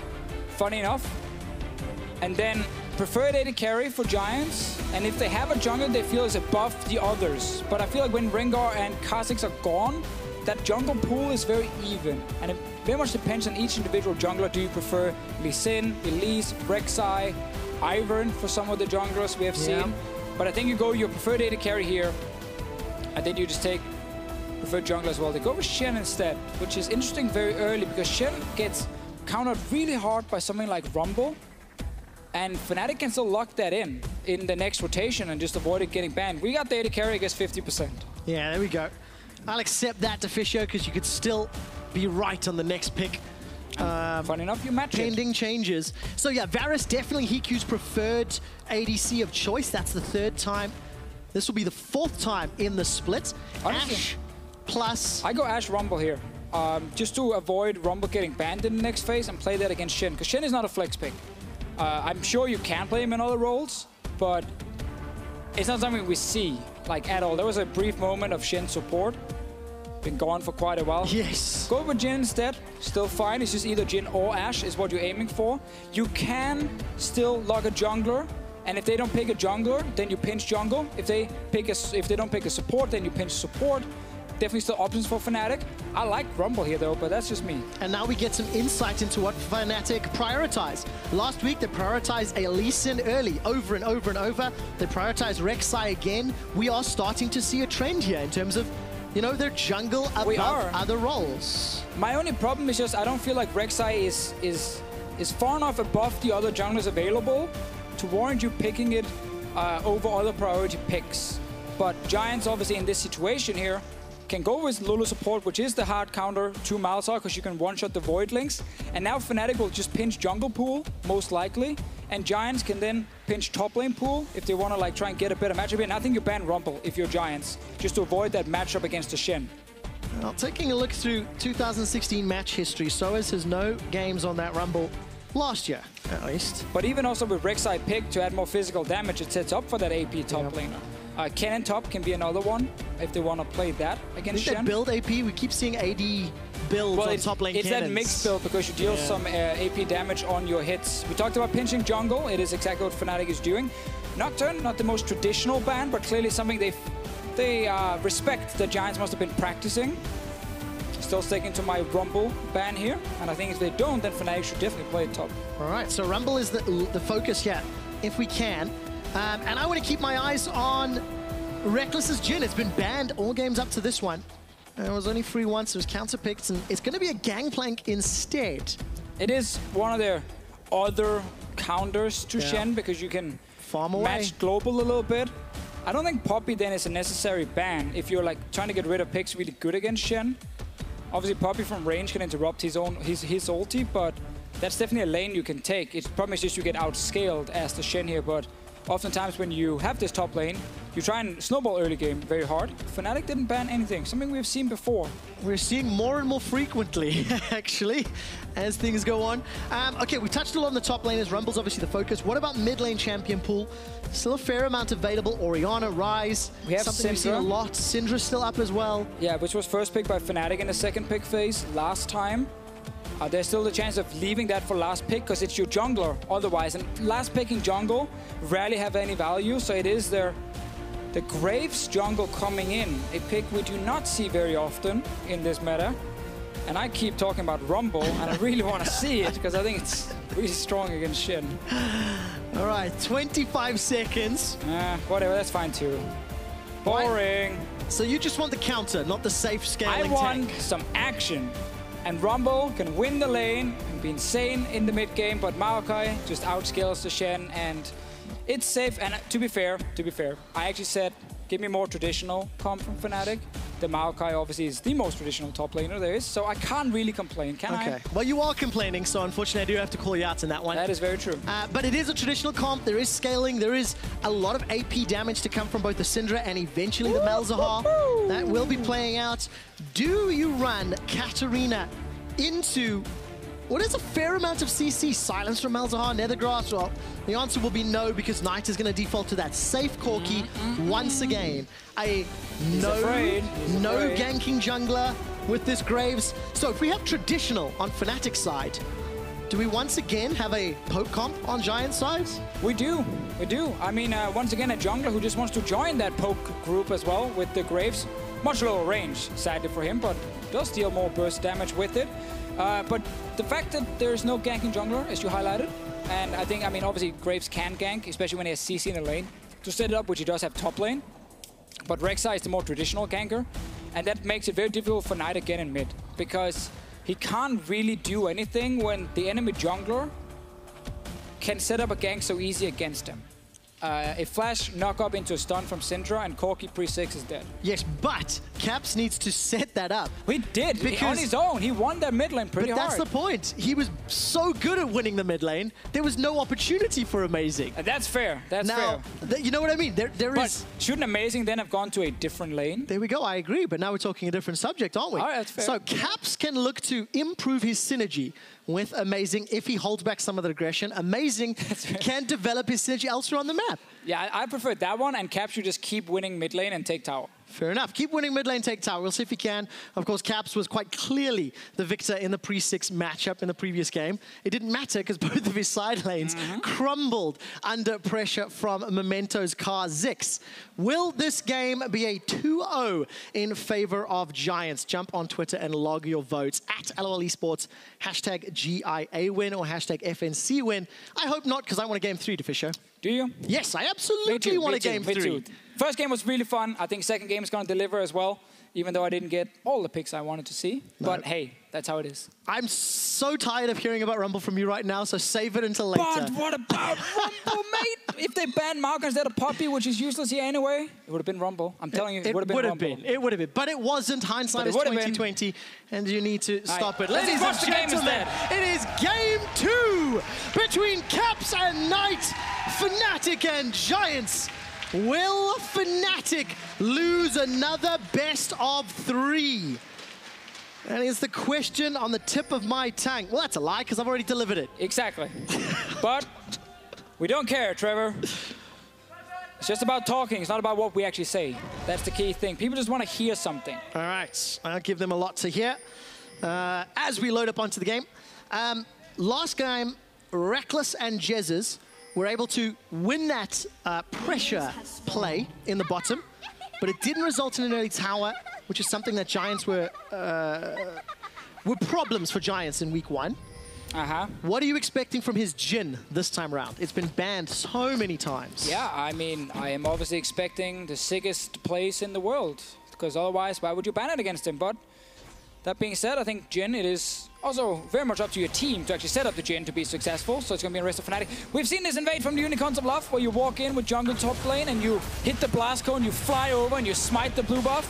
They didn't really dare do it, even though they actually had a ward on it. They were like, nah, that didn't work for Unicorns, and they decided not to go with the play. And it actually does mean Memento gets a much slower start, because not only is he late to the red buff, he also doesn't get a leash from Shen, and that can cost him some valuable seconds. Oh, look at that. Yeah, I mean, Knight, why are you even taking that trade right Dark there? Sphere and Thunderlords. Knight gets chunked down. Got that Corrupting Potion to try heal him off just a little. Which technically is like the small sustain advantage, but the other guy then has more HP because of Adorn's Ring and more AP. Anyway, bottom lane, Lulu against Malzahar. It is because when a Voidling gets spawned, you one-shotted with your Pixie. That means Malzahar struggles to get enough poke damage down, and it becomes like a 2v1 trade against the enemy AD carry with Lulu and Varus against just Reckless. So this should be a lane in favor of Giants, but last time I felt like they could have done much more in lane as well, and they actually didn't. This time around, a lot of utility to bring outside of the lane. On the assumption they don't fall too low. The one thing I do like about this Jhin pick against what is a fairly heavy poke composition from Giants, if Amazing and Soaz can get into position, there's a lot of damage from that curtain call that can help, you know, dissuade an extended siege. And we see so many teams use the Jhin ulti as some sort of like soft engage. Like you charge up the ulti to force the enemy to start backing away, and when you charge it up, you also have the TP flanks coming in. Look at that! Caps aggressively trading forward. Thanks for caring about my point, Trevor. I did hear it, and you are correct. But you didn't care. Of course I did, Tefisho. Start, it's soft engage, force the team back. This is how the problems start in the relationship. It You don't allows listen. Soaz and Amazing to set up. Yes. And then they can flank in and they can kill everyone. Exactly. Yeah. So you were listening. Yes, I listen to every word you say, Tefisho. It's like gold to my ears. Which is a weird thing for your ears. All right, Tefisho, EQ takes a lot of damage. Full combination on that bouncing grenade, silence, Nether Grasp. Sorry, not Nether Grasp, Malefic Visions. And Hiku and Hustlin, they're being pushed back despite having that sort of Malzahar counter. But look at Amazing. trying to set something up. He went for the counter jungle. But now it's not really the game to go top lane against the tanks here, unless you do it very early. Not saying he was obviously going for the gank, he obviously was trying to take away a camp. So we want to track what Amazing is doing early on. Graves is still a jungler who prefers to farm for 6 and just actually farm for as long as he can in the early to mid game, because Graves still has very good late game team fighting. Like, he becomes that secondary carry, basically. To kill as well. Yeah, he becomes fairly beefy as well. But for now, he is bot lane. It is getting pushed in. Nothing is happening. Frustrating lane to gank. Now, Memento versus Amazing in game 1. The differences couldn't have been bigger. You know, Amazing really fell behind. Memento had a phenomenal game. You can see in the stats and the impact. You've touched on what Memento can do later and how Amazing shouldn't necessarily focus tanks. So where is Amazing looking? Dive down bottom, or Memento's going to get there first? You have the slow landing from Hoslin onto on the Fnatic bottom lane. He's going in here. All right, there's a little bit of a tag. Glitterlance comes up, flash away. That's the slow onto Reckless from the Glitterlance. Memento's being chunked out. He's looted. The Voidlings, a dash and a flash to safety. Memento stays alive. The trap not gonna pop in time. And Jesus and Reckless, they win the trade. Scatter the weak onto Knight. He's been stunned. Holds on to his exhaust. Ghost was used by Caps as well. Yeah, good trade in mid from Knight. Ganked down bottom lane. The problem was they didn't get an instant hit on the Voidling, so they started stacking up, and suddenly Memento couldn't tank so much damage. Fnatic actually ended up using 3 summoners. Use 3 on the side of Giants, actually 4, because Memento flashed as well. So all in all, advantage for Fnatic, despite Memento being the one to gank. All right, so well played by Reckless and Jesus. Oh, you gotta kill that instant Voidling. Power it's hard. That Malzahar silence and the damage from those It's the damage, man. Like, Malzahar is so fun to play when you face someone who wants to, like, attack you, who wants to move forward in the lane, try and gank you, or just, like, 2v2 trade with you. And you get that first Voidling that becomes a second one, a third one, and it just stacks up real, real quick. And that allows Fnatic to survive. Okay, so no flashes on Reckless and Hustler in the bottom lane. There's opportunities if Memento or Amazing want to show their faces. Yeah, exactly. Like, Reckless and Jesses are waiting for level 6, and then we will most likely see Amazing try and gank it. Before that, mid lane is still an opening. Like, you have CC from both the jungler and mid laner. The Rek'Sai can't really go top lane at this point, so it should be the 2 lanes towards the bottom side of the map that we are seeing a gank in. Now that's a good ward from Fnatic. Amazing pushed in fairly deep. You can see there's a control ward where Amazing is right now. Spotting Knight as well. I like what Amazing is doing this game round. Finding information for Fnatic to make use of, and this is the 2nd or the 3rd camp that he's also denied and stolen away. So a much better opening to the game. And sadly for HQ here, he didn't get serrated Dirk on the first back. It does set him back quite a bit because obviously doesn't get any lethality. On this, just a pure AD versus another pure AD stacking, but one who gets more AD. So obviously a poor trade in terms of items, but that is some of the risk when you blow the summoners on the gank. You don't get anything, and then you have to go back to base. Level 6 Malzahar is what we're waiting for. Jesus has flash. He saved it. HQ and Hoslin are easy targets if you want to gank. Sadly, for Fnatic, there's a Shen ulti. Yes. And that just always makes it complicated when you want to go for these plays. Even though Soaz can follow once he has TP back in a few minutes, it kind of stops you from playing aggressive in the bottom lane. Well, nothing seems to stop Caps from playing aggressive. Gets another good combo on tonight, plus 12 CS. Dash to wall, Memento. All right, it's control ward down from Jesus, so he'll get some information. He can still dash the Dragon Wall if he wants to move behind, if he doesn't expect it to be a ward. And he is actually doing that right now, so just dash over here. All right, where's the vision for Fnatic? They won't be aware of this. They won't, because they placed it in river. Yeah. Come on, Memento. Hesitation from Memento. Playing it safe. And the thing is, he actually knows Amazing is top side, because they saw Caps go in to pick up blue buff, so they know the jungler is not bottom side. They even have Shen ulti ready against no teleport. I really feel like that was a fairly easy setup for Giants. And that's also something else we've seen this series. Flaxich with a TP advantage over Soaz. Soaz is very aggressively using it to get back to lane. Should keep track of those windows of opportunity for a team like Giants if they want to, you know, punish and push their lead even further. So we see on our screen, Fnatic is an organization beating Giants.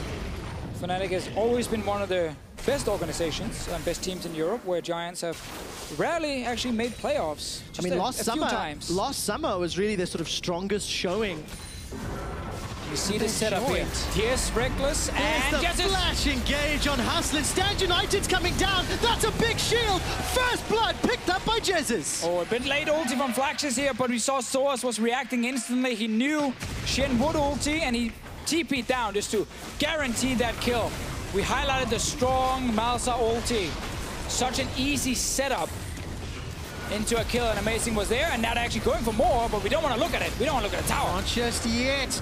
Diving onto Heq, gets tagged by the curtain call. There's the Malefic Visions burning away. Flaxus has joined in with the teleports. A tunnel to safety from Amazing, and the collateral damage doesn't find a kill. That was a fantastic blast cone. Tried to flash and actually hit it so that Soaz couldn't take it, but Soaz was close enough to also fly out, even if it was the Shen who actually still new. It's still new, Deficio. It's still new, but blast cone mechanics. It's the new season. Last year was barrel mechanics, or the year before rather. Now it's blast cone mechanics. I preferred the barrel mechanics. Gave some bigger plays. This is obviously what we talked about. Not the biggest highlight ever. Flash Malsa ulti. Actually wanted the Heq, but then got Hustlin instead. That's fine, you just want to kill, and then you want to take the tower. If you are Fnatic, even see Caps moving down. It's just well coordinated by Fnatic. Maybe overkill. One of the slower replays. Works out. What about the follow-up dive? If you were to grade this, aggressive, eager, or good? Uncoordinated. Okay. Because Soaz flashes in, and no one actually follows instantly other than Reckless with the ulti. And then they follow after. You saw like Amazing flash in later. That was never gonna work, like ever. It's so fun to watch though, isn't it? Meowkai blown away by a plant. That was fantastic. All right, so Fnatic, they get first blood in game 2. They've got a big advantage in the mid lane. Plus 20 CS for Caps once again. The teleport that Soaz used to get down was equalized by Flaxish, so there's not even an advantage there, at least until Stand United comes up. Yeah, and that's ready fairly soon, so Fnatic's a little bit on the clock here. They have ulti from Malzahar. Oh no! Gonna use it! Dum dum dum dum! Nethergrass, Hustlin's locked down! Amazing with a furious bite. Yeah, that was the window. We highlighted Amazing putting focus on the bottom side because of Malzahar. No ulti from the Shen. Makes it very easy for him to pick up a kill. They need to get that really low tower down. He's fine. Yeah, Chain of Corruption. I don't think Amazing is fine. Flash over the wall for Memento. Collateral damage and a piercing arrow. Yeah, I was just baiting you. Amazing donates a kill. Small facepalm. Scatter the weak. Tags on tonight. Unleashed power is available. Exhaust gets thrown down. That mitigates the damage. Knight is turning it around. Gatling cannon was firing up. And the Hex Drinker gets burned through, but it's Caps that loses the fight. And here's Soaz. All right, sapling toss. Dun dun dun dun. He's out. You should have meowed. Meow. Much better. We'll save that for the next time Soaz decides to engage. That was a pretty good meow. It was a very good one. It was very good. Yeah. It's Officio, 2,000 gold lead for Fnatic. And Amazing under threat of getting caught out again here. Reckless is waiting in the wings. It's Memento that gets tagged. The deadly flourish will be slowing Memento where he stands. And this is good for Fnatic. Stand United burned before a dragon engage, before a dive, before something else. And they already got that bot lane tower. That was very important to get even more gold. Now you need to send this insanely strong 2v2 lane with the BF soldier in. Oh, Knight gets interrupted. No ultimate for Caps though. Throws out the force of will. Lot of damage. But this is going to allow more chip, more poke onto the tower. And just push out bot lane now with Jhin, and then move in towards mid lane, and then take Dragon after, and then swap AD carry support to top lane once you've taken everything on the bottom side. A lot of damage on mid tower. Very, very good here. It doesn't go down though, down to about 20%. Amazing is stealing away the red buff. A Brambleback has been killed while Fnatic are forced away. And of course, Caps along with Jez as they back away to where they have numbers and safety. Back away to Amazing in case there was any chase. This is a much, much different early game for Fnatic. Yeah, seems like they were not ready to actually commit to a Dragon, also because Caps took some damage in the mid lane. Now you just have to make the choice, you know. Do you want to push up mid, go for Dragon? Do you want to push up mid, go for top tower? Do you want the instant gold? Do you want the buff? And start like getting the next Dragon spawning so you can start stacking those because you're winning the early game. a lot of options here for Fnatic, and almost none of them are actually bad. It's like, do you want tower, do you want Drake, do you want cake, whatever. It helps when you're 3,000 gold up and you're not even 15 Always minutes makes into it the easier. game. Always makes it easier. There's no stand united for Flaxish, but both teleports are available for Soaz and Flaxish. Looking at, sort of advantages across the map. I mean, Morella Nomicon into Hex Drinker Sork Shoes for Knights. Feels like there's a little bit more of a burst advantage in the favor of Caps. Not enough tankiness yet. No, and Giants can't safely start a Dragon here. I'm not really sure why they tried to pull it, because Globals are even at this point, and Fnatic were pushing both lanes around the Dragon, so really actually dumb by Memento to pull it, because he's now out of position.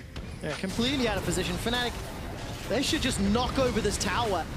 Just the threatening alone from Caps' position allows tower number 2 to fall over, and Fnatic, this is what I was expecting in game 1. Flax is trying to defend the top outer tower. That's also being chunked down very, very low. And look at the vision. Control wards and deep vision being pushed further and further into the Giants' jungle. And Fnatic decided to go with option number 1, which is to move to top side to try and secure that tower. GSS is appearing behind enemy lines, and he recalls. So Fnatic decided we're actually going to get that tower no matter what, so we don't have to commit everyone for it. Can still just push out mid again and surrender that Dragon. It's fine, you have 3 towers to 0. You don't care about Ocean Drake. No, absolutely not. Locked down by the Nether Grasp. A lot of CC to follow, but Flash as well. That's just damage from the support. So Flaxish forced away. Flash Taunt's not going to be a risk, and it's Memento that's able to pick up Dragon number 1 for Giants.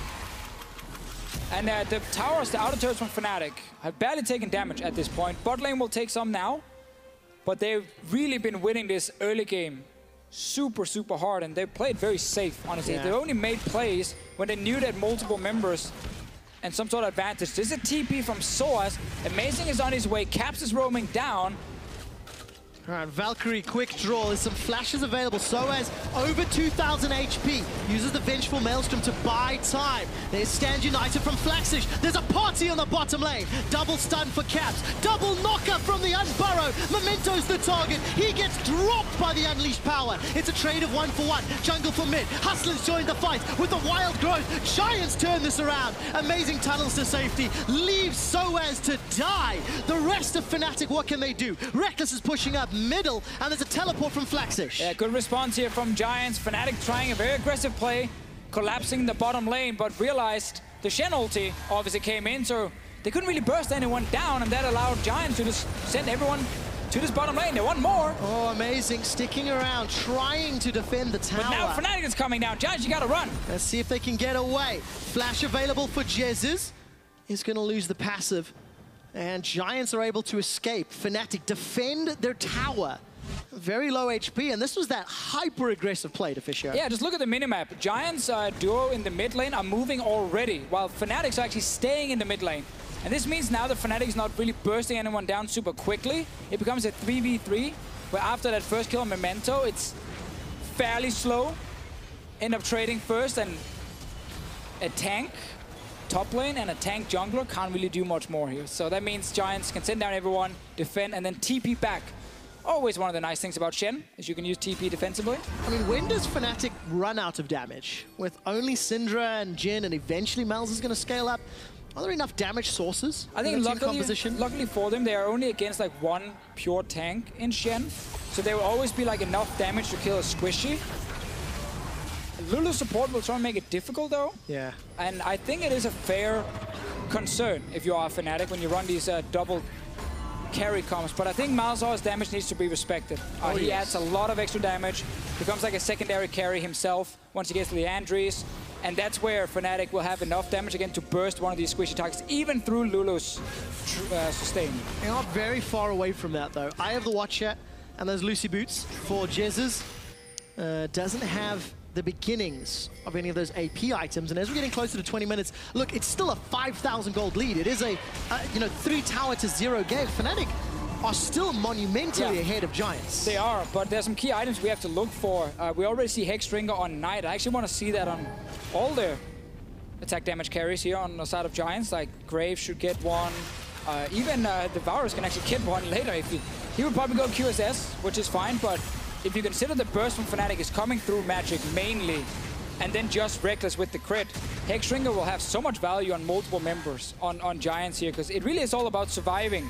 The ulti from Malzahn, the ulti from Syndra. Luckily, a couple of exhausts are going to help out with that one. Chain of Corruption is spreading. Jesus gets knocked backwards. He's taken down. Fnatic overstepped. Memento with red buff. He's tagged up Reckless and blown him away with collateral damage. 2 for 0 Giants. It's actually insane how much Fnatic is disrespecting the ways Giants can start fights. That was packaged from Knight. Shen had ulti, and they decided to push with 3 members in mid lane all the way to tier 2 tower. Caps wasn't nearby. Source didn't have teleport. He was walking to try and join the team. Really easy engage from Giants, and a great response, obviously, but also Fnatic making some of these weird calls we saw last week as well. They're clearly not yet at that point where we can call them like a fantastic macro team, because they make some of these mistakes. And for the second time in like 4 minutes, Fnatic make a play which Giants end up coming away in a better position for. You know, down a few minutes ago in that bottom lane, so as TP'd for a gank. Didn't work out. Amazing's able to steal a blue buff away, so it's another camp that goes his way. But here's a replay. Like, look at the minimap. Caps is in the bottom lane, Source is in the top lane without TP. Why are you sieging on this turret? Package, Shen ulti. Like, if any of the players were here and we asked them to be like, yeah, we would never do that. Like, never, never, never. But in-game, some of these calls, you know, it can get a little bit confusing, but it's just the kind of mistakes you can't really make, because you get punished. Absolutely cannot afford to make them.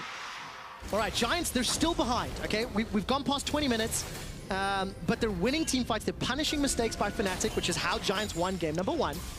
And now there's a Trinity Force. There's a QSS for HQ. Exactly, and again, Tiamat for Flaxish. Like, they're scaling. You mentioned Fnatic running out of damage. We talked about the Hexdringers, QSS coming in. We're going to get more of these items with a lot of MR. That's going to stop both Jesses and Caps from being able to one-shot people. And then it's all about Reckless and his damage. But he's going to be busy dealing with a Shen right in front of him. So ideally for Giants, they have this kind of setup where the long-range AP mages from Fnatic can't one-shot the carries, and Reckless is too busy trying to deal with Shen to actually also hit the carries. But obviously Jhin has fantastic long range. It's one of the very valuable things about him. And in these long lanes, Jhin can just charge up ulti and hit some of these targets without any armor and actually take them down. Yeah, play it nice and safe and allow the frontliners to overextend, as it were. Deficio, Dragon number 2 here started. It is a Cloud Drake. It should go the way of Fnatic very easily. But every time I look at the minimap, it just feels like Fnatic have done a pretty good job with warding. They oftentimes have vision inside Giants jungle. They often are pushing forward. Memento's starting to clear this out. Yeah, we are there pointing him at Hoslin. He's dead.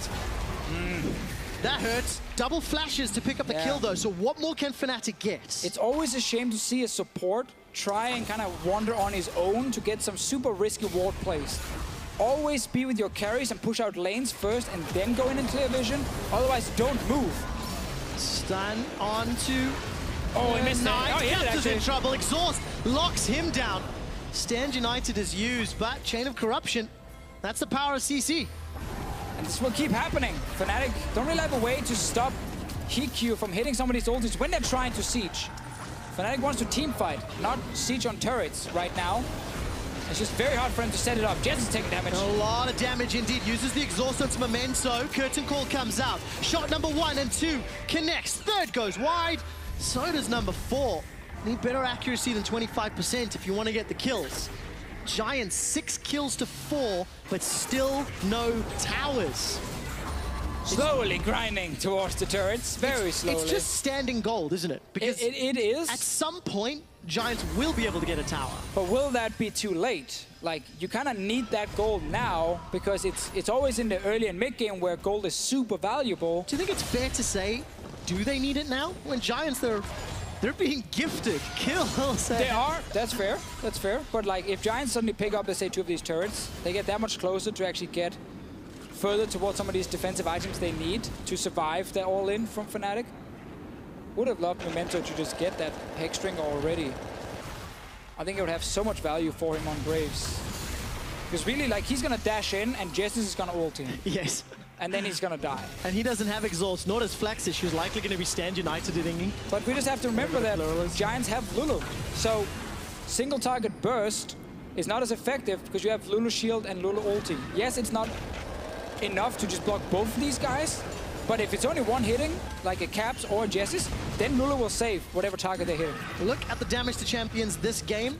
Reckless Jhin, despite being so well farmed and having 1,000 gold advantage over Hikyu, not finding damage to champions with the ultimate yet. Not finding the targets. Knights actually uses the special delivery, maybe a tad aggressively, but it doesn't end up coming to hurt him. And obviously for Memento, he was in that situation where there were two items he really wanted, X-Stringer one and then Black Cleaver the other one. You can double tank, you have multiple members on your side with some physical damage in there, and then shredding some armor is extremely effective for everyone, so I can't blame him because of that. But should be a very clear second item or third item then coming in for him. And this Graves actually will be very, very effective because he can itemize so effective in a game like this. Against a composition like Fnatic's. Gonna work out in their favor. All right, tanks getting tankier. Sunfire Cape and Spirit Visage for both Flaxish and Soaz. Oh, they've also got Ninja Tabite. So a lot of armor and MR to work with. Deadly Flourish. At least locks down Hikyu, but there's no follow-up. And Fnatic have initiated the tango. Sorry, the Baron dance. We're on, Deficio. It's about vision, and then eventually a 50-50, and disappointed dad will be unleashed on the world. It's 5 minutes of fighting over vision, and then screw it, I don't care anyway, let's do the Baron. Oh, fight for blue buff, Trevor. All right, who got it? Was it amazing with the smite? 50-50 blue buff. Yeah, It was amazing. amazing at smite. But Yeah, anyway. amazing snuck it away. 100-0 smite. Memento wasn't there. It is also very hard against Corki Varus to like push for these turrets here. There's a TP. Hikyu's been tagged, already used the QSS. Stun falls short of Hustling, but the Nethergrass doesn't. Caps gets the kill with the Unleashed Power. Soaz stuck in the back line, taunted up. The Maelstrom's not available. Here comes Amazing. Flash and Burrow onto Hikyu. Knight gets tagged by the Flourish. Now they're split. Hikyu and Knight continue to poke. Amazing, tagged up by Memento and Flaxish. A lot of damage. he actually hit him. The damage comes down, and it's Amazing that goes down. Amazing is One dead. for one. 1 for 1. I'm just about to say how hard it is against like Varus and Corki to actually push further in towards T2 turrets because of the wave clear they offer. They can poke you if you start Baron from behind the Baron wall, obviously. So what you needed to do was that TP flank that Soaz just set up. Sadly, the rest of Fnatic, after actually getting that one kill, couldn't really follow up further. Amazing went a little bit too deep into the back line, and we talked about all these 80 carries standing there, and if they get enough time, they will shred through these tanks. And Amazing goes down and used Flash, which is very important for the next team fight. We're approaching 30 minutes. That 3,000 gold is becoming less significant.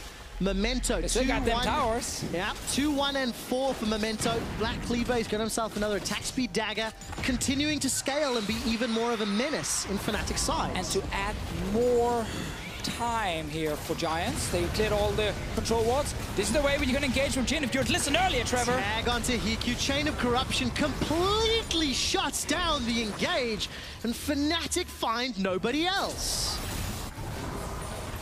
And we're back to wave clearing with Varus, Corki, landing poke over the barrel. Actually, they're trying to fight. Teleport for Flaxish. She instantly gets interrupted by the Unburrow. Soaz somewhat cut off from the team. It's Reckless that's going to sidestep. Jumps out the grenade, and Amazing and Jez is kind of split. Flaxish, there's a flash available. Looking for a taunt, holding onto it. Scatter the Weak finds nobody else, and a bit of a wasted teleport from Flaxish. Yeah, both teams trying to force plays here quite a lot. Giants definitely feeling more confident now, being able to push out the mid lane for the first time, quite a while. Fnatic, I think starting with Jhin is the correct choice. You load up his ulti, you land the first shot to slow someone down, and then you catch that target. But now they're sieging here from the Giant side. No stun, but the Nethergrass locks down Flashish. Wild Growth has come up. He gets a taunt onto Reckless for a second before he gets shut down. The tower's being focused. That's a good stun from Caps. Hustling is the target. He gets shut down by the Unleashed Power. Soaz can engage. Ultimate still available to block any further damage. The curtain is called, and Hikyu, you are done. 2-3 kills for Fnatic. The first time Giants feel confident they can actually push mid lane and get some pressure on tower. They go way too aggressive and dive behind the turret with Flagshish. He just gets ultied, obviously, and Lulu will not save you then. If you're diving between two towers and get hit by everything, Memento has Smite. He can dash the wall. Oh, he's trying to get caps low enough to actually kill him with the Baron. Here comes Knight. Special deliveries available as well. Soez is locking down Memento. Memento's going to die. Turn their attention over to Knight. Amazing. Sends out a Prey Seeker. Knight's trying to cut down Meowkai, and it won't happen. Baron to Fnatic. This game, Deficio, has been defined by teams being punished for their decisions. Yeah. And look at this. Giants decide to go in, and it's kind of how League of Legends work, but like this is just way too aggressive. So what he's trying to do is like zone the rest of Fnatic away from tower, but he obviously just get ultied by Malzahar instantly, and then it's too late. He can't really get out now. He was actually not trying to fight. He was just trying to force them away so they could take the tower. Just ends up being like way too aggressive, and when the team can't follow, it doesn't matter if you're a tank. For a second look, I don't even think Flaxish got the taunt into Reckless that fight. I thought he did first time round. Wouldn't have really made a big difference. No, he's dead anyway. And that is huge because... way too deep, way too eager. Giants have been able to avoid losing fights to Fnatic. They've been buying time. We talked about the Varus, the Corki, wave clear, being able to poke from purple side over the Baron wall, make it very difficult for Fnatic to actually close out this game. And then when Giants finally get a chance to actually do something, they mess it up completely. Yeah, make that mistake indeed. Feels bad, man. It does if you're a Giants fan. And at 31 minutes in, Fnatic get themselves a juicy dragon, one that even Deficio appreciates. The Mountain. Oh, yeah. Plus the Baron buff. Especially when you get a Baron buff and you start pushing turrets. Also, important to note, Soez has got his hands on that ZZ Rot Deficio. He placed it in the top tri-bush, and it has already been killed by Flaxish. I want to continue to review if the ZZ Rots are good or bad. Well, now that you're pushing in for turrets, you can definitely use it. There's a lot of damage on these towers here if you can finally actually hit it. But that is obviously one of the changes. The Voidlings die so quickly now from it. So if you place it too far away, they just don't even reach the tower, or sometimes don't even reach the minion wave in time. So as we talked about earlier, it's less effective for actually like pure split pushing or minion control. But it is better when it gets to the turret. So sieging and taking down towers. Yeah, it is a pure sieging item in that sense. Well, that's exactly what Fnatic want to do, Deficio. That's how they want to close the game out. And it also, of course, adds pretty good like armor and MR. So. Yeah, decent tanky stats. Yeah. Giants still have not taken a single tower. Yeah, you talked about how, you know, it didn't really matter because they would get them later, right? Right? I mean, still later. There's still a possibility. There is time. But there is always later if your Nexus stands. That's true. There we go. Put that in black and white. True. Caster quotes. It's just, I mean, honestly, we can't even feel bad for them because they had the chance to take that tower. But decided to, you know, throw instead. They've just been sitting there and waiting and waiting and waiting for that one moment. They step on the stage, go! Step up there, and they just they fall face first. There we go. Tower number They one. get it. Standing gold. Later is now. And they can still get items, so it's still worth it.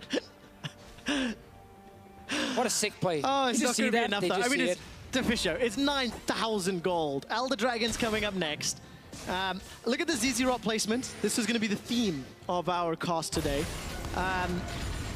Not good, this one? Well, no, because it still gives you the push, so it's still good. It's just not the optimal way to use the actual CG. You can see how the minions die before they reach it, but then Giants will push the wave back, so the minions will get close enough, like here, and then they will actually start pushing back in favor of Fnatic. So it still works, definitely. Just that it was even better before we actually changed it. All right. It would have been more powerful in a previous patch. Definitely. That's why a lot of top laners just get a GA instead. Yeah. So your team fighting is much stronger instead of getting a bit more side lane push. Well, in the fights that Soez has been a part of, his team fighting has been pretty good. 1, 1, and 2. Definitely doing a good job. His opposite number, gone for that Titanic Hydra. Memento got himself that Phantom Dancer. Second item, third item rather. So still more damage scaling, but the problem for Giants, there's no room for error. They're too far behind to make any more mistakes. But if you're Fnatic, it is still difficult to push into the base here of Giants, because we talked about their wave clear, and if you are like the Jhin or the Syndra, there's obviously no QSS. There's no way to actually get out of like a Varus ulti right now. So if you're trying to hit the tower and he hits it, suddenly you lose that fight very, very quickly. And that's happened a few times already this game. Fnatic overstepping their bounds. But to go all the way back to picks and bans, it was a lot more standard team composition. It wasn't a hard counter in the top lane, which is what you wanted to see, Deficio, but the tank has worked out. I mean, I still think So as I said there as well, like Marquardt is still very fine, very good here because he outscales the Shen and he can just go even early game. So it is still very, very good. Just not as flashy as that champion I will not name anymore because you don't want to hear it. Thank you. I'll wait till picks and bans for game 3. We're not gonna see it, man. What do you think of Reckless's Jhin? You know, 317 CS to 270, got on the eye edge. You know, the damage he's dealt this game, obviously not as high as EQ, but to be expected. This has not been the greatest Jhin game we've ever seen, for sure. I don't want to put too much blame on him for saying why didn't Fnatic finish yet, but... Worth so many bans? Not this game. Judging from this game purely, no, but I think there's been a lot of other games where he has showed up big time on Jhin. Also, didn't have that many opportunities, but there's been a few where some ultis have missed here and there, and I guess that's technically what we can actually grade him on. Look at that, look at that. And then loses HP really quickly. You got a hit! Value. Yeah. Right there. So he's coming to push it in as well. I know, it's good. All right. Now he has GA as well, so now we have... Okay, so GA and ZZ Rot. Now we can approve. Deficio approved itemization. Deficio. Fnatic didn't do... They didn't win the game on Baron number 1, but they got 1, 2, I think 3 towers with it. They've extended that ward line. They're waiting for next Baron, Trevor. Is that if it's what you're trying to, you know, get to here? They're waiting for next Baron. No mistakes. Don't throw the game. No, set up the same vision and create a pick where you TP flank in with the Maokai, and then bam, open the base. All right, bam, open the base. That's simple. 30 seconds to Baron, 30 seconds to Elder Dragon. Vision on both for Fnatic. GA picked up by Amazing as well, so 7 lives. Giants have to get through and somehow fight back from 10,000 gold. But realistically, this game has been about Fnatic. You know, the advantages that Giants had accrued was because of Fnatic being over-eager and some Fnatic mistakes. That's fair. It's funny how last game was like all about Giants, and they got a big advantage early, and Fnatic did the same in this one here. Memento and Graves not able to have the same early game impact. Obviously just wanted to farm and be super strong in these fights. I mean, that is a lot to do with the champion as well, isn't it? The opportunities available to a Graves versus a Kha'Zix. And we see why Fnatic wanted this first pick Malzahar, because as soon as they had ulti on him, they just went bot lane.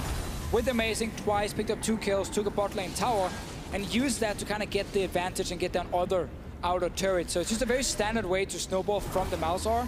And it's always very effective when it's the bot lane that gets ahead and gets a tower, because then you move 2 members around the map, and not just one if it's a solo laner getting that advantage. And you move the support who adds wards, and you can start placing them even deeper, so you get him out of the lane, and he gets impact instantly. And to go back to our storyline from game 1, like Hiku and Hustling giving out early game towers and first tower blood is something we've seen a few times already. Well, this one, and to be fair, they were this was ganks, of course, there's no doubts about that.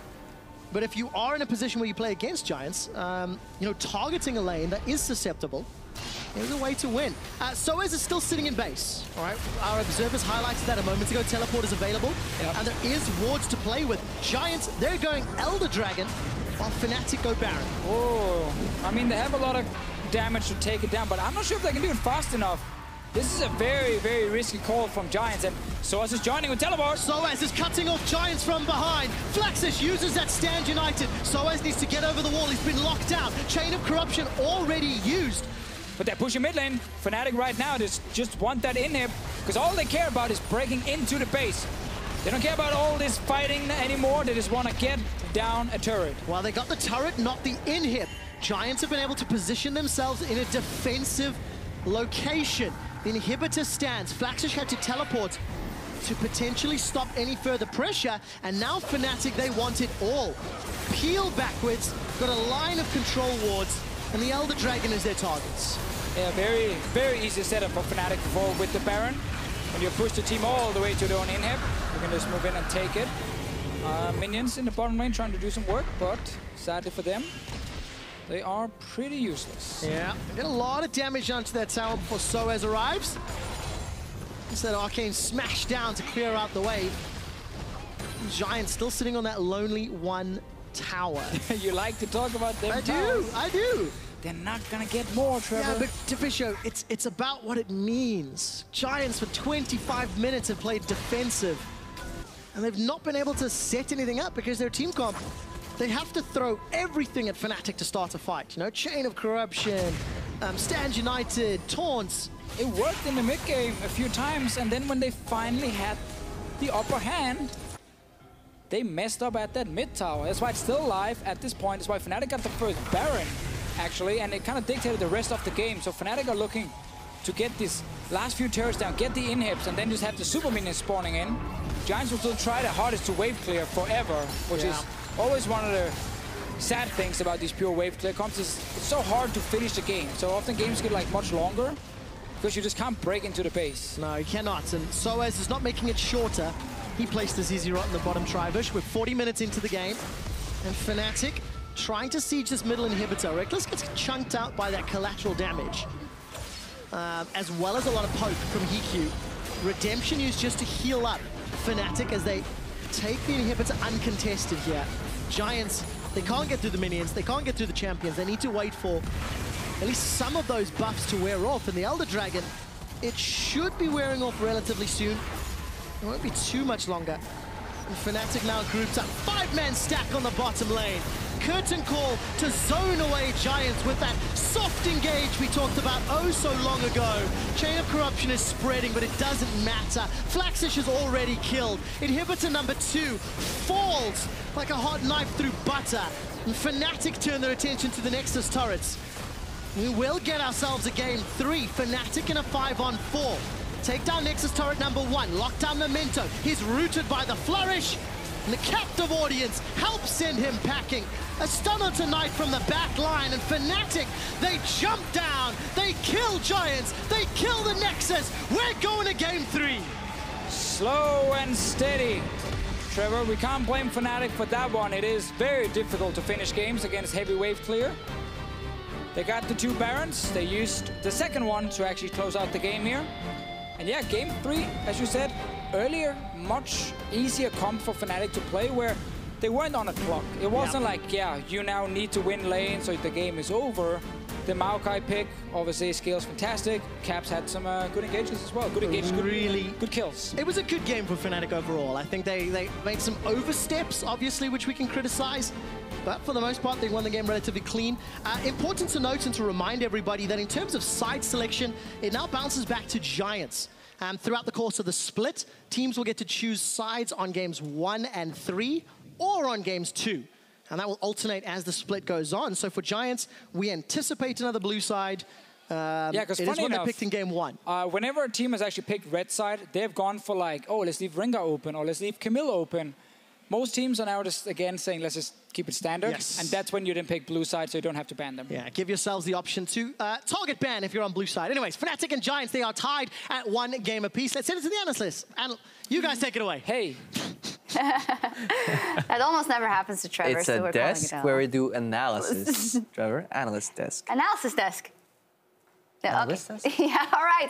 Game 3 on our hands. Fnatic pulling it back 1-1 now in this series, and I want to talk a lot about tempo of this game. This is actually a buzzword that we used to use a lot, but it applies very well to this game. I want to start early. Now you saw action out of Fnatic early, out of the bottom lane specifically. Malzahar pulled the trigger and got a decent advantage. I think the biggest change here, what we see, is that Fnatic is going for what we call kind of like 80% place. If you look at the setup here, we can roll the clip at this point. It's just that they're just so secure in what they're doing here. Hustlin, he's just constantly getting picked off left and right all the time. He got picked off earlier in lane 2, and they have the supplementation with the vision. Fnatic is playing the map well.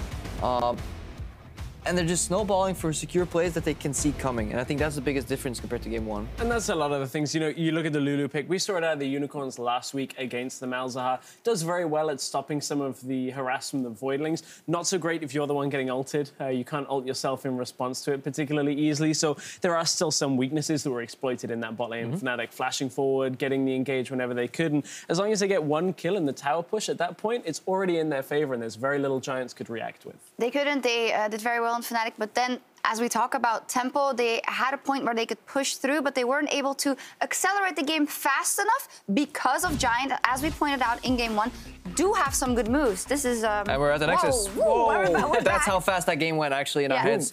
Straight. No, the point where we're going to show you guys an engage, basically, from a Corki package. Oh, here we go. Yep. It's still there. It basically indicates that Giants, they're basically doing what Vitality didn't. They just pull the trigger. They try and make a pick.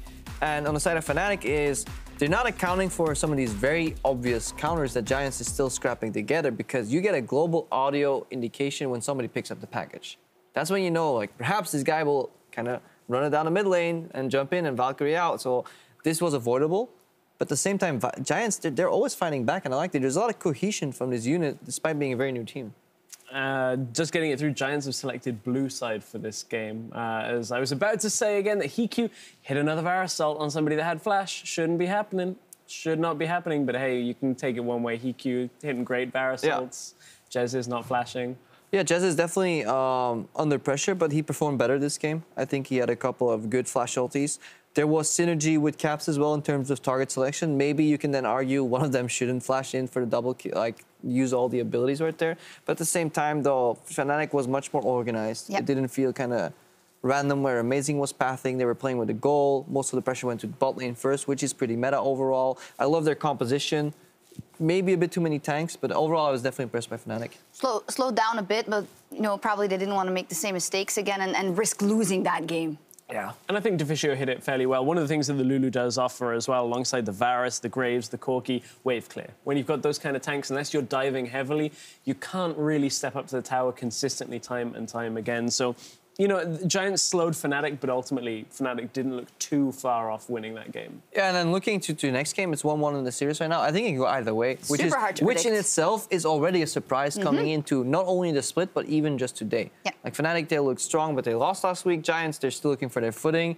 We ranked them pretty much below them, but we have to give them credit where credit's due. They're showing up today, and I wouldn't be surprised at all if especially Memento and Flaxis working together can take a game off Fnatic. If we look at the bigger scope of the entire split, this might prove to be a very, very important moment, because we're looking at a Fnatic squad who is adamant on making a statement here in this split, but if they lose a game like this or a series like this versus Giants, that starts off with a very false note they have to push against. And on the other side, the Giants, if they take this momentum, they shut a lot of people up, and they definitely give themselves a lot of confidence. And it throws the group into turmoil. We've got other, anticipated results from this. If Giants pick up a win here, and if Misfits can upset G2, suddenly Group A kind of flips upside down. The only real certainty so far is that Roccat haven't been getting off the starting block. So if everybody's taking a series here and there every week, suddenly it's not so clear as G2 being right at the top with Fnatic underneath them. And because you guys are analysts, I can put you on the spot. Who's going to win game 3? Oh, Fnatic's going to win. Fnatic. All right, well, that wasn't hard at all. When we come back, game 3 between Fnatic and Giants will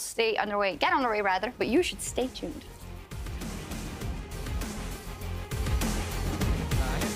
I have no words right now.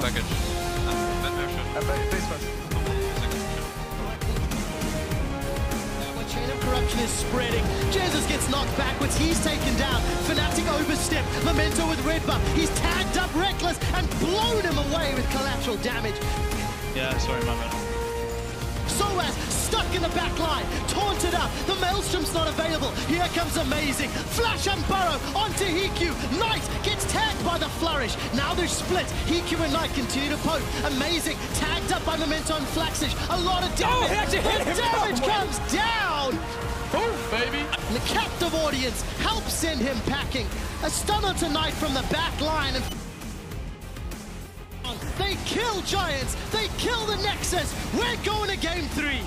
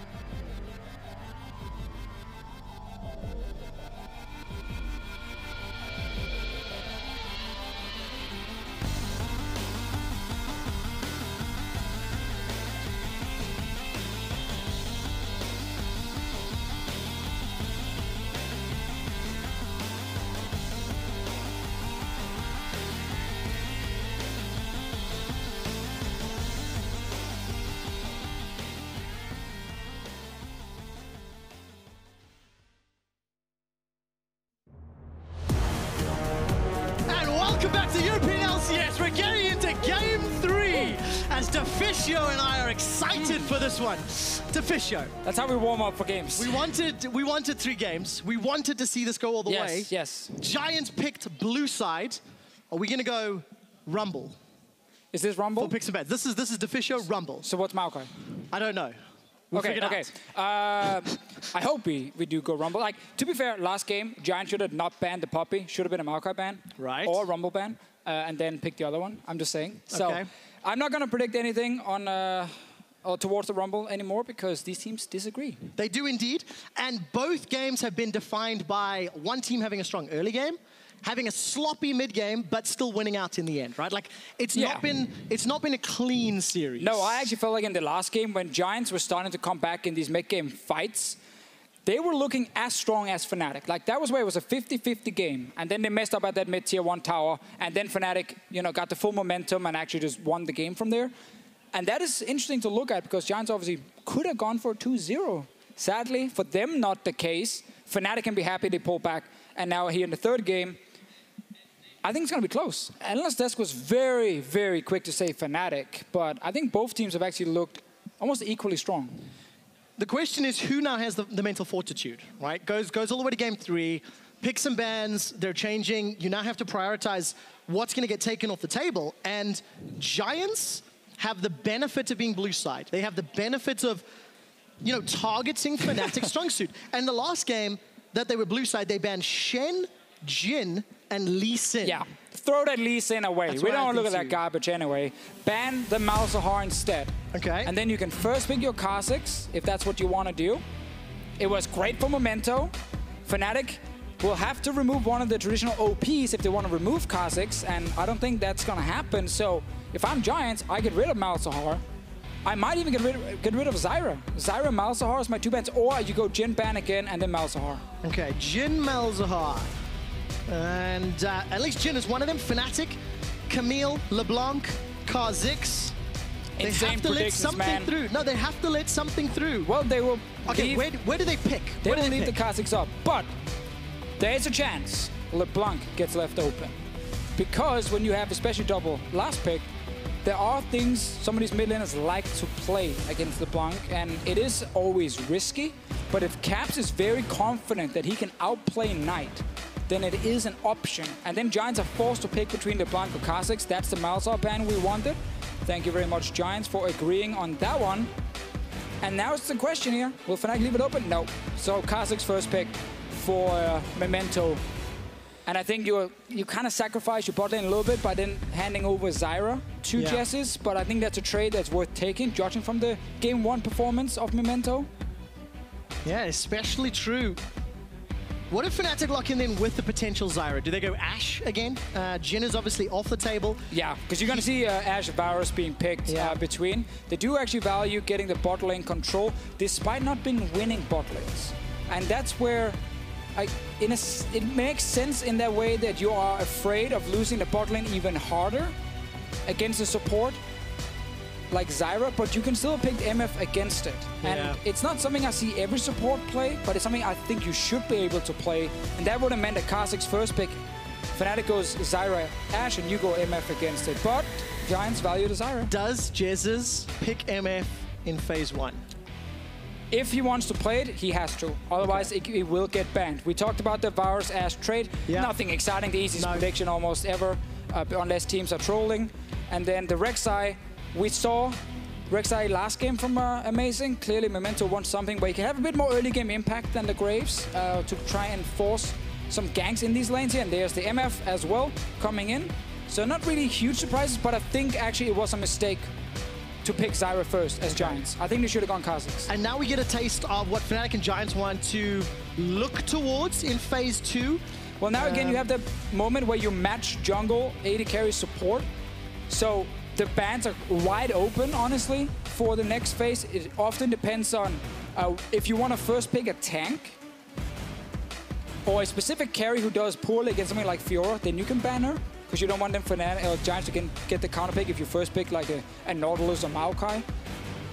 But I don't think that necessarily is a must. Like, it's wide open, honestly. And what does Fnatic lock in? They will get first pick in phase 2. And then they can counter pick with their last. I think Do they they wanted look for a safe Syndra. tank? They definitely wanted Syndra, like we saw in the first one. Ryze is still up here. It was a pick they valued very high last week. They blind picked it multiple times, and it's still a fine blind pick to take here. We know Knight has eyes on the Corki. Yeah. Can definitely take that matchup as a Ryze for sure. There's still that option. I wondered in the first game where Fnatic saved the mid lane pick for last pick. And they're actually doing it now, so I quite like this adaptation because you have this mid lane matchup that Caps has been doing really well in, and now it might give him a big advantage. And Deficio, it is standard. It's very standard. It is what is expected This on is the the current most patch. standard pick and ban phase so far. It worked for Fnatic in game number 2. Fnatic tried some shenanigans in game number 1, and you could argue that's what cost them. And now Giants can match tank for tank if they want to. Seems like they actually want to go for the carry top instead. Shenanigans are plenty. They need some AP damage mid now. And on the player cams, Flaxish actually cracks his knuckles. So what do you want to blind pick here? Do you want to blind pick the Corki because Katarina is banned? Corki can still get destroyed by something like Orianna in the mid lane, so that is obviously risky. There is actually no super safe mid lane pick here. Talia could be another one. Glad I got to say that one in time. I think she can handle most lanes. Just to go even at least, and then try and impact other lanes. So I think that makes a lot of sense. I mean, if they go top to help Flaxish and Memento wants to show his face as well, there is so much utility and damage to bring it to the party. How do Fnatic answer what is a very strong global presence from that Rek'Sai and Talia? We might just go full focus on team fights from Fnatic. They do get a bit of split push with the Ryze, obviously. Can add a lot of value in the side lane, but also it's that pick we highlighted before that Caps was playing so much in week 1. He's a great Ryze player. And while Talia is something some players pick against the Ryze, it's not to kill the Ryze, it's just to go even and then snowball sides. Yeah, impact the side lane, something that Knight has done in the past. Earlier today, Crepo actually broke down some of Caps' Ryze play, and let's see what he can bring to the table against Knight. Playmaking potential. Caps has had Knight's number in the laning phase both previous games. That was a Syndra into Corki matchup. It is somewhat expected. This time round, it should be a little more tough. It should be. Yeah, I definitely think Fnatic's bottom lane will have an advantage here based on players and the two champs there with the MF against Zyra. It's not like you're going to destroy Zyra or anything. It's very much like a skill matchup, but I think Fnatic's bottom have been stronger. Yeah. And then we're just looking at early game from Memento. Elawi, we know she will outskill the side lane, in the side lane as a split pusher against Maokai, but she's so much weaker in team fights. Yes. So you have to get her going fast. Because Ryze will also scale into an absolute monster. At the end of the day, Giants don't really want a team fight. They want a skirmish, right? They want to split. With the Rek'Sai, with the Talia. Use globals, Rek'Sai global, Talia global. Like, they want to split the map up and then catch Fnatic. Fnatic want to go as a 5-man unit and smack right into them. 2-on-2s, 3-on-3s. That's what Giants are looking for in game number 1. They managed to get an advantage. They managed to play that 4-1 relatively well. Sure. Some sloppy calls, some sloppy mistakes. And now we get to see who can play at their best when the series is on the line. It is game 3. Yeah. There is no more room for mistakes. It's Giants versus Fnatic in the spring split here in the European LCS. Woo! I agree. Yeah, thanks, dude. Clap, clap, clap, clap. Thank you for that one. I'm glad there's one guy in the audience. Yes. Something you talked about much earlier, Trevor, that you told me we should talk more about, and then you actually forgot it in the last game, is expectations, especially on Fnatic, for them to become like one of these top teams in Europe. Again, obviously. Losing to Giants in a BU3 series early on in the split can really hurt the team in that case here, and we're kind of expecting them to be just under G2. Yeah. And there's kind of Misfits and Fnatic fighting each other, but I think Giants are joining the race here, which is something most people probably didn't expect. I'll tell you what, it's going to be hyping up the Fnatic versus Misfits matchup. Oh, yeah. When we get closer to that one. But for now, Fnatic have set their sights on game 3 on their first series win. Both Giants and Fnatic lost in week 1. It was a day of losers all day until the end. And now we get to see who's going to come out an advantage. Deficio, you touched on you feel Reckless and Jezzes should have the advantage in this bottom lane. Caps has had the advantage of a Knight in a favorable matchup for the first 2 games, and in theory, Flaxus should eventually have the advantage of a Soaz. Yeah, I mean, Ilawi is very strong early on in the lane. just in terms of push. But then, yeah, later she can actually kill the Maokai on like 2 or 3 items. But we have to look at the junglers mainly. I think they've actually been the most important guys if we look at the first 20 minutes of both game 1 and 2. One in favor of Memento and one in favor of Amazing, and where they were putting their pressure. The Kha'Zix pick was something I talked a lot about in game 1, about how you want to farm mainly. Your ganks are not as effective as certain other junglers. Good guy Kobe did ping and make sure to highlight that he can actually gank properly if you have CC to set him up. And that is very, very true. So you have a Maokai top lane, you have a Rune Prison mid lane. It's very easy to then jump in and get some damage onto these squishies, like Illaoi is in the early game, and Taliyah, of course. A lot of damage to work with. And I guess now the pressure is really on Amazing to make a more proactive play early, right? Because you know Memento's going to get tankier, you know he's going to have an impact in the late game, and Memento played that Rek'Sai last week in one of the games that he was able to win against Misfits. And let's see what sort of impact Amazing can pull to the table. 10 CS to 4, clearing out the camps. Blue has been started, and Deficio. Dragon #1 is Infernal. No. That's going to spice things up a bit. What does it even do? I don't know anymore. I guess it's something to do with fire. Yeah, not really, actually. Okay, yeah. So you're kind of wrong there. All right, fair enough. But I'll take that. It is obviously our favorite. I'm glad we still talk about it. A year later, it's still something we can talk about. It is impactful in that it sweetens the pot around making a play around bot lane. Is it going to be the deciding factor? No, likely not. But if you get an advantageous push, if you get a good gank, you can extend that lead even further with a very good Dragon. So let's look at where the junglers can gank. If you are Amazing, we highlighted the 2 solo laners for obviously multiple reasons. There's CC to set it up. Very easy to get isolation damage as well when it's just a single guy sitting in that lane. Memento's on the Raptor camp. Amazing finds him. They have to share some of them. Obviously, the small ones give the most XP now, so Amazing can be okay happy keeping some of those alive. Unless you are a jungler, actually, I want to just quickly add that one in, because when you have the jungle item, you actually get more XP, because you get the bonus from the big one.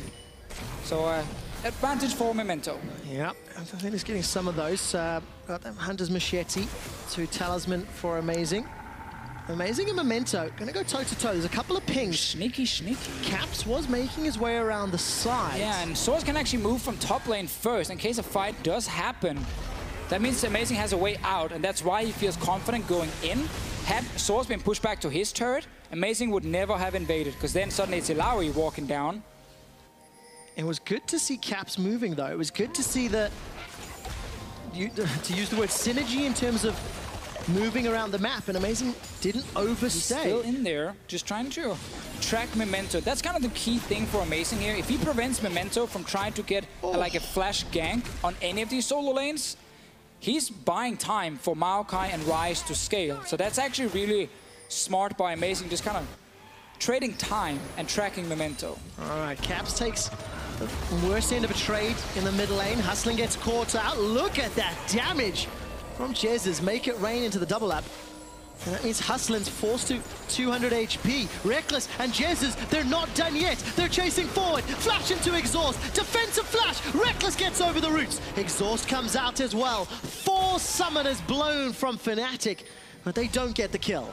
Oh, that was very aggressive by Fnatic's bottom lane. No flash used by Hustling. Only one actually saving that one. It suddenly opens up for the junglers to look bottom lane, especially Memento on this Rek'Sai.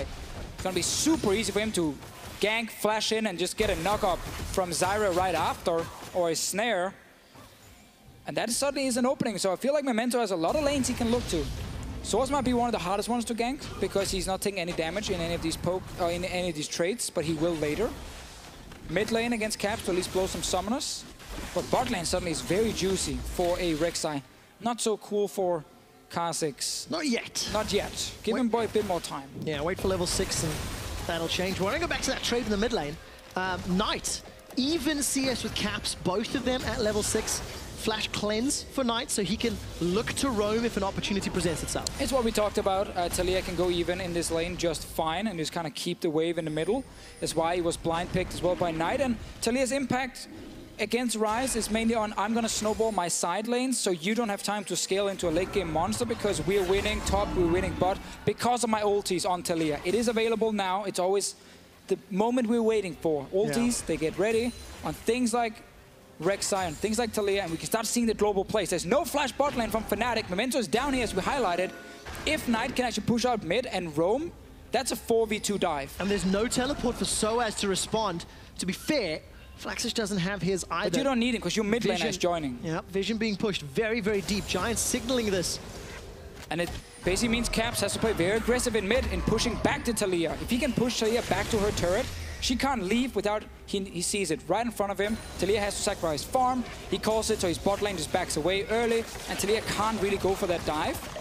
In a perfect world, that is what should be happening. Let's see whether or not Fnatic can keep that up.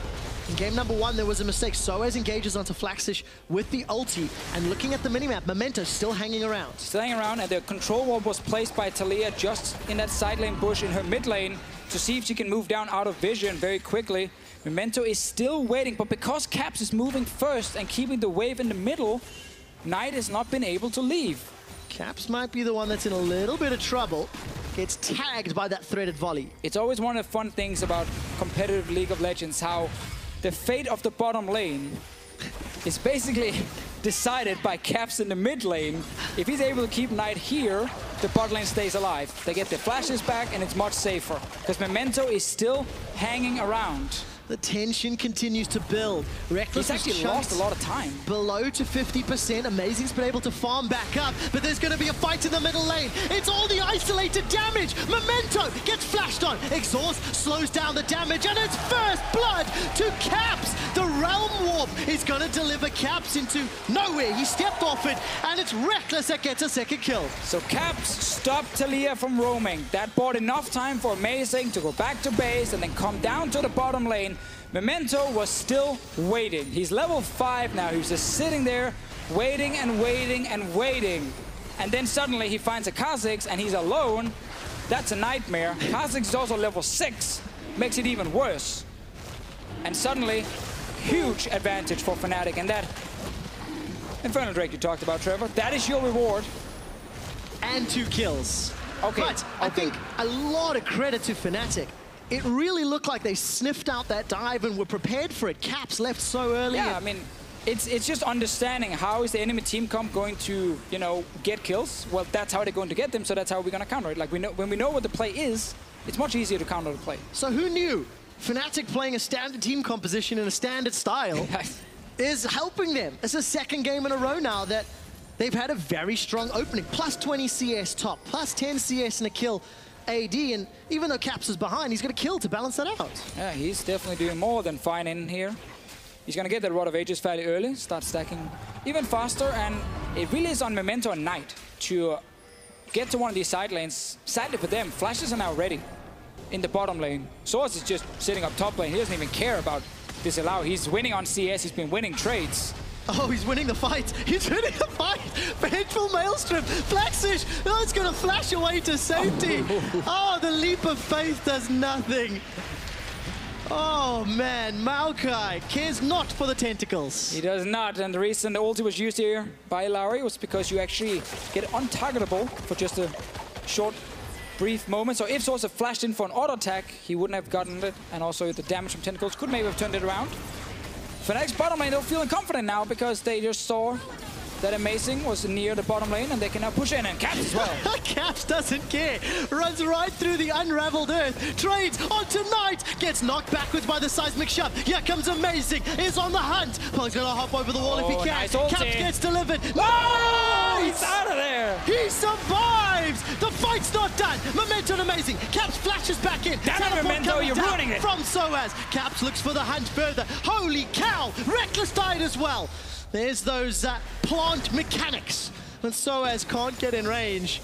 And this time round, Amazing and Caps, they looked better on that dive. What a nice ulti by Caps, by the way, with the flash from Knight over the wall. And also the Rise being like, I don't care about your damage. You have like a Negatron cloak. You deal nothing. Tank the whole thing, take the trade, almost set up the dive. We want to see how Reckless died bot lane, because that was just pure 2v2. Hold that thought, because Flaxish is getting jumped on. There's no flash this time round. No ultimate either. Soaz decides against the tower dive. Those tentacle smashes and harsh lessons, keeping it going.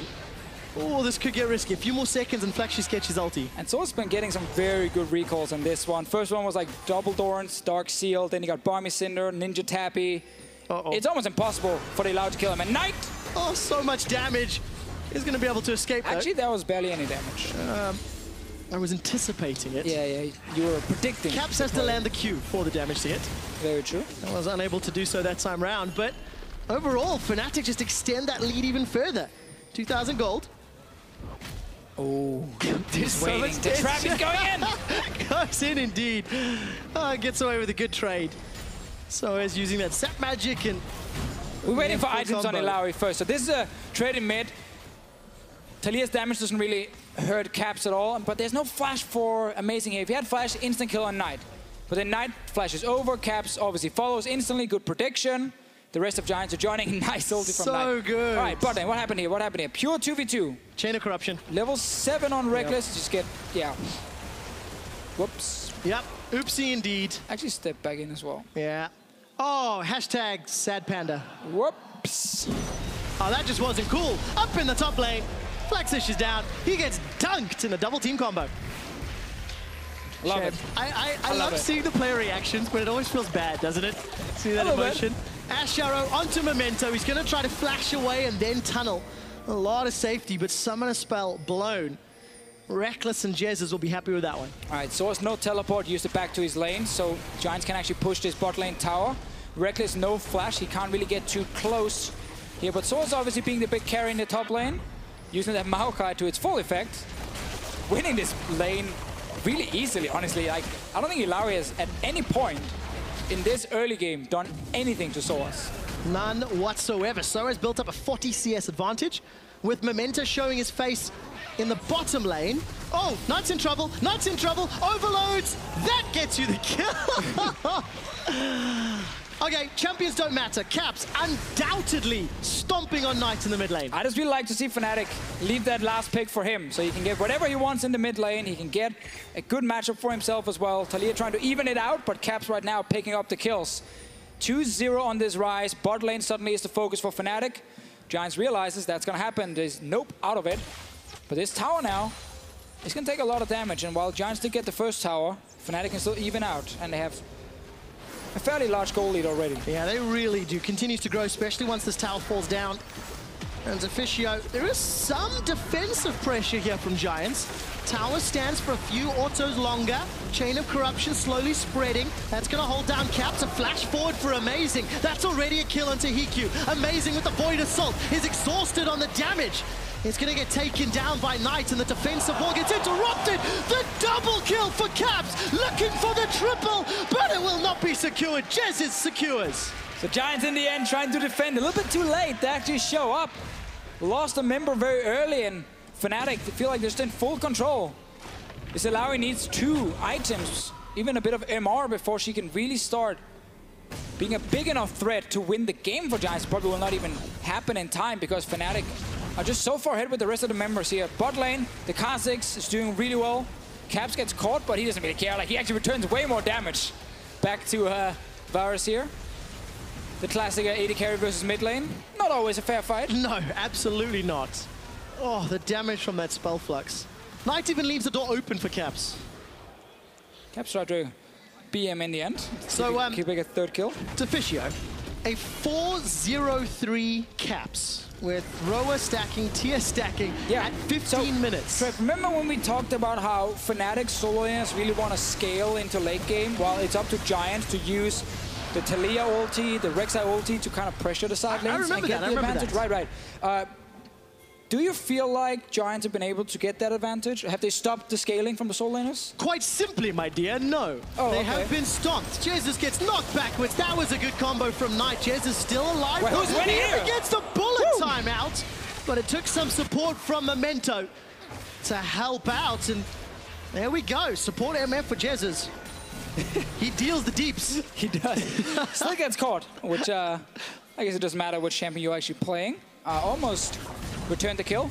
Giants are looking for some of these random picks here to get a small numbers advantage to try and see if they can get some damage on top and mid tower. Ideally, they can try and go top lane and maybe punish Source and kind of snowball this Illaoi a little bit. But whenever they go top, it should be spotted, and Fnatic should be able to do something in return. So it's official. Look at your minimap. Fnatic's coming up with that Realm Warp available. Ash Arrow is also available for Reckless. I'm waiting to see which direction it goes. Caps has already jumped into the fight, will not be needed. Really easy 2-on-1.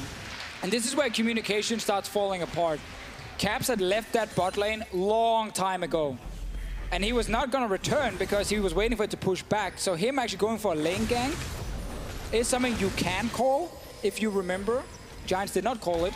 Ilawi got caught. Get punished for it. And Caps is fed as beat. And this is what expectations were for the series, game 2 and 3. When Fnatic play the meta, when they make use of their superstar mid laner, despite the fact he's a rookie, skill showing through, and he's clearly had an advantage overnight. Reckless gets caught down, heal and flash is still available, throws down the flash to get away. That means he's going to be a juicy target if he presents himself.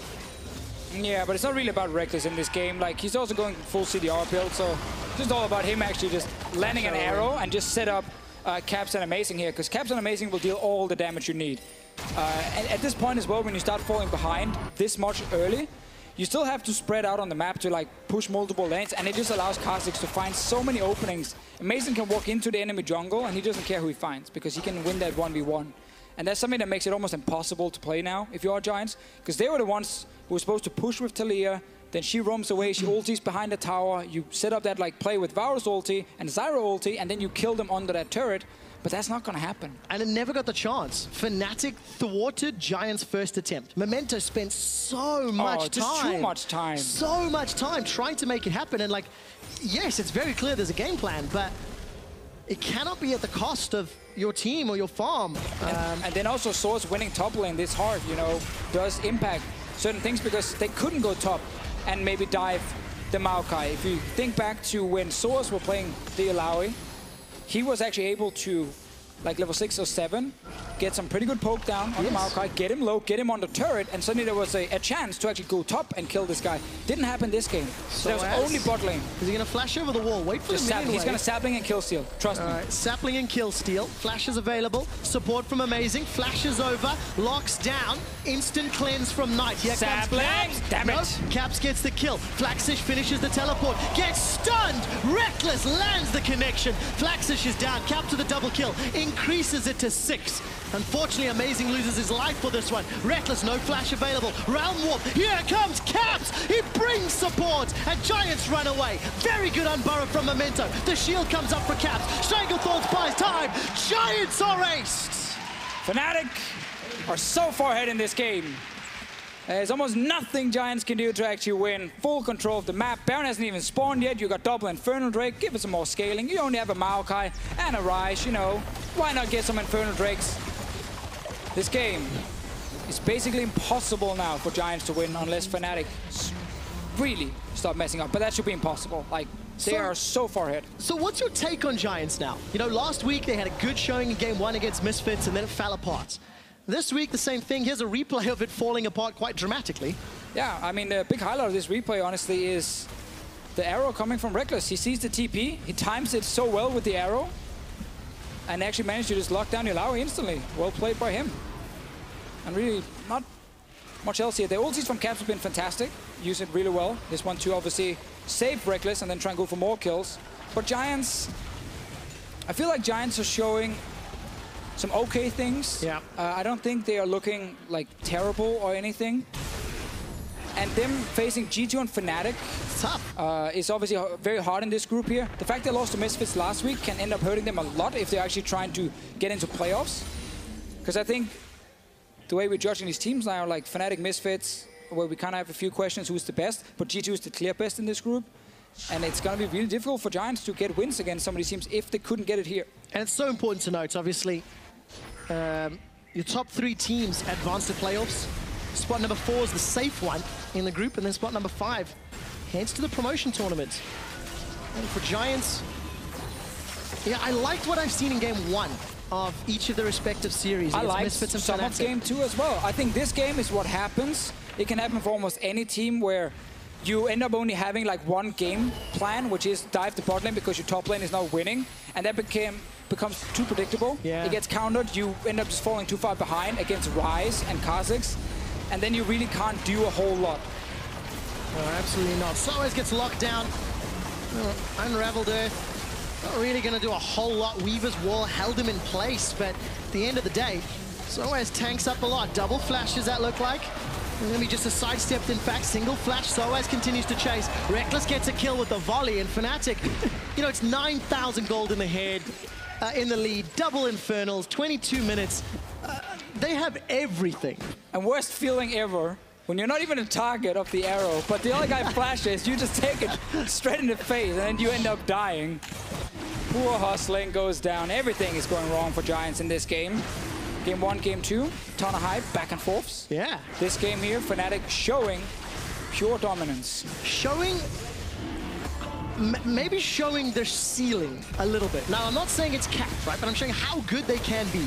Understanding the comps, understanding their enemies, playing appropriately, and they've just snowballed phenomenally well. And I really also want to go back to the draft and this first pick, Zyra. Yes, they got a kill in the bottom lane, but when MF is available, Kha'Zix, in my opinion, just has more value as a first pick.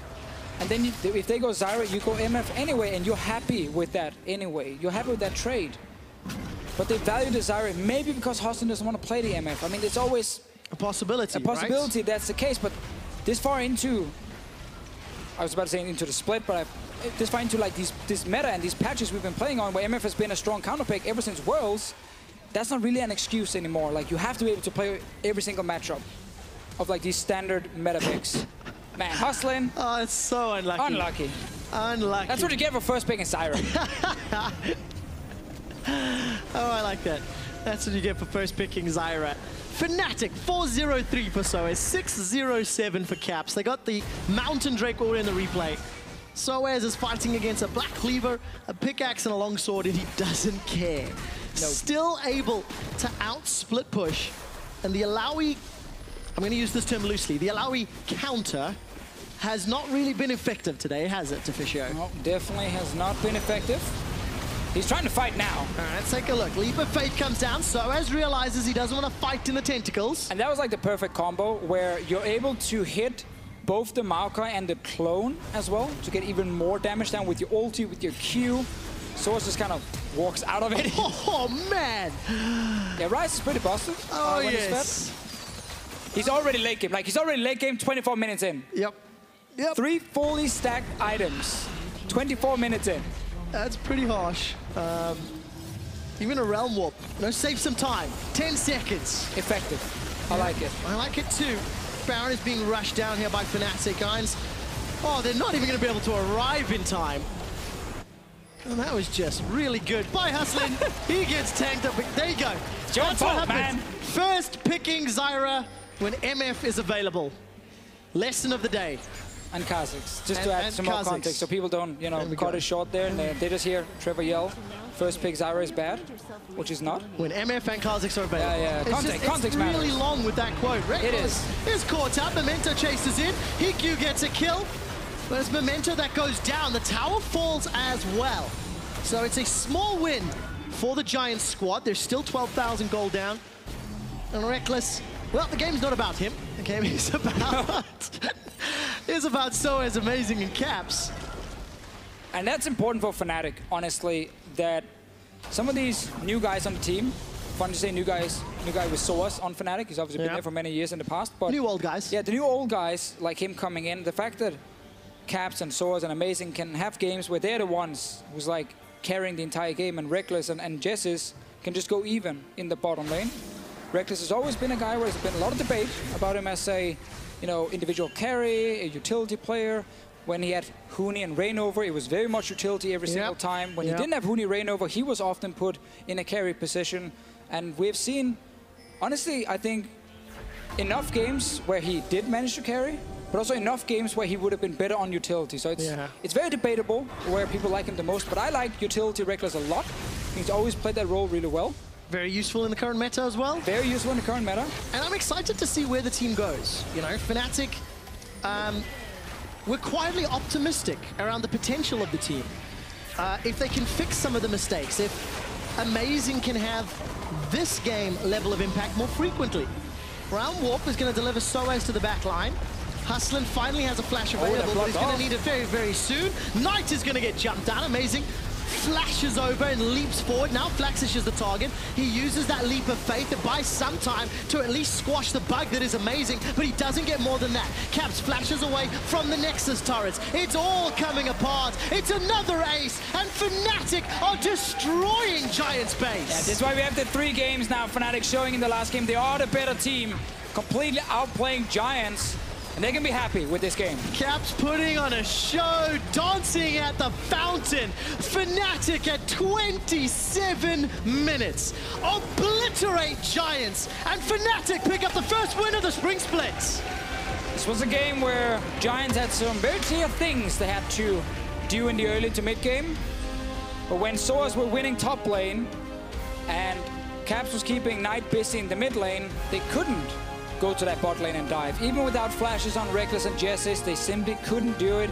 Memento waited and waited and waited. Suddenly, Kha'Zix level 6 shows up, he dies, they lose Infernal Drake. Yeah. Everything just went downhill from there, and Fnatic snowballed the game really well. Strength and weaknesses of we can hear the players talk teams.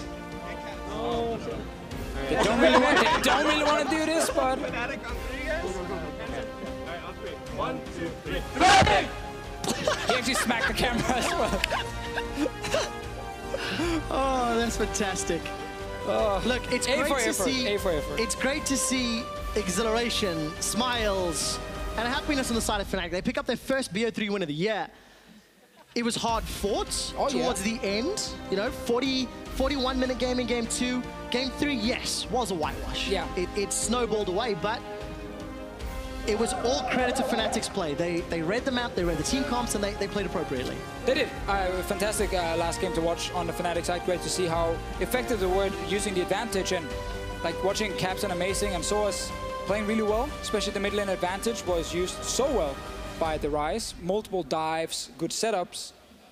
Were you surprised at just how heavily Caps won all 3 laning phases this game? Not really. I think the Syndra into Corki was expected. He had the early advantage. Yeah. Last game here, it was even. It was even until the plays happened where Memento got caught. Caps picked up a kill from that as well. Had a nice recall, came back to lane, and then there was the gank from Amazing that set Knight even further behind. So I think it was some good lanes from Caps, and I think he's showing like why Fnatic trusts him so much, even when he's so young. I've been like that. Like the thing everyone praises him for in Europe, the mid laners especially, is like his laning phase, not just his mechanics in the laning phase, but his understanding of how to play the matchups is like at a really, really high level, and that is as important. Like your mechanics is only one thing. If you don't know how to perfectly play the matchup, your mechanics doesn't really matter. Yes, it is really important. We're going to see more and more of Caps as the split rolls out. And, you know, game 3 this series, the counter pick for Fnatic, I say counter, but leaving the option to counter pick open, it proved incredibly successful. You know, the fact that he could have those impacts with the ultimate, the fact that he had the ability to snowball when given a chance. We didn't see that in game 1. We saw the counter pick for Soaz, the Alawi into the Maokai. Would you like to see more of this last rotation mid pick for Fnatic? Yeah, I think if there's not like the Syndra open that he felt confident blind picking, definitely I want to see Caps get the last pick. Katarina was banned in this one. It's still one I'm really hoping to see from him. And that's, again, if you have a mid laner who can really play this champion well, we have seen what Faker can do on it. Obviously, it shows like how insanely strong the champion can be. Yep.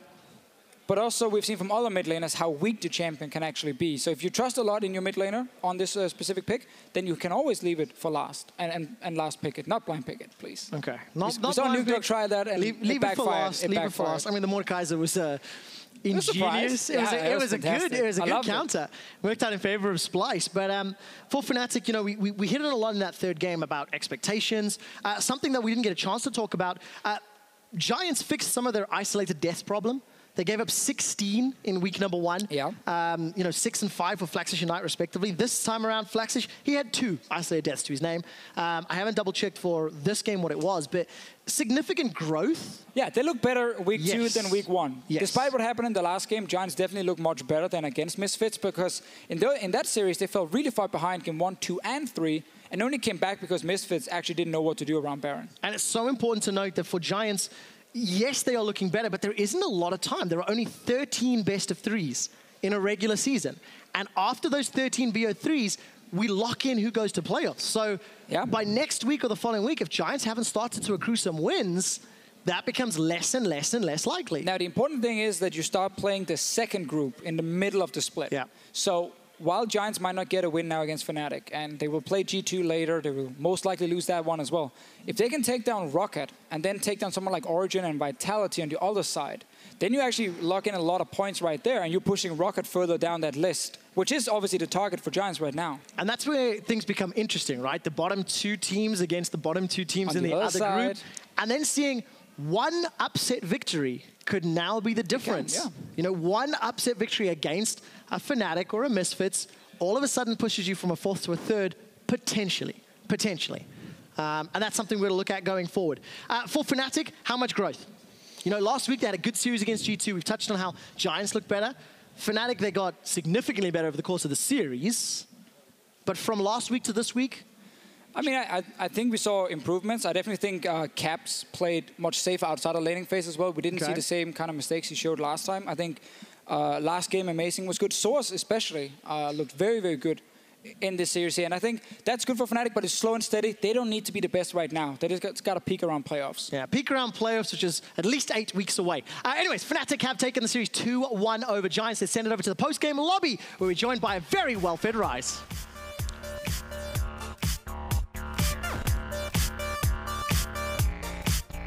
Thank you so much, guys. Great cast on the day. And welcome, everybody, to the post-game lobby, joined by Crepo, as well as the victorious Fnatic members, Jesses and Caps. Welcome, gentlemen. Congratulations. But the first thing I want to ask you is, after that loss versus G2 and you guys being very vocal on social media about how you're going to absolutely take this series home, are you happy with the way the whole series went in the end, Caps? I mean, I can honestly say that after the first game, I was kind of sad because it was a really tough game for us to play, at least, and we had some communication issues, which I didn't feel that much in, against G2, but they actually started showing against Giants. But after the first game, we talked about it and we managed to fix it. Jesses? Yeah, I think the first game was just sort of, we all had to get used to playing, or like, because we've been working a lot on our communication and stuff like this, so I think everyone were stressing a little bit and maybe playing a bit too fast early game, and we just didn't really stick to our game plan coming into the game. And then, yeah, of course, we didn't really meet up to our expectations because we expected just to really fast 2-0. In my opinion, game 1 was kind of a tricky comp to play. Game 2 and 3 seemed like easier, very meta composition. I mean, it helps when you have Maokai in top lane too. Just in terms of like game flow as well, did that help you guys' communication? It's really nice to have SOAS and something that can roam a lot, or like communicate more in terms of TP and stuff like this, because on Alawi, he just wants to pressure his side lane and like do well and want us to play around him, sort of. And it's not something we've been practicing that much. We've been practicing a lot of the meta stuff, and yeah, I think that also made us change up the draft a little bit after first game. Right, and then the next 2 games, you guys won quite handily. You wanted to take a look at the last game specifically, a move in the bottom lane with Jesses? Yeah, I basically just saw the trade because like you guys were playing really well CS-wise, already up like I think 5 or 6 very early. But then we saw a good trade coming out early where Hustlin oversteps. But then it seems like there's still a bit of communication issue in kind of the chase. I don't really care the fact that 2 flashes were used. I was just wondering, is this still something you guys are working on, or was this heat of the moment, or what went through your head right there? I think because all 3 games, this was the 3rd game, so all 3 games they were playing super passive, and they were really scared of even trading with us at any times. They were just playing Varus and just max range, farming with Q, and just avoiding us at all times. And we were like getting pretty impatient because even at that time we had to sort of drag back the wave because our jungler went topside, so we just played safe. And then we saw an opportunity. I don't know if we saw Rex or something, but they were really overstepping, and we were just like, okay, yeah, let's just go. And then we just called it, we just go. And I think it was fine until the moment where, I don't remember the exact play, but until Ashe flashed, I think. Yeah. It was a bit too much. And because you guys ended up being down with flashes after already winning the lane. Honestly, I think we were just a bit bored. Yeah. It was just, every lane was just really boring. Like, they were just farming. And do you think that's something that actually a lot of pro players need to get over? Like kind of the boredom of just passive lanes, and then I mean, I don't mind playing passive or like just farming or being like the lane that has to like play back because you're winning on the other side. But it's like if it's 3 games in a row, you know, enemy is only farming with Q max range. It's That's how we used to tell people back in the day. Oh yeah? Back in the day. Here we go. About the new blood though, Caps, were you bored in the middle lane? I mean, game 1 and 2 was kind of annoying to play, I think, because I felt like every time I made him like go somewhat low and I was ready for the solo kills, he would just recall. He would just drop a wave or something and just recall. Was it the right thing to do for him, you think? I mean, I would never recall like he did, but I think that's what I'm asking. I guess he felt threatened. He was afraid that he would end up giving a kill, so he just backed out.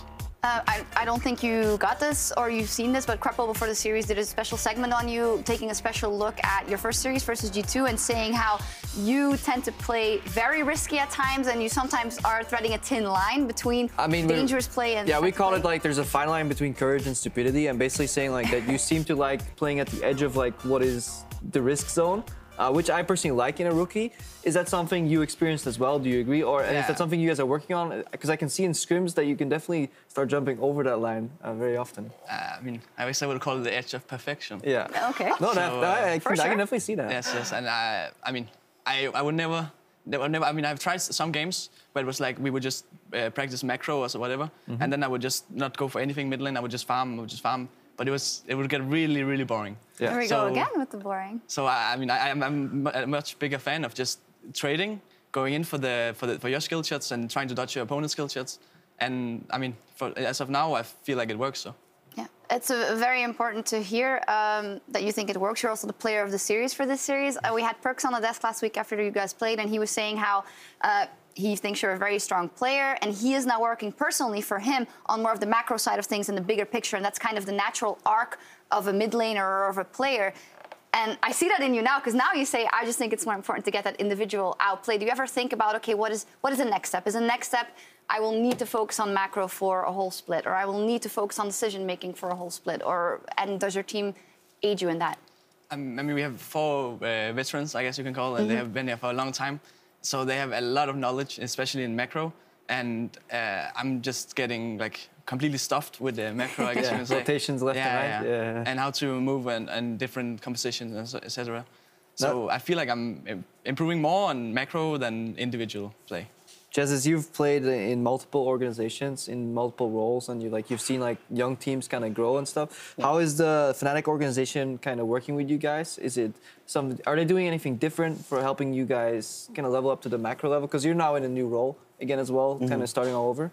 I think I was in one of the more cheap organizations in my past, like as a player, but I think when I was coaching in Immortals, I definitely felt like the higher tier life of staff taking care of everything for you, and now being a player at Fnatic, it's the exact same thing, if not better, and I'm getting everything that I want. Basically, we're all getting everything that we want from Fnatic's side of things, and everything's going really great so far with Fnatic.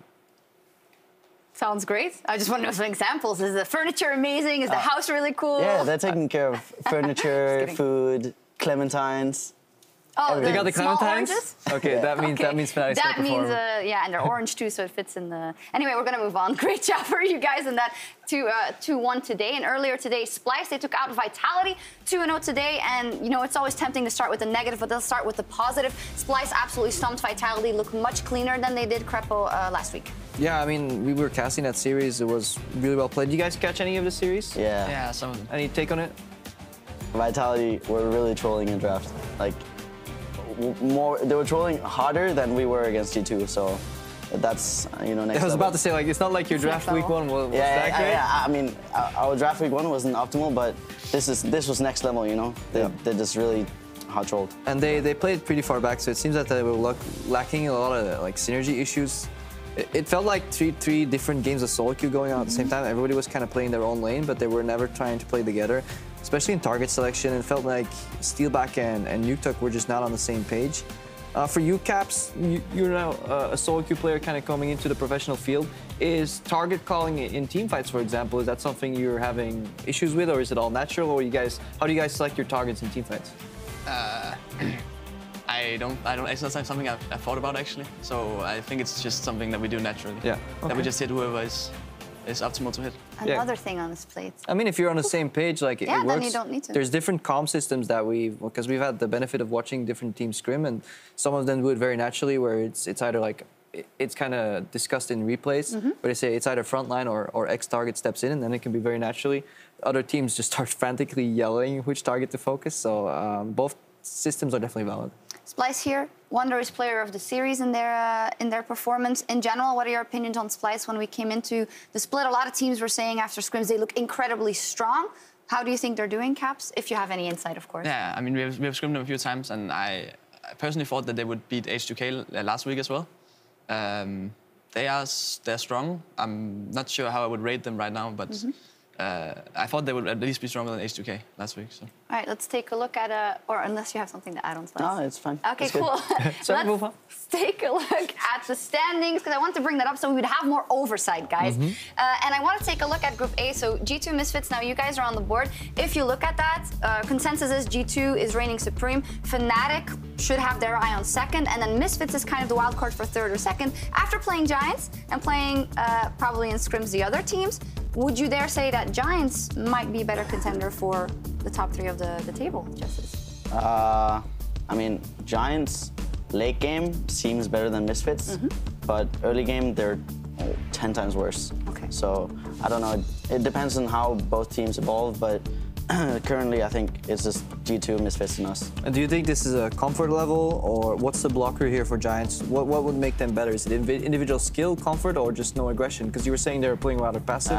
I think the reason why they were playing passive bot is not necessarily that they're passive, but I think they just sort of did the smart thing. Like they accepted that maybe they weren't the better bot lane, so they just sort of practiced, I guess, to like play the comp, like the poke comp, or like just scale and play defensively and just not die bot lane, and that was what they did, I guess.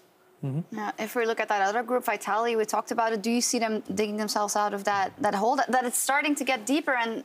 Yeah, I mean, it's all technically possible, right? But the problem is, Vitality, they're coming in at a level where I think you could come in maybe early 2016 and have that like kind of lacking of teamwork. Because teams now, they come in the split and they're like, yeah, we're working on things. But while you're working on these things, other people have already done them and they're working on the next step.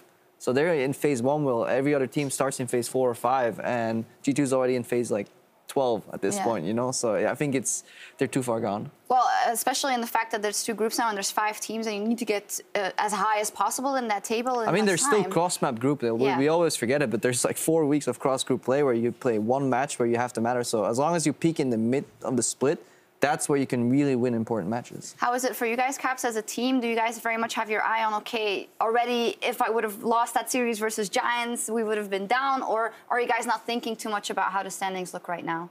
I mean, personally, I don't think that much about the standings. I hope that we would have won against G2, and I got kind of sad, I guess, after the first loss against Giant, especially because I was like, if we then drop the next game, then what will happen? Because I have really high expectation for our team, and like I thought we would already be standing, like being in the top, but if we had lost today, then it would have looked completely different, you know? Who's the voice of reason there after that first game, Justice? Who steps in there and puts you guys back on the right track? Is it the veterans? Yeah, I guess I think it's all of us, because I mean, yeah, like the veterans, and I think the staff is pretty good at it, and we have like a mental coach as well, and we're just sort of, I guess, all mature, and we've all been there, we've all faced defeat, so it's just natural, I guess, to step back up and play normally. Yeah, and you guys came back and you did it. Well, tomorrow we'll be continuing our coverage of the 2017 EULCS Spring Split. Let's take a look on our matches. We have our match of the week, the Unicorns of Love versus H2K,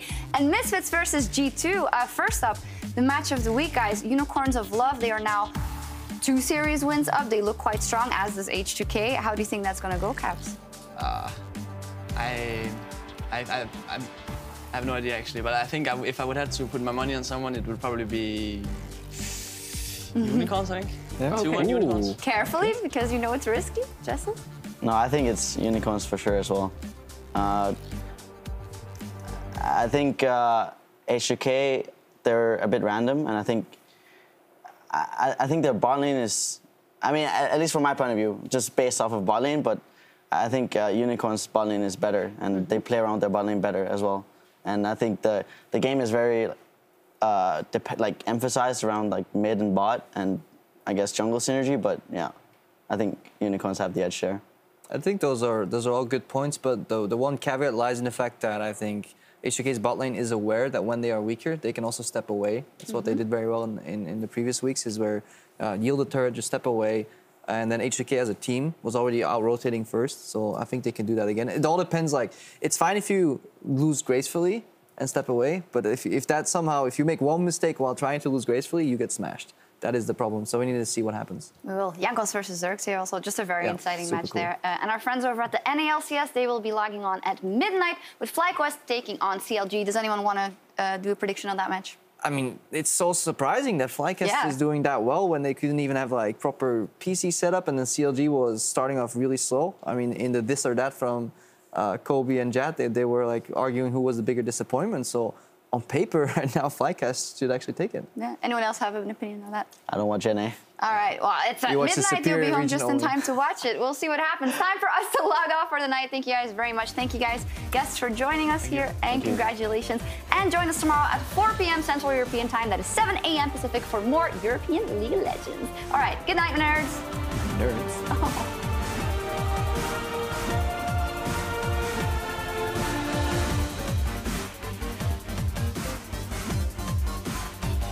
They pull him back in, however. He comes back in himself, I should say. And now he thinks he can take that fight. They're blocking it up. Kabashard's healthy. Trashy does not live through it. And first blood secured.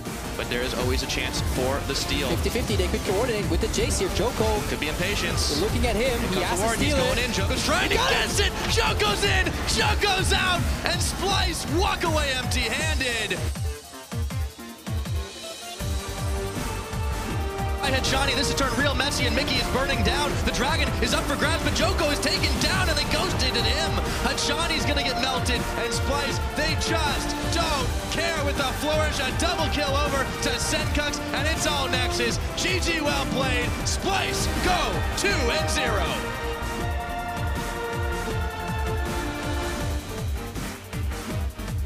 Reckless flashes away, Jesus goes down. So far it's a 1-for-1. Blackshish Memento, he jumps over, gets the reset, looking for Amazing, gets it, looking for another leap forward. Soaz looking to chase down Knight. Blast Cone hype as Knight jumps away.